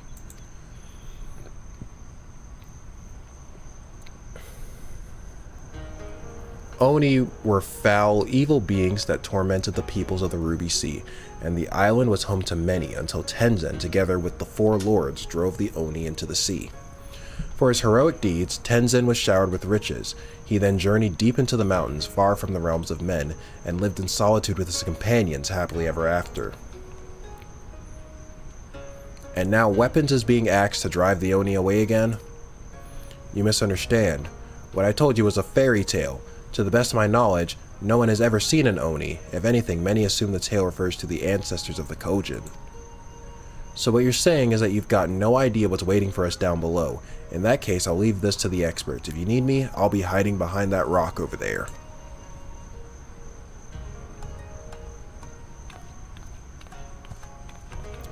By experts, I presume she means you and your adventuring companions. I do hope you were not counting on me to join you in the fight. Oh boy.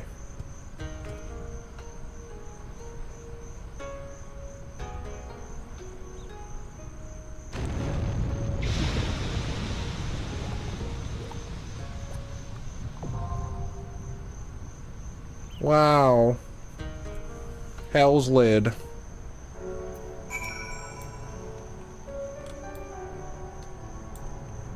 Okay, I didn't think I could just go down there, like... Just jump in the lava. It's nice and warm.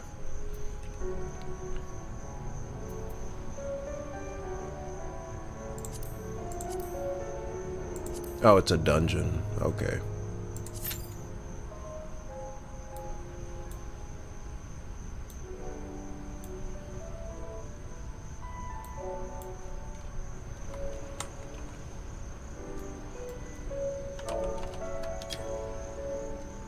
Oh, I have caps lock on.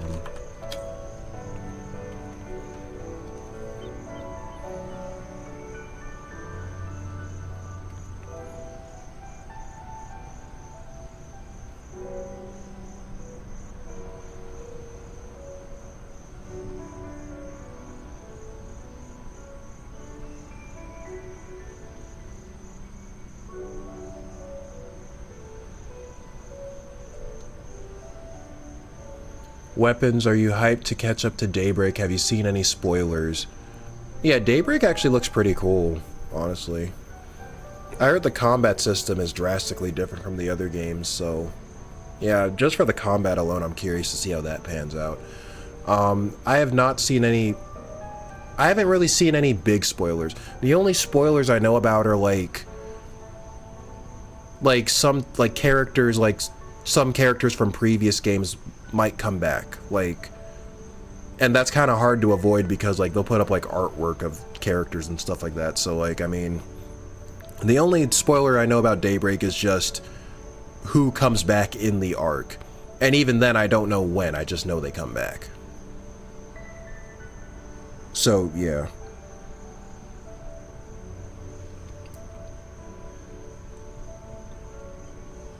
Daybreak's been pretty good so far, and yeah, the combat's a lot more different. Yeah, what I've heard is Daybreak 1 is really good, Daybreak 2 is less good, but I've, you know, overall, Daybreak as an arc, I've heard people like it. Even if it didn't sell as well as Cold Steel did in Japan, I heard from the people who actually played it that it's good.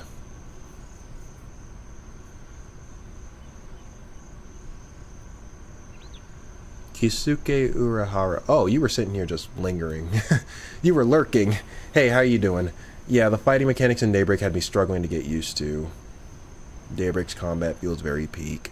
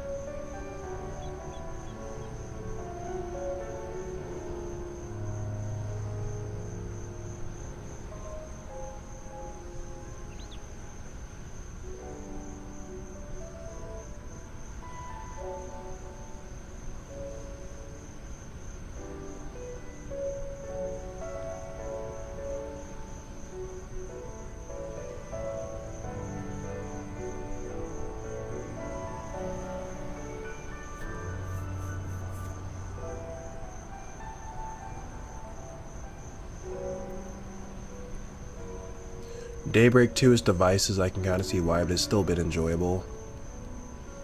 Daybreak 2 is more of an issue involving story aspects. Oh. The main issue with Daybreak combat is that the UI changes for the turn-based stuff, which was kind of ass. Especially the action timeline. Oh. Yeah, no, it's fine, you know. It's fine to lurk. I was just surprised. Yeah. Yeah, the story in Daybreak 2, many felt very meh. Or meh. Or Daybreak 2. I'll say hi next time. I mean, you don't have to if you don't want to. Like, I understand sometimes people are, like, shy, but... yeah, it's fine. Daybreak 2 is a game that was rushed out to give East X more time in the oven, and it kind of shows. Well, maybe Kai will be better.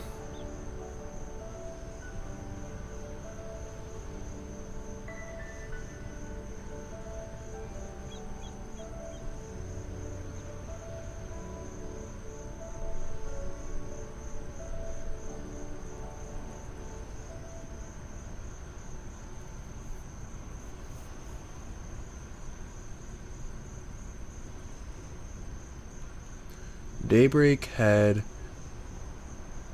a serious trouble to keep the pace and the quality from Cold Steel 3 and 4 and Reverie, in my opinion. Kai looks amazing. Yeah, East X is a strong 35th anniversary game.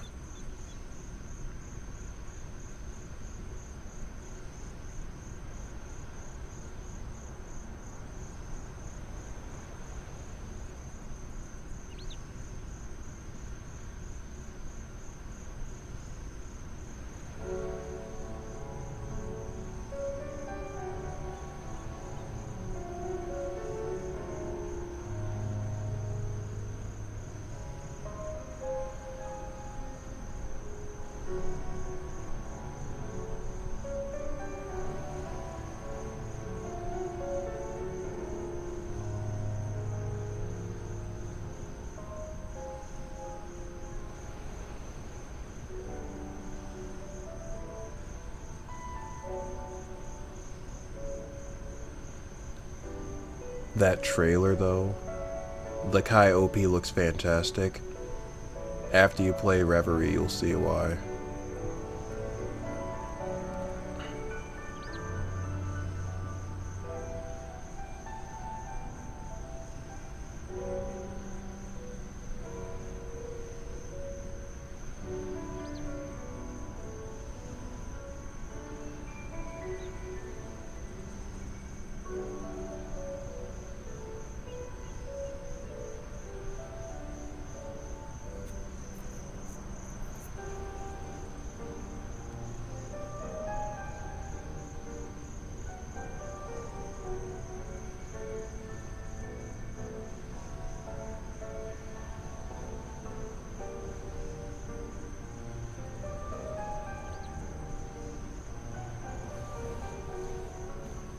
Also, I think that Daybreak may struggle a bit because it is a whole new arc. So they need to introduce a lot of new characters, as well as reintroduce some old ones, not easy stuff. Still the fact that Alphino screwed up with purchasing the sword is such a facepalm moment. Kondo said that Daybreak's entry is 70% of trails done. As in Daybreak just the first game or the entire Daybreak arc?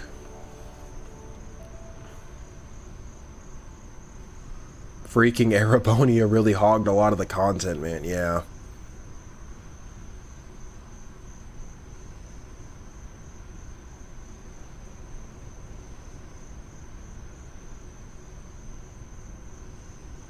Also, taking the plot where Cold Steel ends and where Daybreak begins will take some effort to finish it all on Kai. Looking forward to it.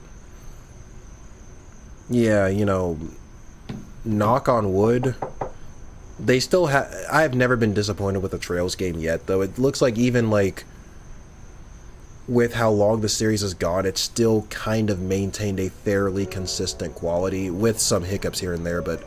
You know, it's done better than a lot of other series, like, narratively speaking. And that's why I'm not really opposed to actually letting the series have a proper ending, because I would rather it end than, you know, go on forever and risk becoming bad because of it. Like, they just run out of ideas or something. Oh, Daybreak 1 is, okay, 70%. Daybreak first, he said Kai is 80%. Yeah, it was said Daybreak is the beginning of the end of the Trail Saga. Oh.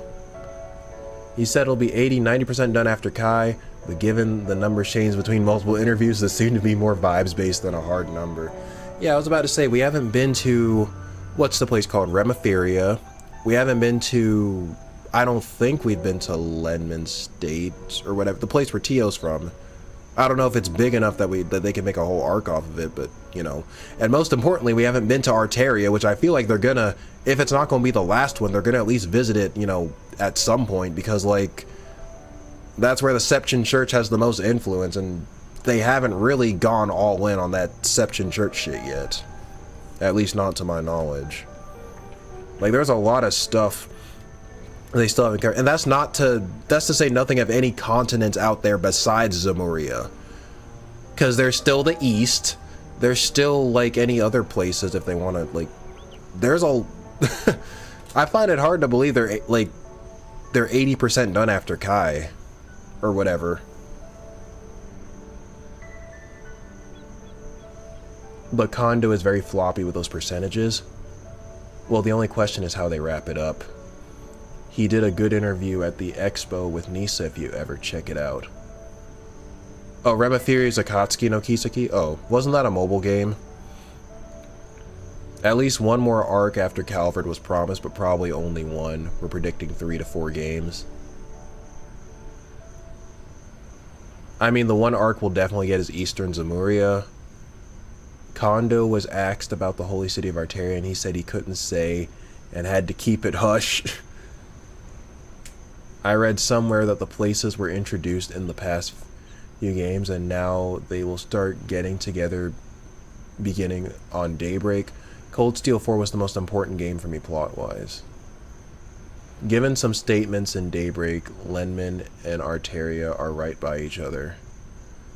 As someone that finished Kuro 2, I can with confidence says the Calvard arc is not 20% of the story, far from it. I was about to say, yeah, because that that math isn't adding up, because yeah, that would mean that, yeah, Daybreak makes up for 20% of the story when it's shorter than Cold Steel. Well, at least assuming Kai is going to be the last Daybreak game, it would make it shorter than Cold Steel. I don't know. And possibly a Lenman State or Arteria, probably both in the same one if we do that as well. So if there's to be a game about Lenman State, Arteria would be very involved.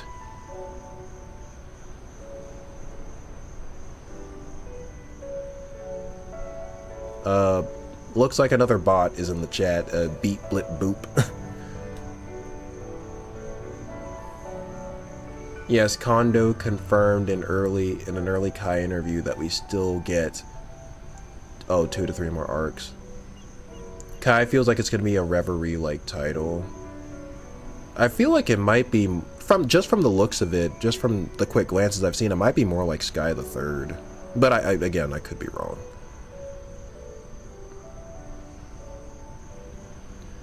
Not related to 14, but real quick weapons. Did you do the side quest in Cold Steel 2 where you have to chase around a priest across Erebania? You're talking about the one that, when was it? It was like the hidden quest that was like shortly before the final dungeon, right? The same priest that like Gaius knew, or that we suspect is the one that knows Gaius. Because if so, then yes. I just didn't do much speaking during the quest, so that's probably why it doesn't show up much in funny moments. It'll be hard for an arc to be more relevant to Trails than Cold Steel, since the biggest questions were asked in this arc and I need answers. Well, also too, like, Erebonia was probably the most talked about country since the beginning of the series, excluding, you know, Laburo and Crossbow, because you actually went there. But besides those two, like, Erebonia was like the most talked about, with maybe Calvard right behind. Reverie is a Sky the Third title, but better. In the sense of the gameplay structure. Oh. Just making sure you did it. Don't remember seeing it in the playthrough. Yeah, like I said, I don't think I said much during the side quest, so that means that it wouldn't have made it, not much of it would have made it into funny moments. Because obviously if I didn't say anything, I would have just edited it out. I agree, Reverie has the same idea as Sky the Third, but is much more fluid and makes more sense to me. Yeah, the priest that knows Gaius, and Sarah knows who he is, especially given his connection to Northumbria. No spoilers, but Reverie is essentially going to do what Sky the Third did with the Sky arc. Oh, okay. I kind of figured it was something like that. Yeah, Erebonia was super built up across Sky and Crossbell. I was super hyped to go to it. Same. I was like, okay, I've been hearing so much about Erebonia, this frickin' big-ass country. Now I get to actually go there.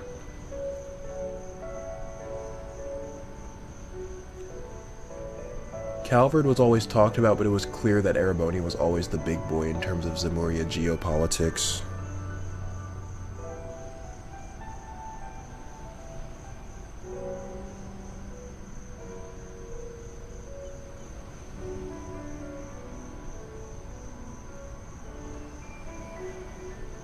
Man, maybe I should have gone in as a tank.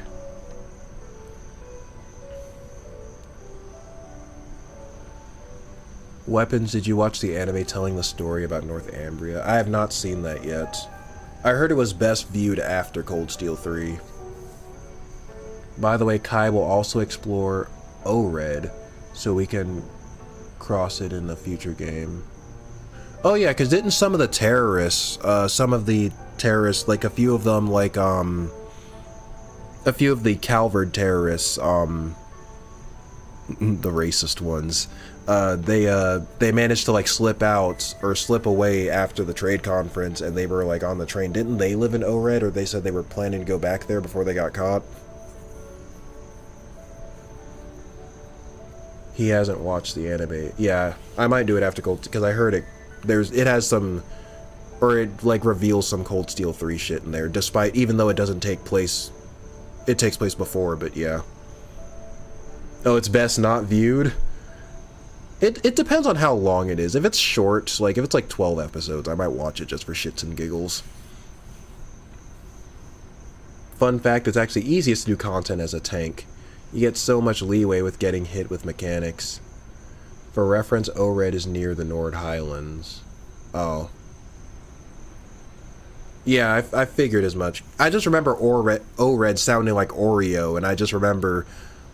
I like to keep in mind, like, the racist terrorists live near Oreos, and Oreos are black and white. And that's how I remember that those guys came from O-Red. A small farming state. Oh, it's a hot spring state. I guess it's both. Okay. Oh, finally. ORED's going to be featured in Kai to some level.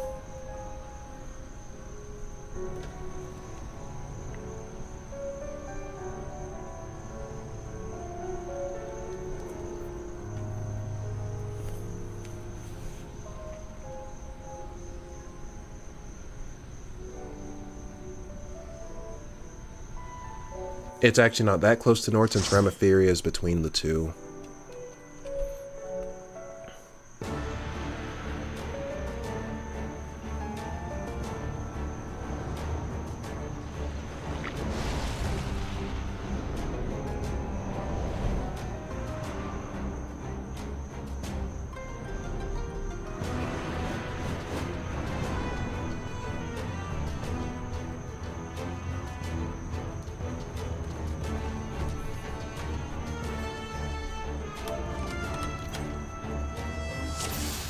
Wait a minute, couldn't I have gone in here with a party of NPCs? Well, maybe not.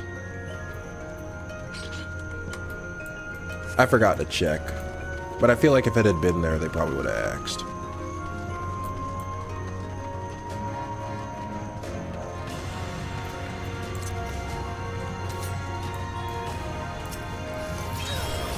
I'm gonna do that.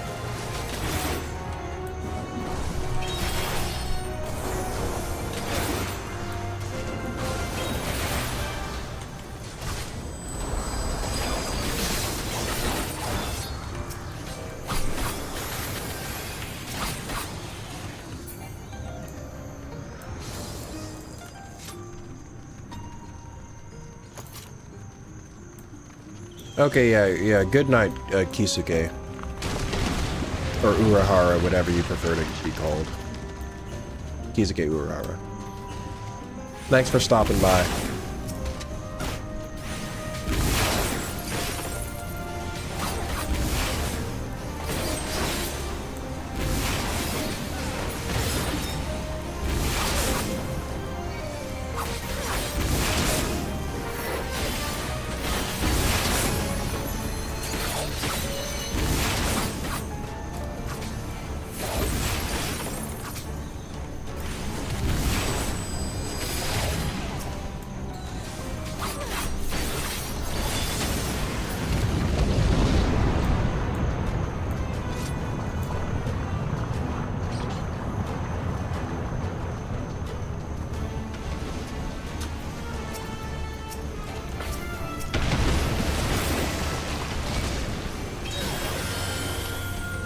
Weapons, have you ever watched a theologian stream? Formerly known as the Formed Gamers. It sounds familiar, but no, I've never watched it. Why do you ask? Oh shit, AoE.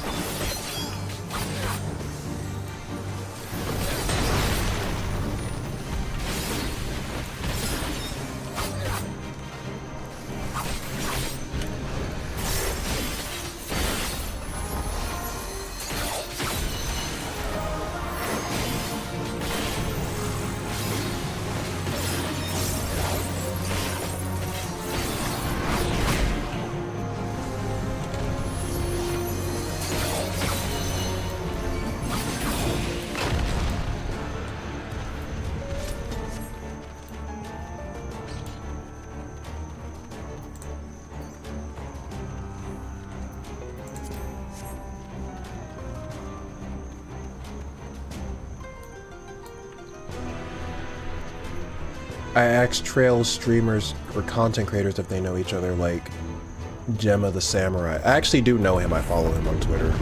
Well, I recently followed him, but I do know him. Oh, you asked him the same?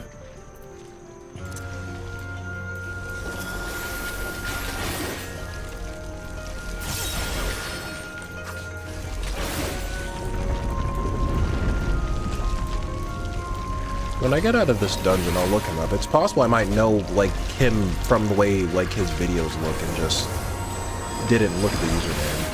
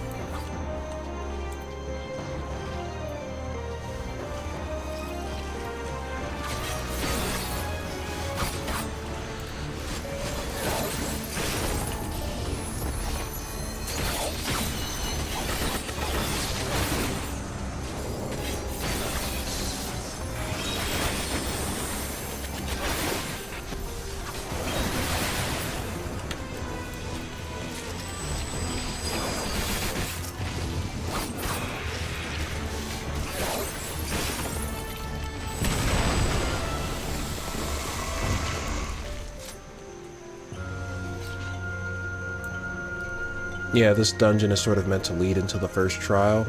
I kind of figured as much.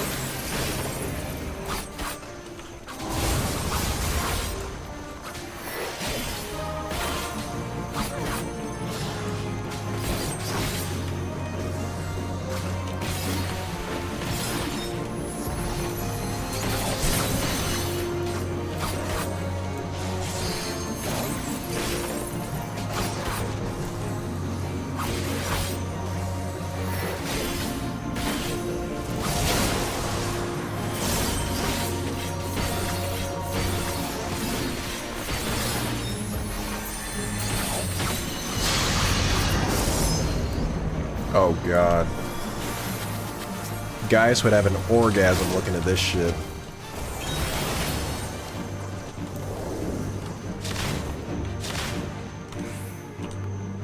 Oh, well.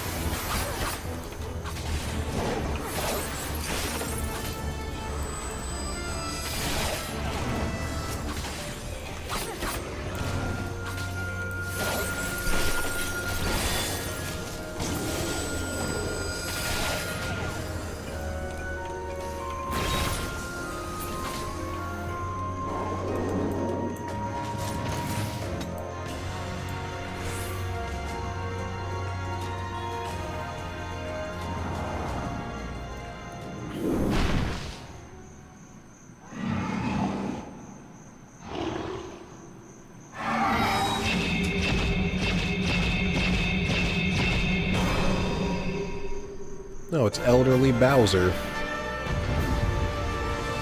It's retired Bowser. Nah, not enough spikes.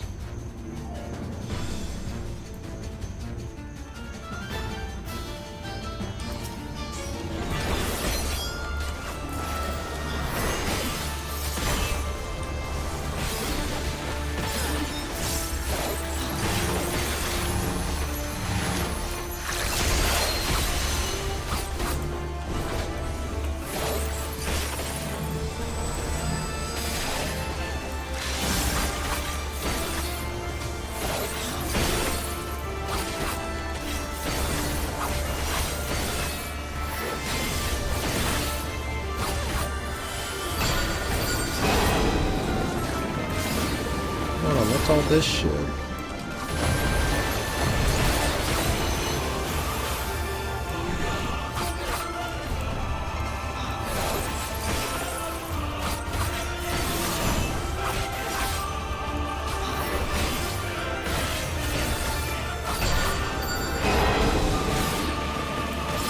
Shut up, that's just...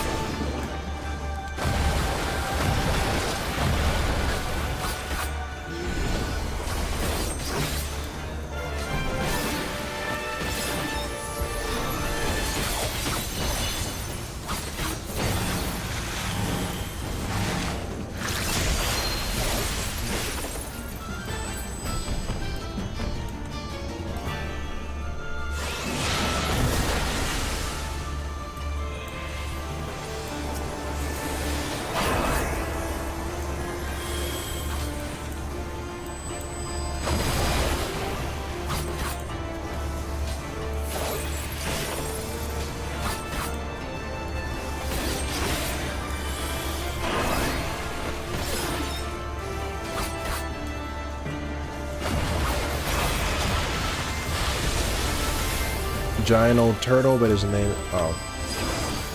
I really need to focus on the game.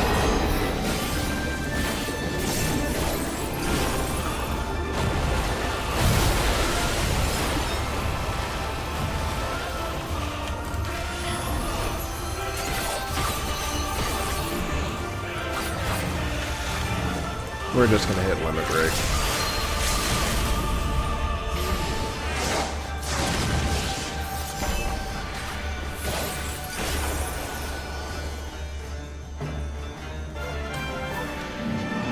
A Japanese... Oh, a Japanese persona just posted a new video of dissecting the Kai... The new Kai video. The Japanese have eagle eyes. Oh, a giant old turtle, but his actual name is Genbu. Yeah.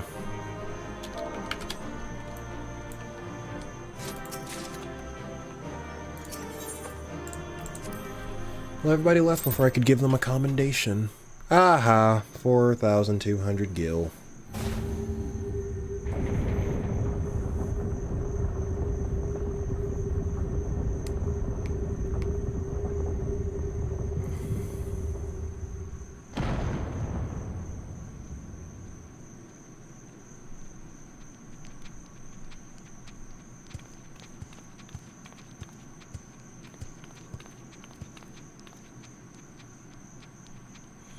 Perhaps we should turn him right side up.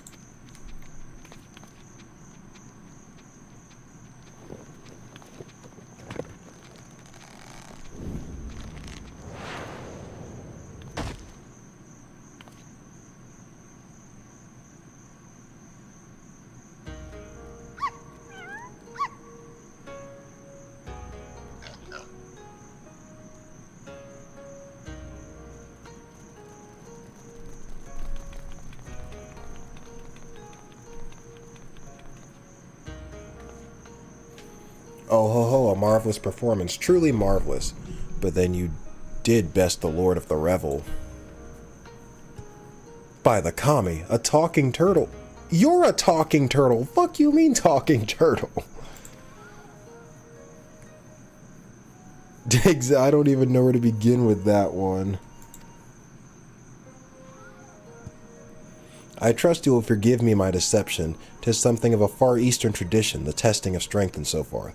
A bit rote, perhaps, but anyway, welcome to Risen Temple.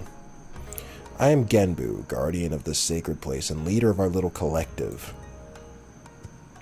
Genbu? The selfsame Genbu of the Tale of Tenzin? One of the four lords? Under normal circumstances, I would assume you named for the legendary being, but clearly this is anything but normal. Never in my wildest dreams did I think I would meet a talking turtle. They just look over again.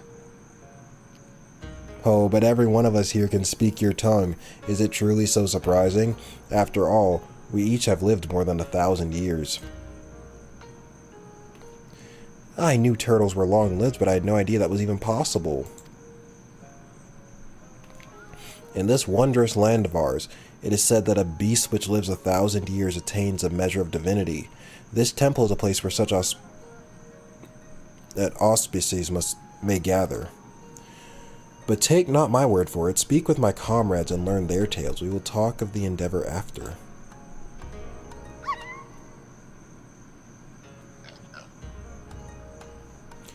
We may as well do what he says. Besides, who knows what valuable secrets some 1,000-year-old animals may know.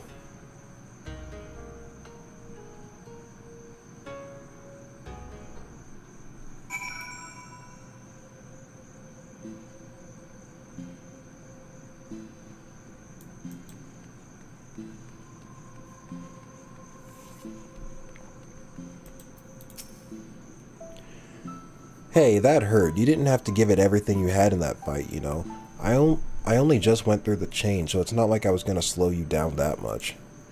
Well, I suppose you didn't know it was all for show, and I was probably really intimidating. Oh, right, you were asking about the collective, weren't you?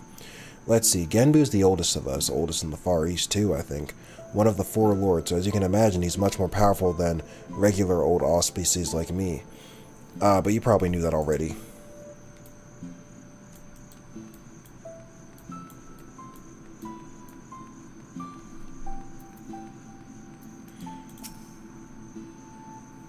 Judging from the way you and that woman are gawping, I'm guessing you're not from around here. Don't know how it is in your homeland, but here, if an animal manages to survive 100 years, it begins to get ideas, delusions of grandeur. Some small power, sure, but nothing much to speak of. Survive 10 times that and you become a full-fledged auspice, though. Speech, magics, it's quite the change. Believe me, which is why we call it the change. What? I never said it was something clever.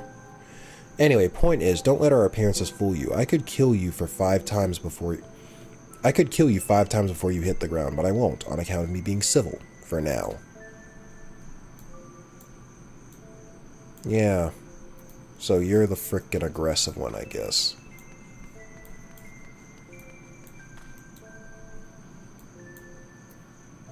Weapons, do you play any shooters? Not really, no.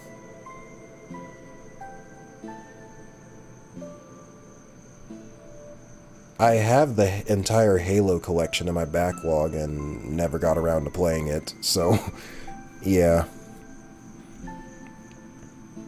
But no, I don't really play any shooters. I don't know, just never crossed my mind to do so. A friend of mine, Tamamo Gozen, once called this place home. Possessed of 9 tails, her power far eclipsed my own. But one day she left to live amongst man. What became of her, I wonder?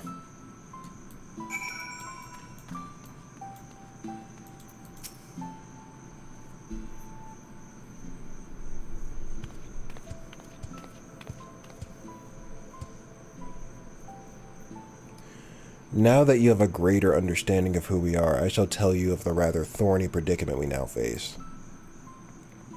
The divinity of we auspices manifests in a myriad ways. For example, I possess clairvoyance, and with my preternatural power, I have seen vision of the Ruby Sea, of Yangxia, of Hingashi, subsumed by roaring flames.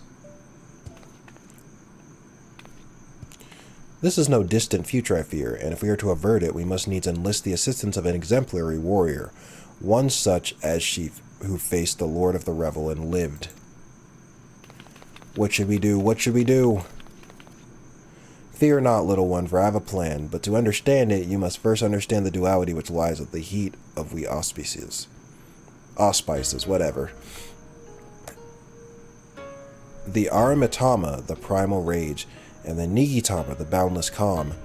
These elemental forces comprise the soul of an auspice, and it's only when they are in balance that we are truly ourselves. Alas, over great spans of time, or when caught in the midst of tumultuous events, the balance may be disrupted and the souls may be divided. An auspice overcome by the Aramitama is a wild, feral thing, all the more dangerous for their divinity. Calamity and catastrophe invariably follow, tremors and floods which destroy men's works. Auspices can bring about these natural disasters. How frightening. Perhaps we must remember that there are auspices who delight in aiding the people of these lands, auspices who may have even wreaked havoc in the past. Recall you the tale of Tenzin and the Four Lords. The one Sorbin told us before about a samurai and the auspices who drove the Oni from the island into the sea. Just so, yet I fear his accounting of events is not quite accurate, for it was not Oni we and Tenzin cast out from this place, but an auspice. An auspice with the power to move heaven and earth, Koryu. Wholly consumed by the Aramitama, he I'm losing it. He stoked the flames in this island's heat until it very nearly erupted in a fiery maelstrom. Tenzin led us in a battle against our mad brother, and together we sealed him in this temple. But as the truth of the tale fades from memory, so too do our wards weaken, I fear. Should Koryu break free, he may well finish what he began, and ensure my vision of flames come to pass. So long story short, you want weapons to give this Koryu what for when he wakes up. Or what for when he wakes up. You know what I mean. I should think not. Her accomplishments notwithstanding, it would be foolish for any mortals to face Koryu without proper assistance, to wit, that of the Four Lords. Regrettably, I am not the young auspice I once was, and to make matters worse, my 3 compeers have nearly succumbed to the Aramitama. I mean, it depends. Are y'all stronger than Shinryu? That depends. Kami, Forfen, 3 of the 4 lords have gone mad. The Ruby Sea is doomed. Nearly succumbed. Nearly. Alas, in marshalling their strength to retain control, they are unable to commit their powers to the preservation of the wards holding Koryu in his prison.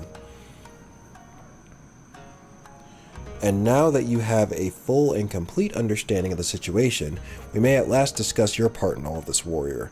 I would have you and your comrades face mine in battle and quell their raging Aramitama. What say you?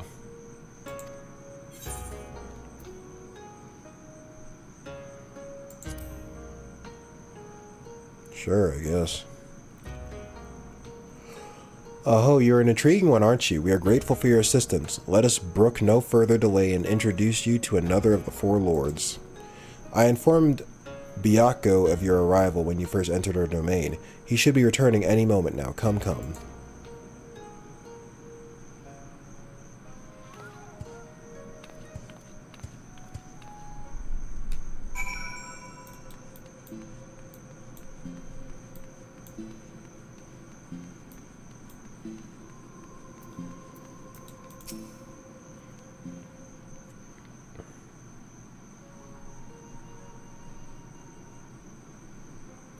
Old friend, the day of reckoning draws nigh.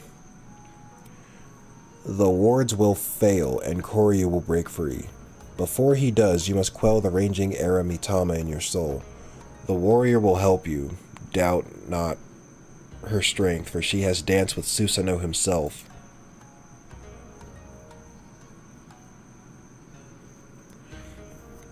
A bold, audacious claim, yet if Genbu believes it true, the more I look at you, the more of him I see. A similar presence, perchance.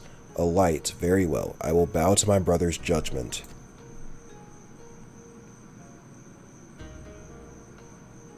Wonderful. Then without further ado, I shall bid my comrade relax and surrender to the Aramitama. Okay, so they just let themselves go feral and then I gotta frickin' tame them, basically. What? Here? Now? Won't he go on a murderous rampage? Why yes, that's rather the point. He will be reduced to the feral beast. Once again, are they stronger than Shinryu? Because I'm just saying, if they're weaker than Shinryu was, and I managed to beat Shinryu, with help of course, I mean, it shouldn't be that big of a deal. Maybe. I don't know. Scaling in this game, power scaling in this game is a bit iffy, I feel like, but whatever. And then it will be Weapons, was it? Weapons' turn to do battle with my brother and help him quell the fury within. But if all it takes to quell the Aramitama's battle, then why did you not do the same for Koryu? Why steal him away? Maybe he's strong. Oh, because it was too late. As I said, Koryu was wholly consumed by the Aramitama, naught remained of the Nigimitama. All that he was forever lost to us. The effort I expend to hold back the fury I will instead use to safeguard the calm. It is then you must act. But know that if you fail, it will only hasten my fall. My soul is in your keeping, Weapons, do you understand?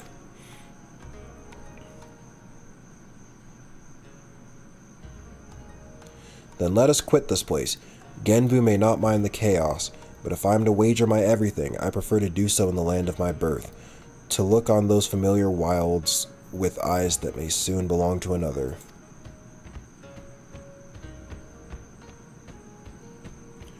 When you return to the island, look for Fury. He will guide you back here.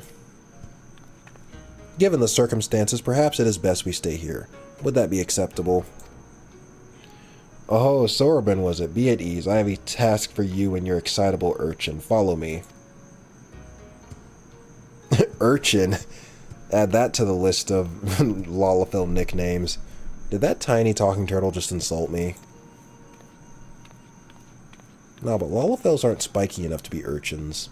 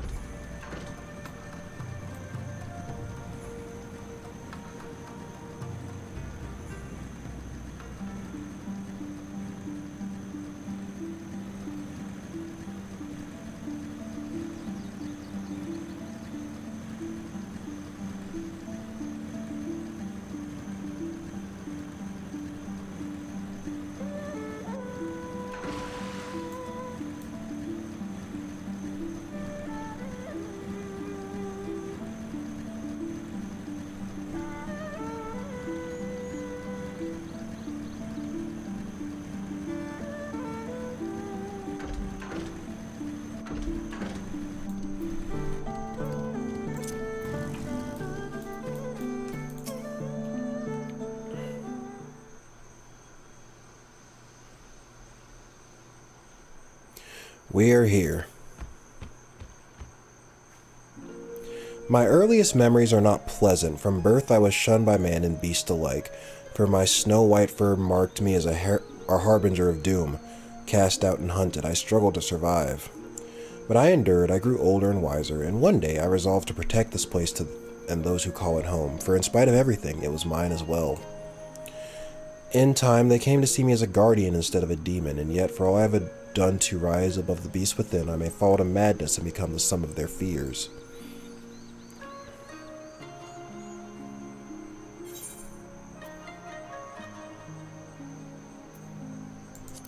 I was about to say, I'm a literal godslayer. Such confidence from one so young, but as age in and of itself does not confer wisdom, nor does youth go hand in hand with hubris. I warn you, for centuries has my Aramitama grown and festered. Hold nothing back, for I will not. Warrior, the time has come for you and yours to make ready. May the Kami grant you strength to save my soul.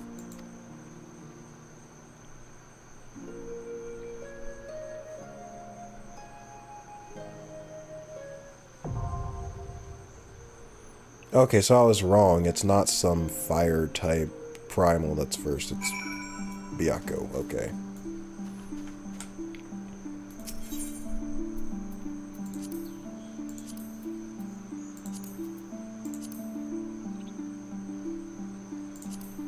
How long's the wait list gonna be?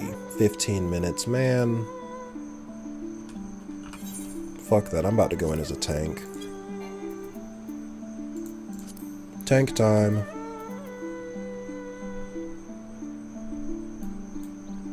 Actually, how many? Okay. I forgot I got all my shortcuts here. Let me see if I have a better sword. I don't think so.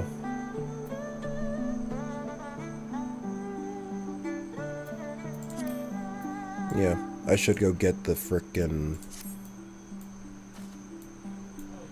what's it called? The Skaven, sword, but I never got a chance to go get it. 325, okay. And I'm 323, are you shitting? Oh wait, accessories.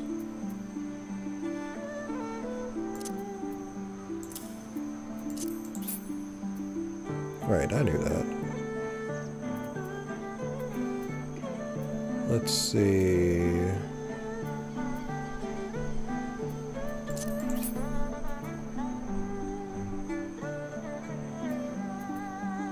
This is still better than what I got, so yeah, that.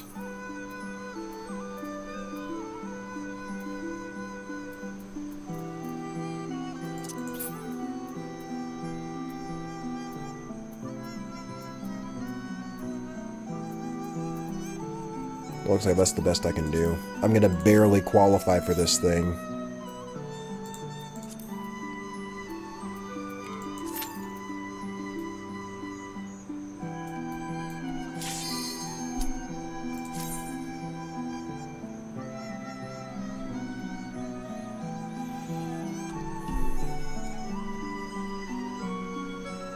Maybe next time I do these trials, I'll go in as a healer just to mix things up. Or maybe not, I don't know. A whole party wipes because I forget to heal someone. That'd be pretty bad. It begins. Receive of me my fury, children of man, and quell it!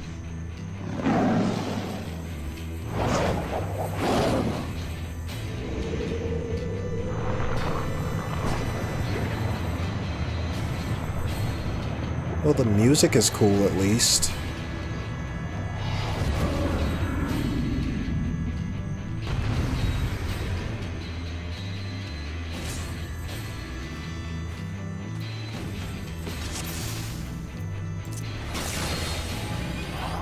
Oh, maybe I'm off-taking.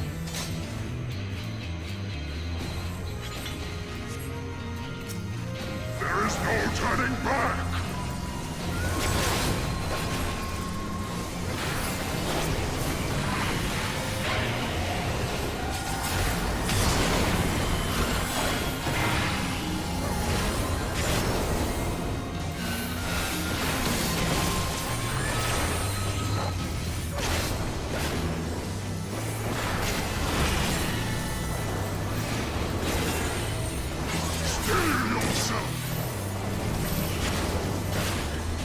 Oh shit. Oh, come on.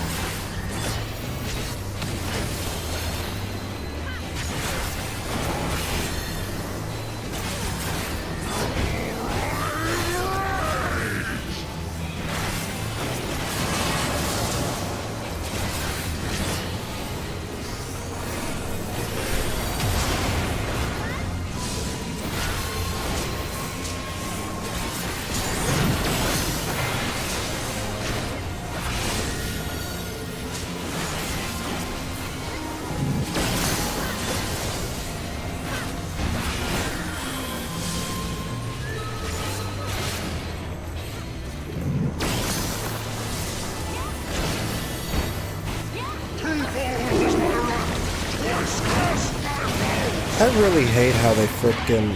Oh, shit. Well... I wasted that salted herb. I really hate how they, frickin' Dark Knight doesn't have his gap closer anymore. Or do they just give it to you at a later level now? But the gap closing move I had before is gone now. With the new, updates. Wait, what's going on? Oh.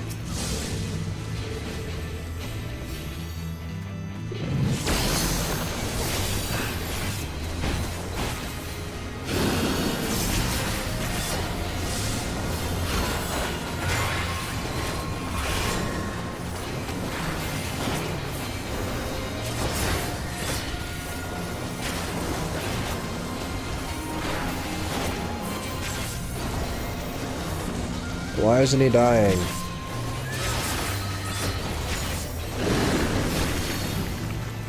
All creation trembles before my might. Behold, fury given forth.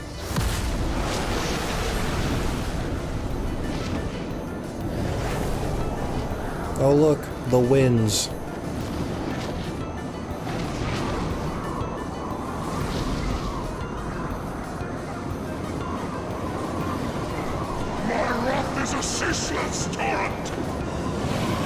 Wait, I'm confused. What am I supposed to be doing?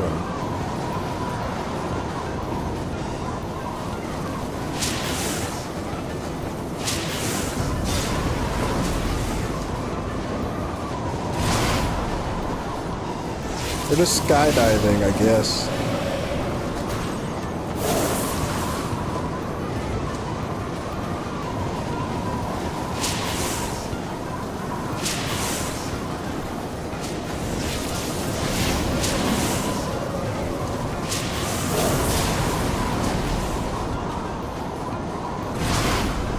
Have we hit the ground yet? No.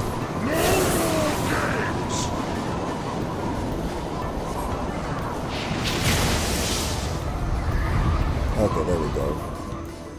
That was a long fall.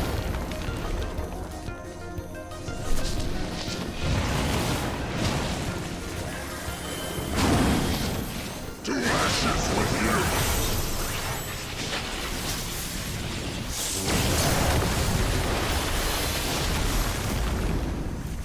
Impressive! Well, I shall bring all to bear!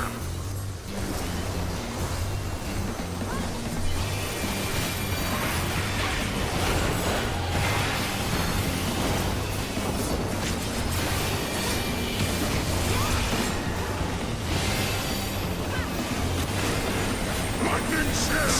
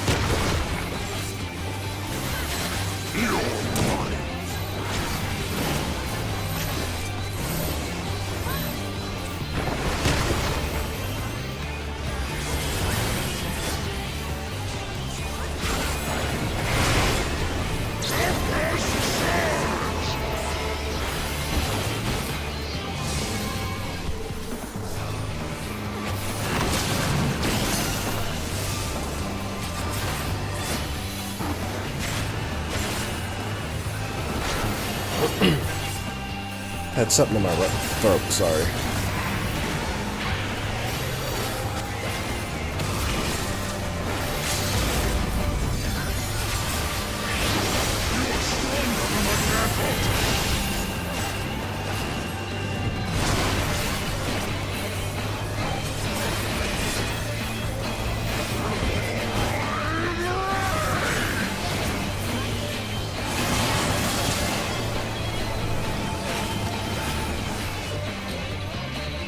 Is he dead?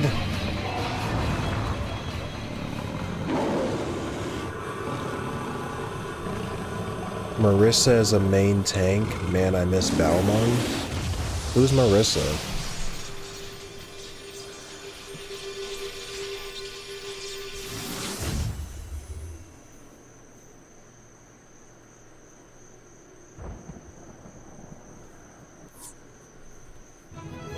Poor kitty just wanted...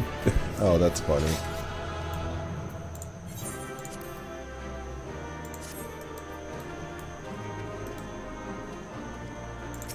Dang.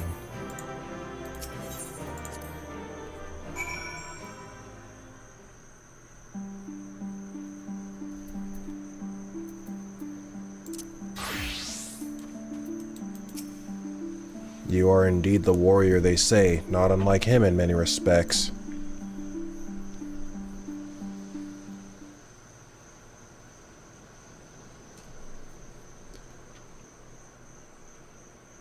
Marissa Kirisame from the Toho Project. Oh, the main tank was cosplaying as her. Okay, I got you. 'Twas in another era that we first met, him and I, long, long before the Kingdom of Doma.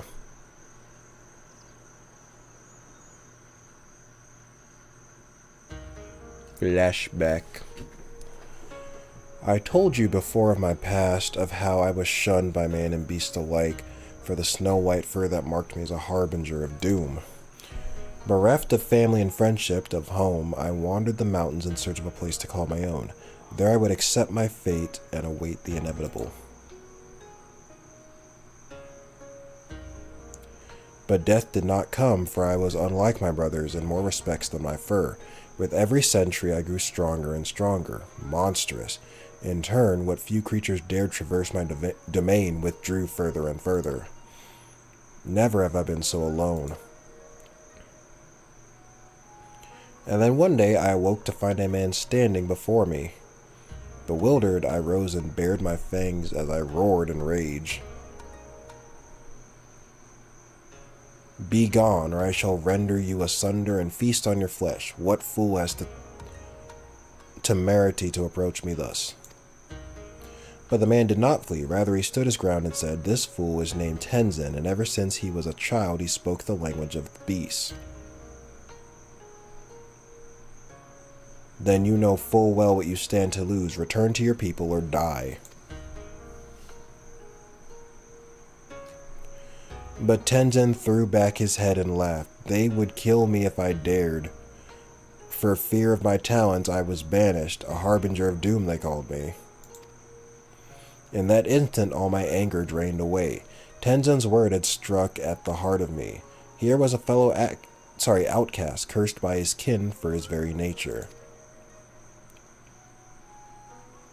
That night, as I listened to his snoring, I realized I had found in this man a kindred spirit.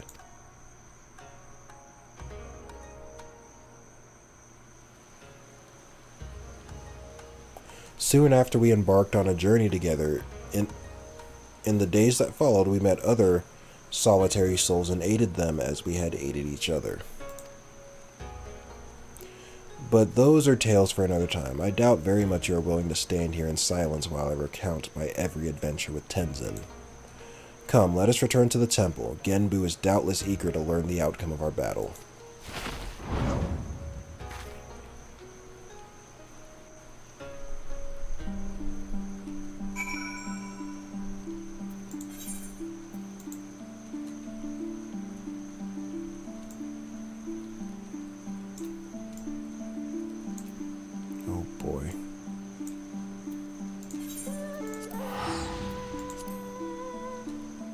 I really need to unlock flying and fast.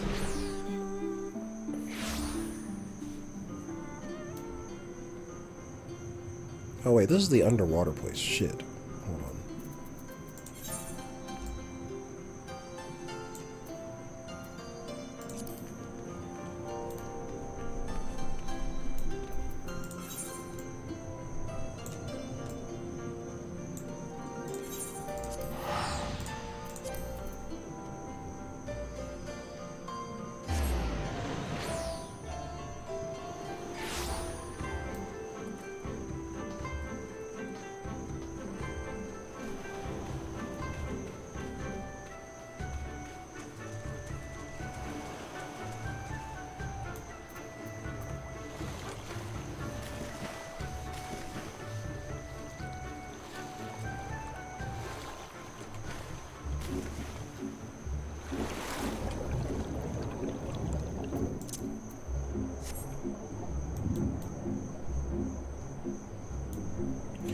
By the way, weapons, quick advice for running out of saves in Cold Steel since it'll happen again even more for later games. 50 saves down, I like to create a bunch of more throwaway saves, whereas I keep big saves for the earlier slots. So you have a string of big saves before and after a big moment, and a cache of quick recent saves, 50-ish saves down.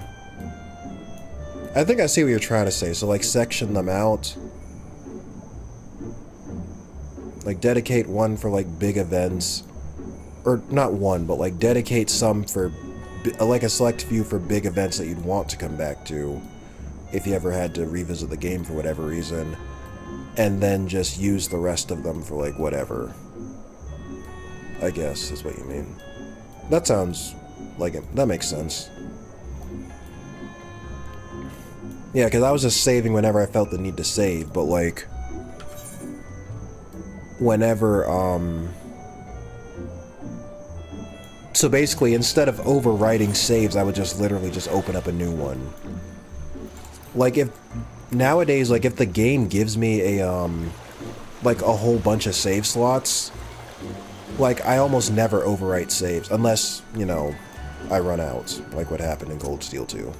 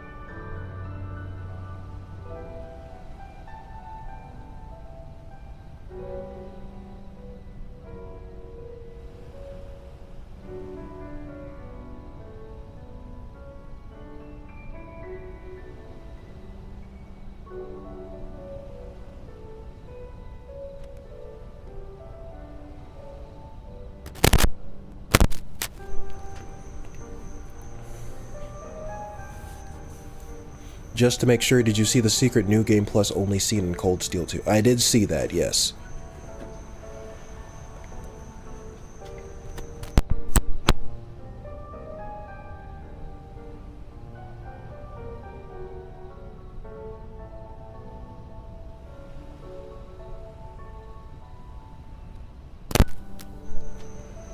It's insanely lore important. Yeah, I did see it. No need to explain. Gembu's told me all about you and the thrashing you gave him and the others. Need me to escort you back to the temple?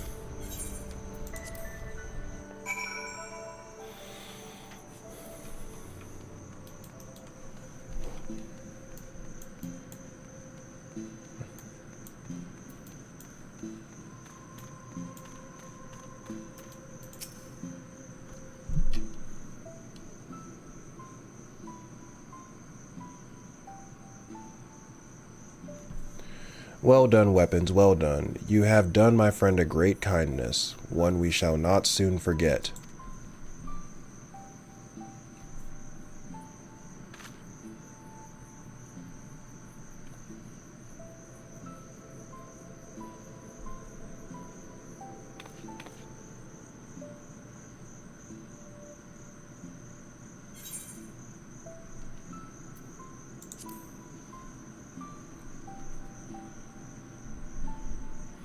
Oh, you needn't be so concerned. You know well the power of the Kojin's incantations, yes? I have but asked Soroban to undergo a little training that he might assist us with the maintenance of the wards. He has demonstrated a remarkable aptitude thus far, in fact. How much longer must I continue? Concentrate, less chatting, more chanting. What youthful energy. It has been far too long since we've had the pleasure of such company. Not since Tenzin, I imagine. I've been meaning to ask, what sort of man was Tenzin? We only just learned the stories, and you've already said they were half wrong. Curious, are you? Very good, very good. Far too many people have no interest in the past. What to say, what to say? Well, for one, Tenzin was blessed with the self-same power weapons possesses, the Echo. I believe it is sometimes called. Alas, as you probably know from personal experience, such individuals are often regarded with suspicion, if not outright fear. Nevertheless, Tenzin was a generous soul who was ever eager to aid his fellow man. Indeed, he died as he lived, fighting for the sake of those he loved. You see, even when he faced Koryu, we four lords were still quite young and weak, not even auspices, in truth, and we could but look on helplessly as the two dragged one another to the brink of death. With the last of his strength, Tenzin imprisoned the mortally wounded Koryu. He then bequeathed to us a sacred treasure, a crystal which shone with an otherworldly light. Oft I have wondered if this crystal was the source of the powers we would grow to possess. Would we have become the four lords without it? In my heart, I think not. We built this temple to strengthen the wards and safeguard the Ruby Sea in Tenzin's stead. His legacy would be ours, and so it has been to this day. And so it will continue to be, but only if we can rely upon you to quell the Aramitama of our comrades. That can wait, though. Byakko needs his rest, and so do you, weapons. In that case, it'd probably be for the best if I went back to Kugane. There's no telling what mischief that man will get up to in my absence.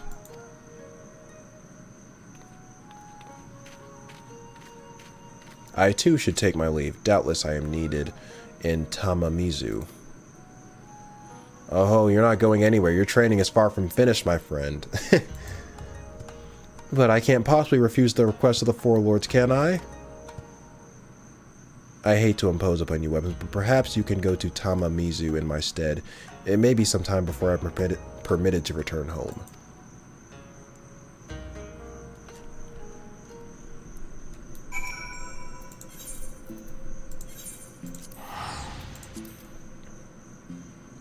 For context on New Game Plus, you get that scene. You collect the black records throughout the game, and Thomas keeps translating them for you to get that scene.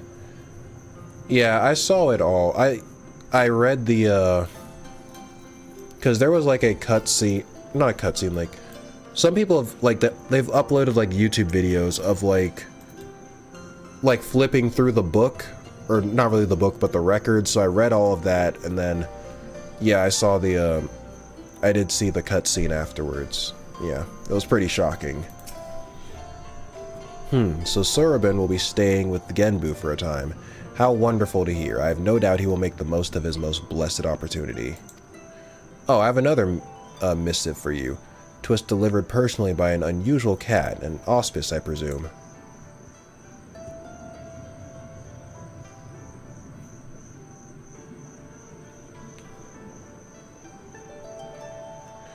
You are welcome to come and go from the temple as you like. Fury will remain at his post above ground. You only need to seek him out. I should be glad if you take him up on his invitation and look in on Sorobin every now and then. After all, he is in essence our representative there.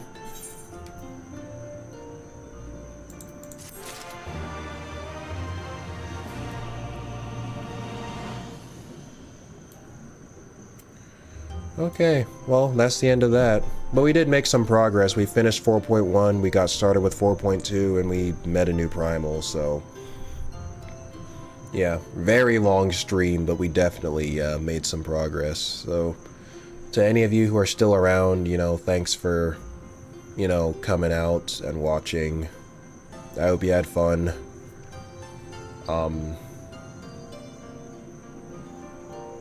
I was tricked by Wazi and Azure, and I thought it would never happen again, and then they got me again in Cold Steel 2. Thanks for the stream. Yeah, no problem, anytime. But yeah. I am going to go get something to eat, and then I am going to bed. So, yeah, I'll see y'all hopefully next week. Yeah, same to you, Chelsea. It's nice talking to you. And same goes for the rest of y'all as well.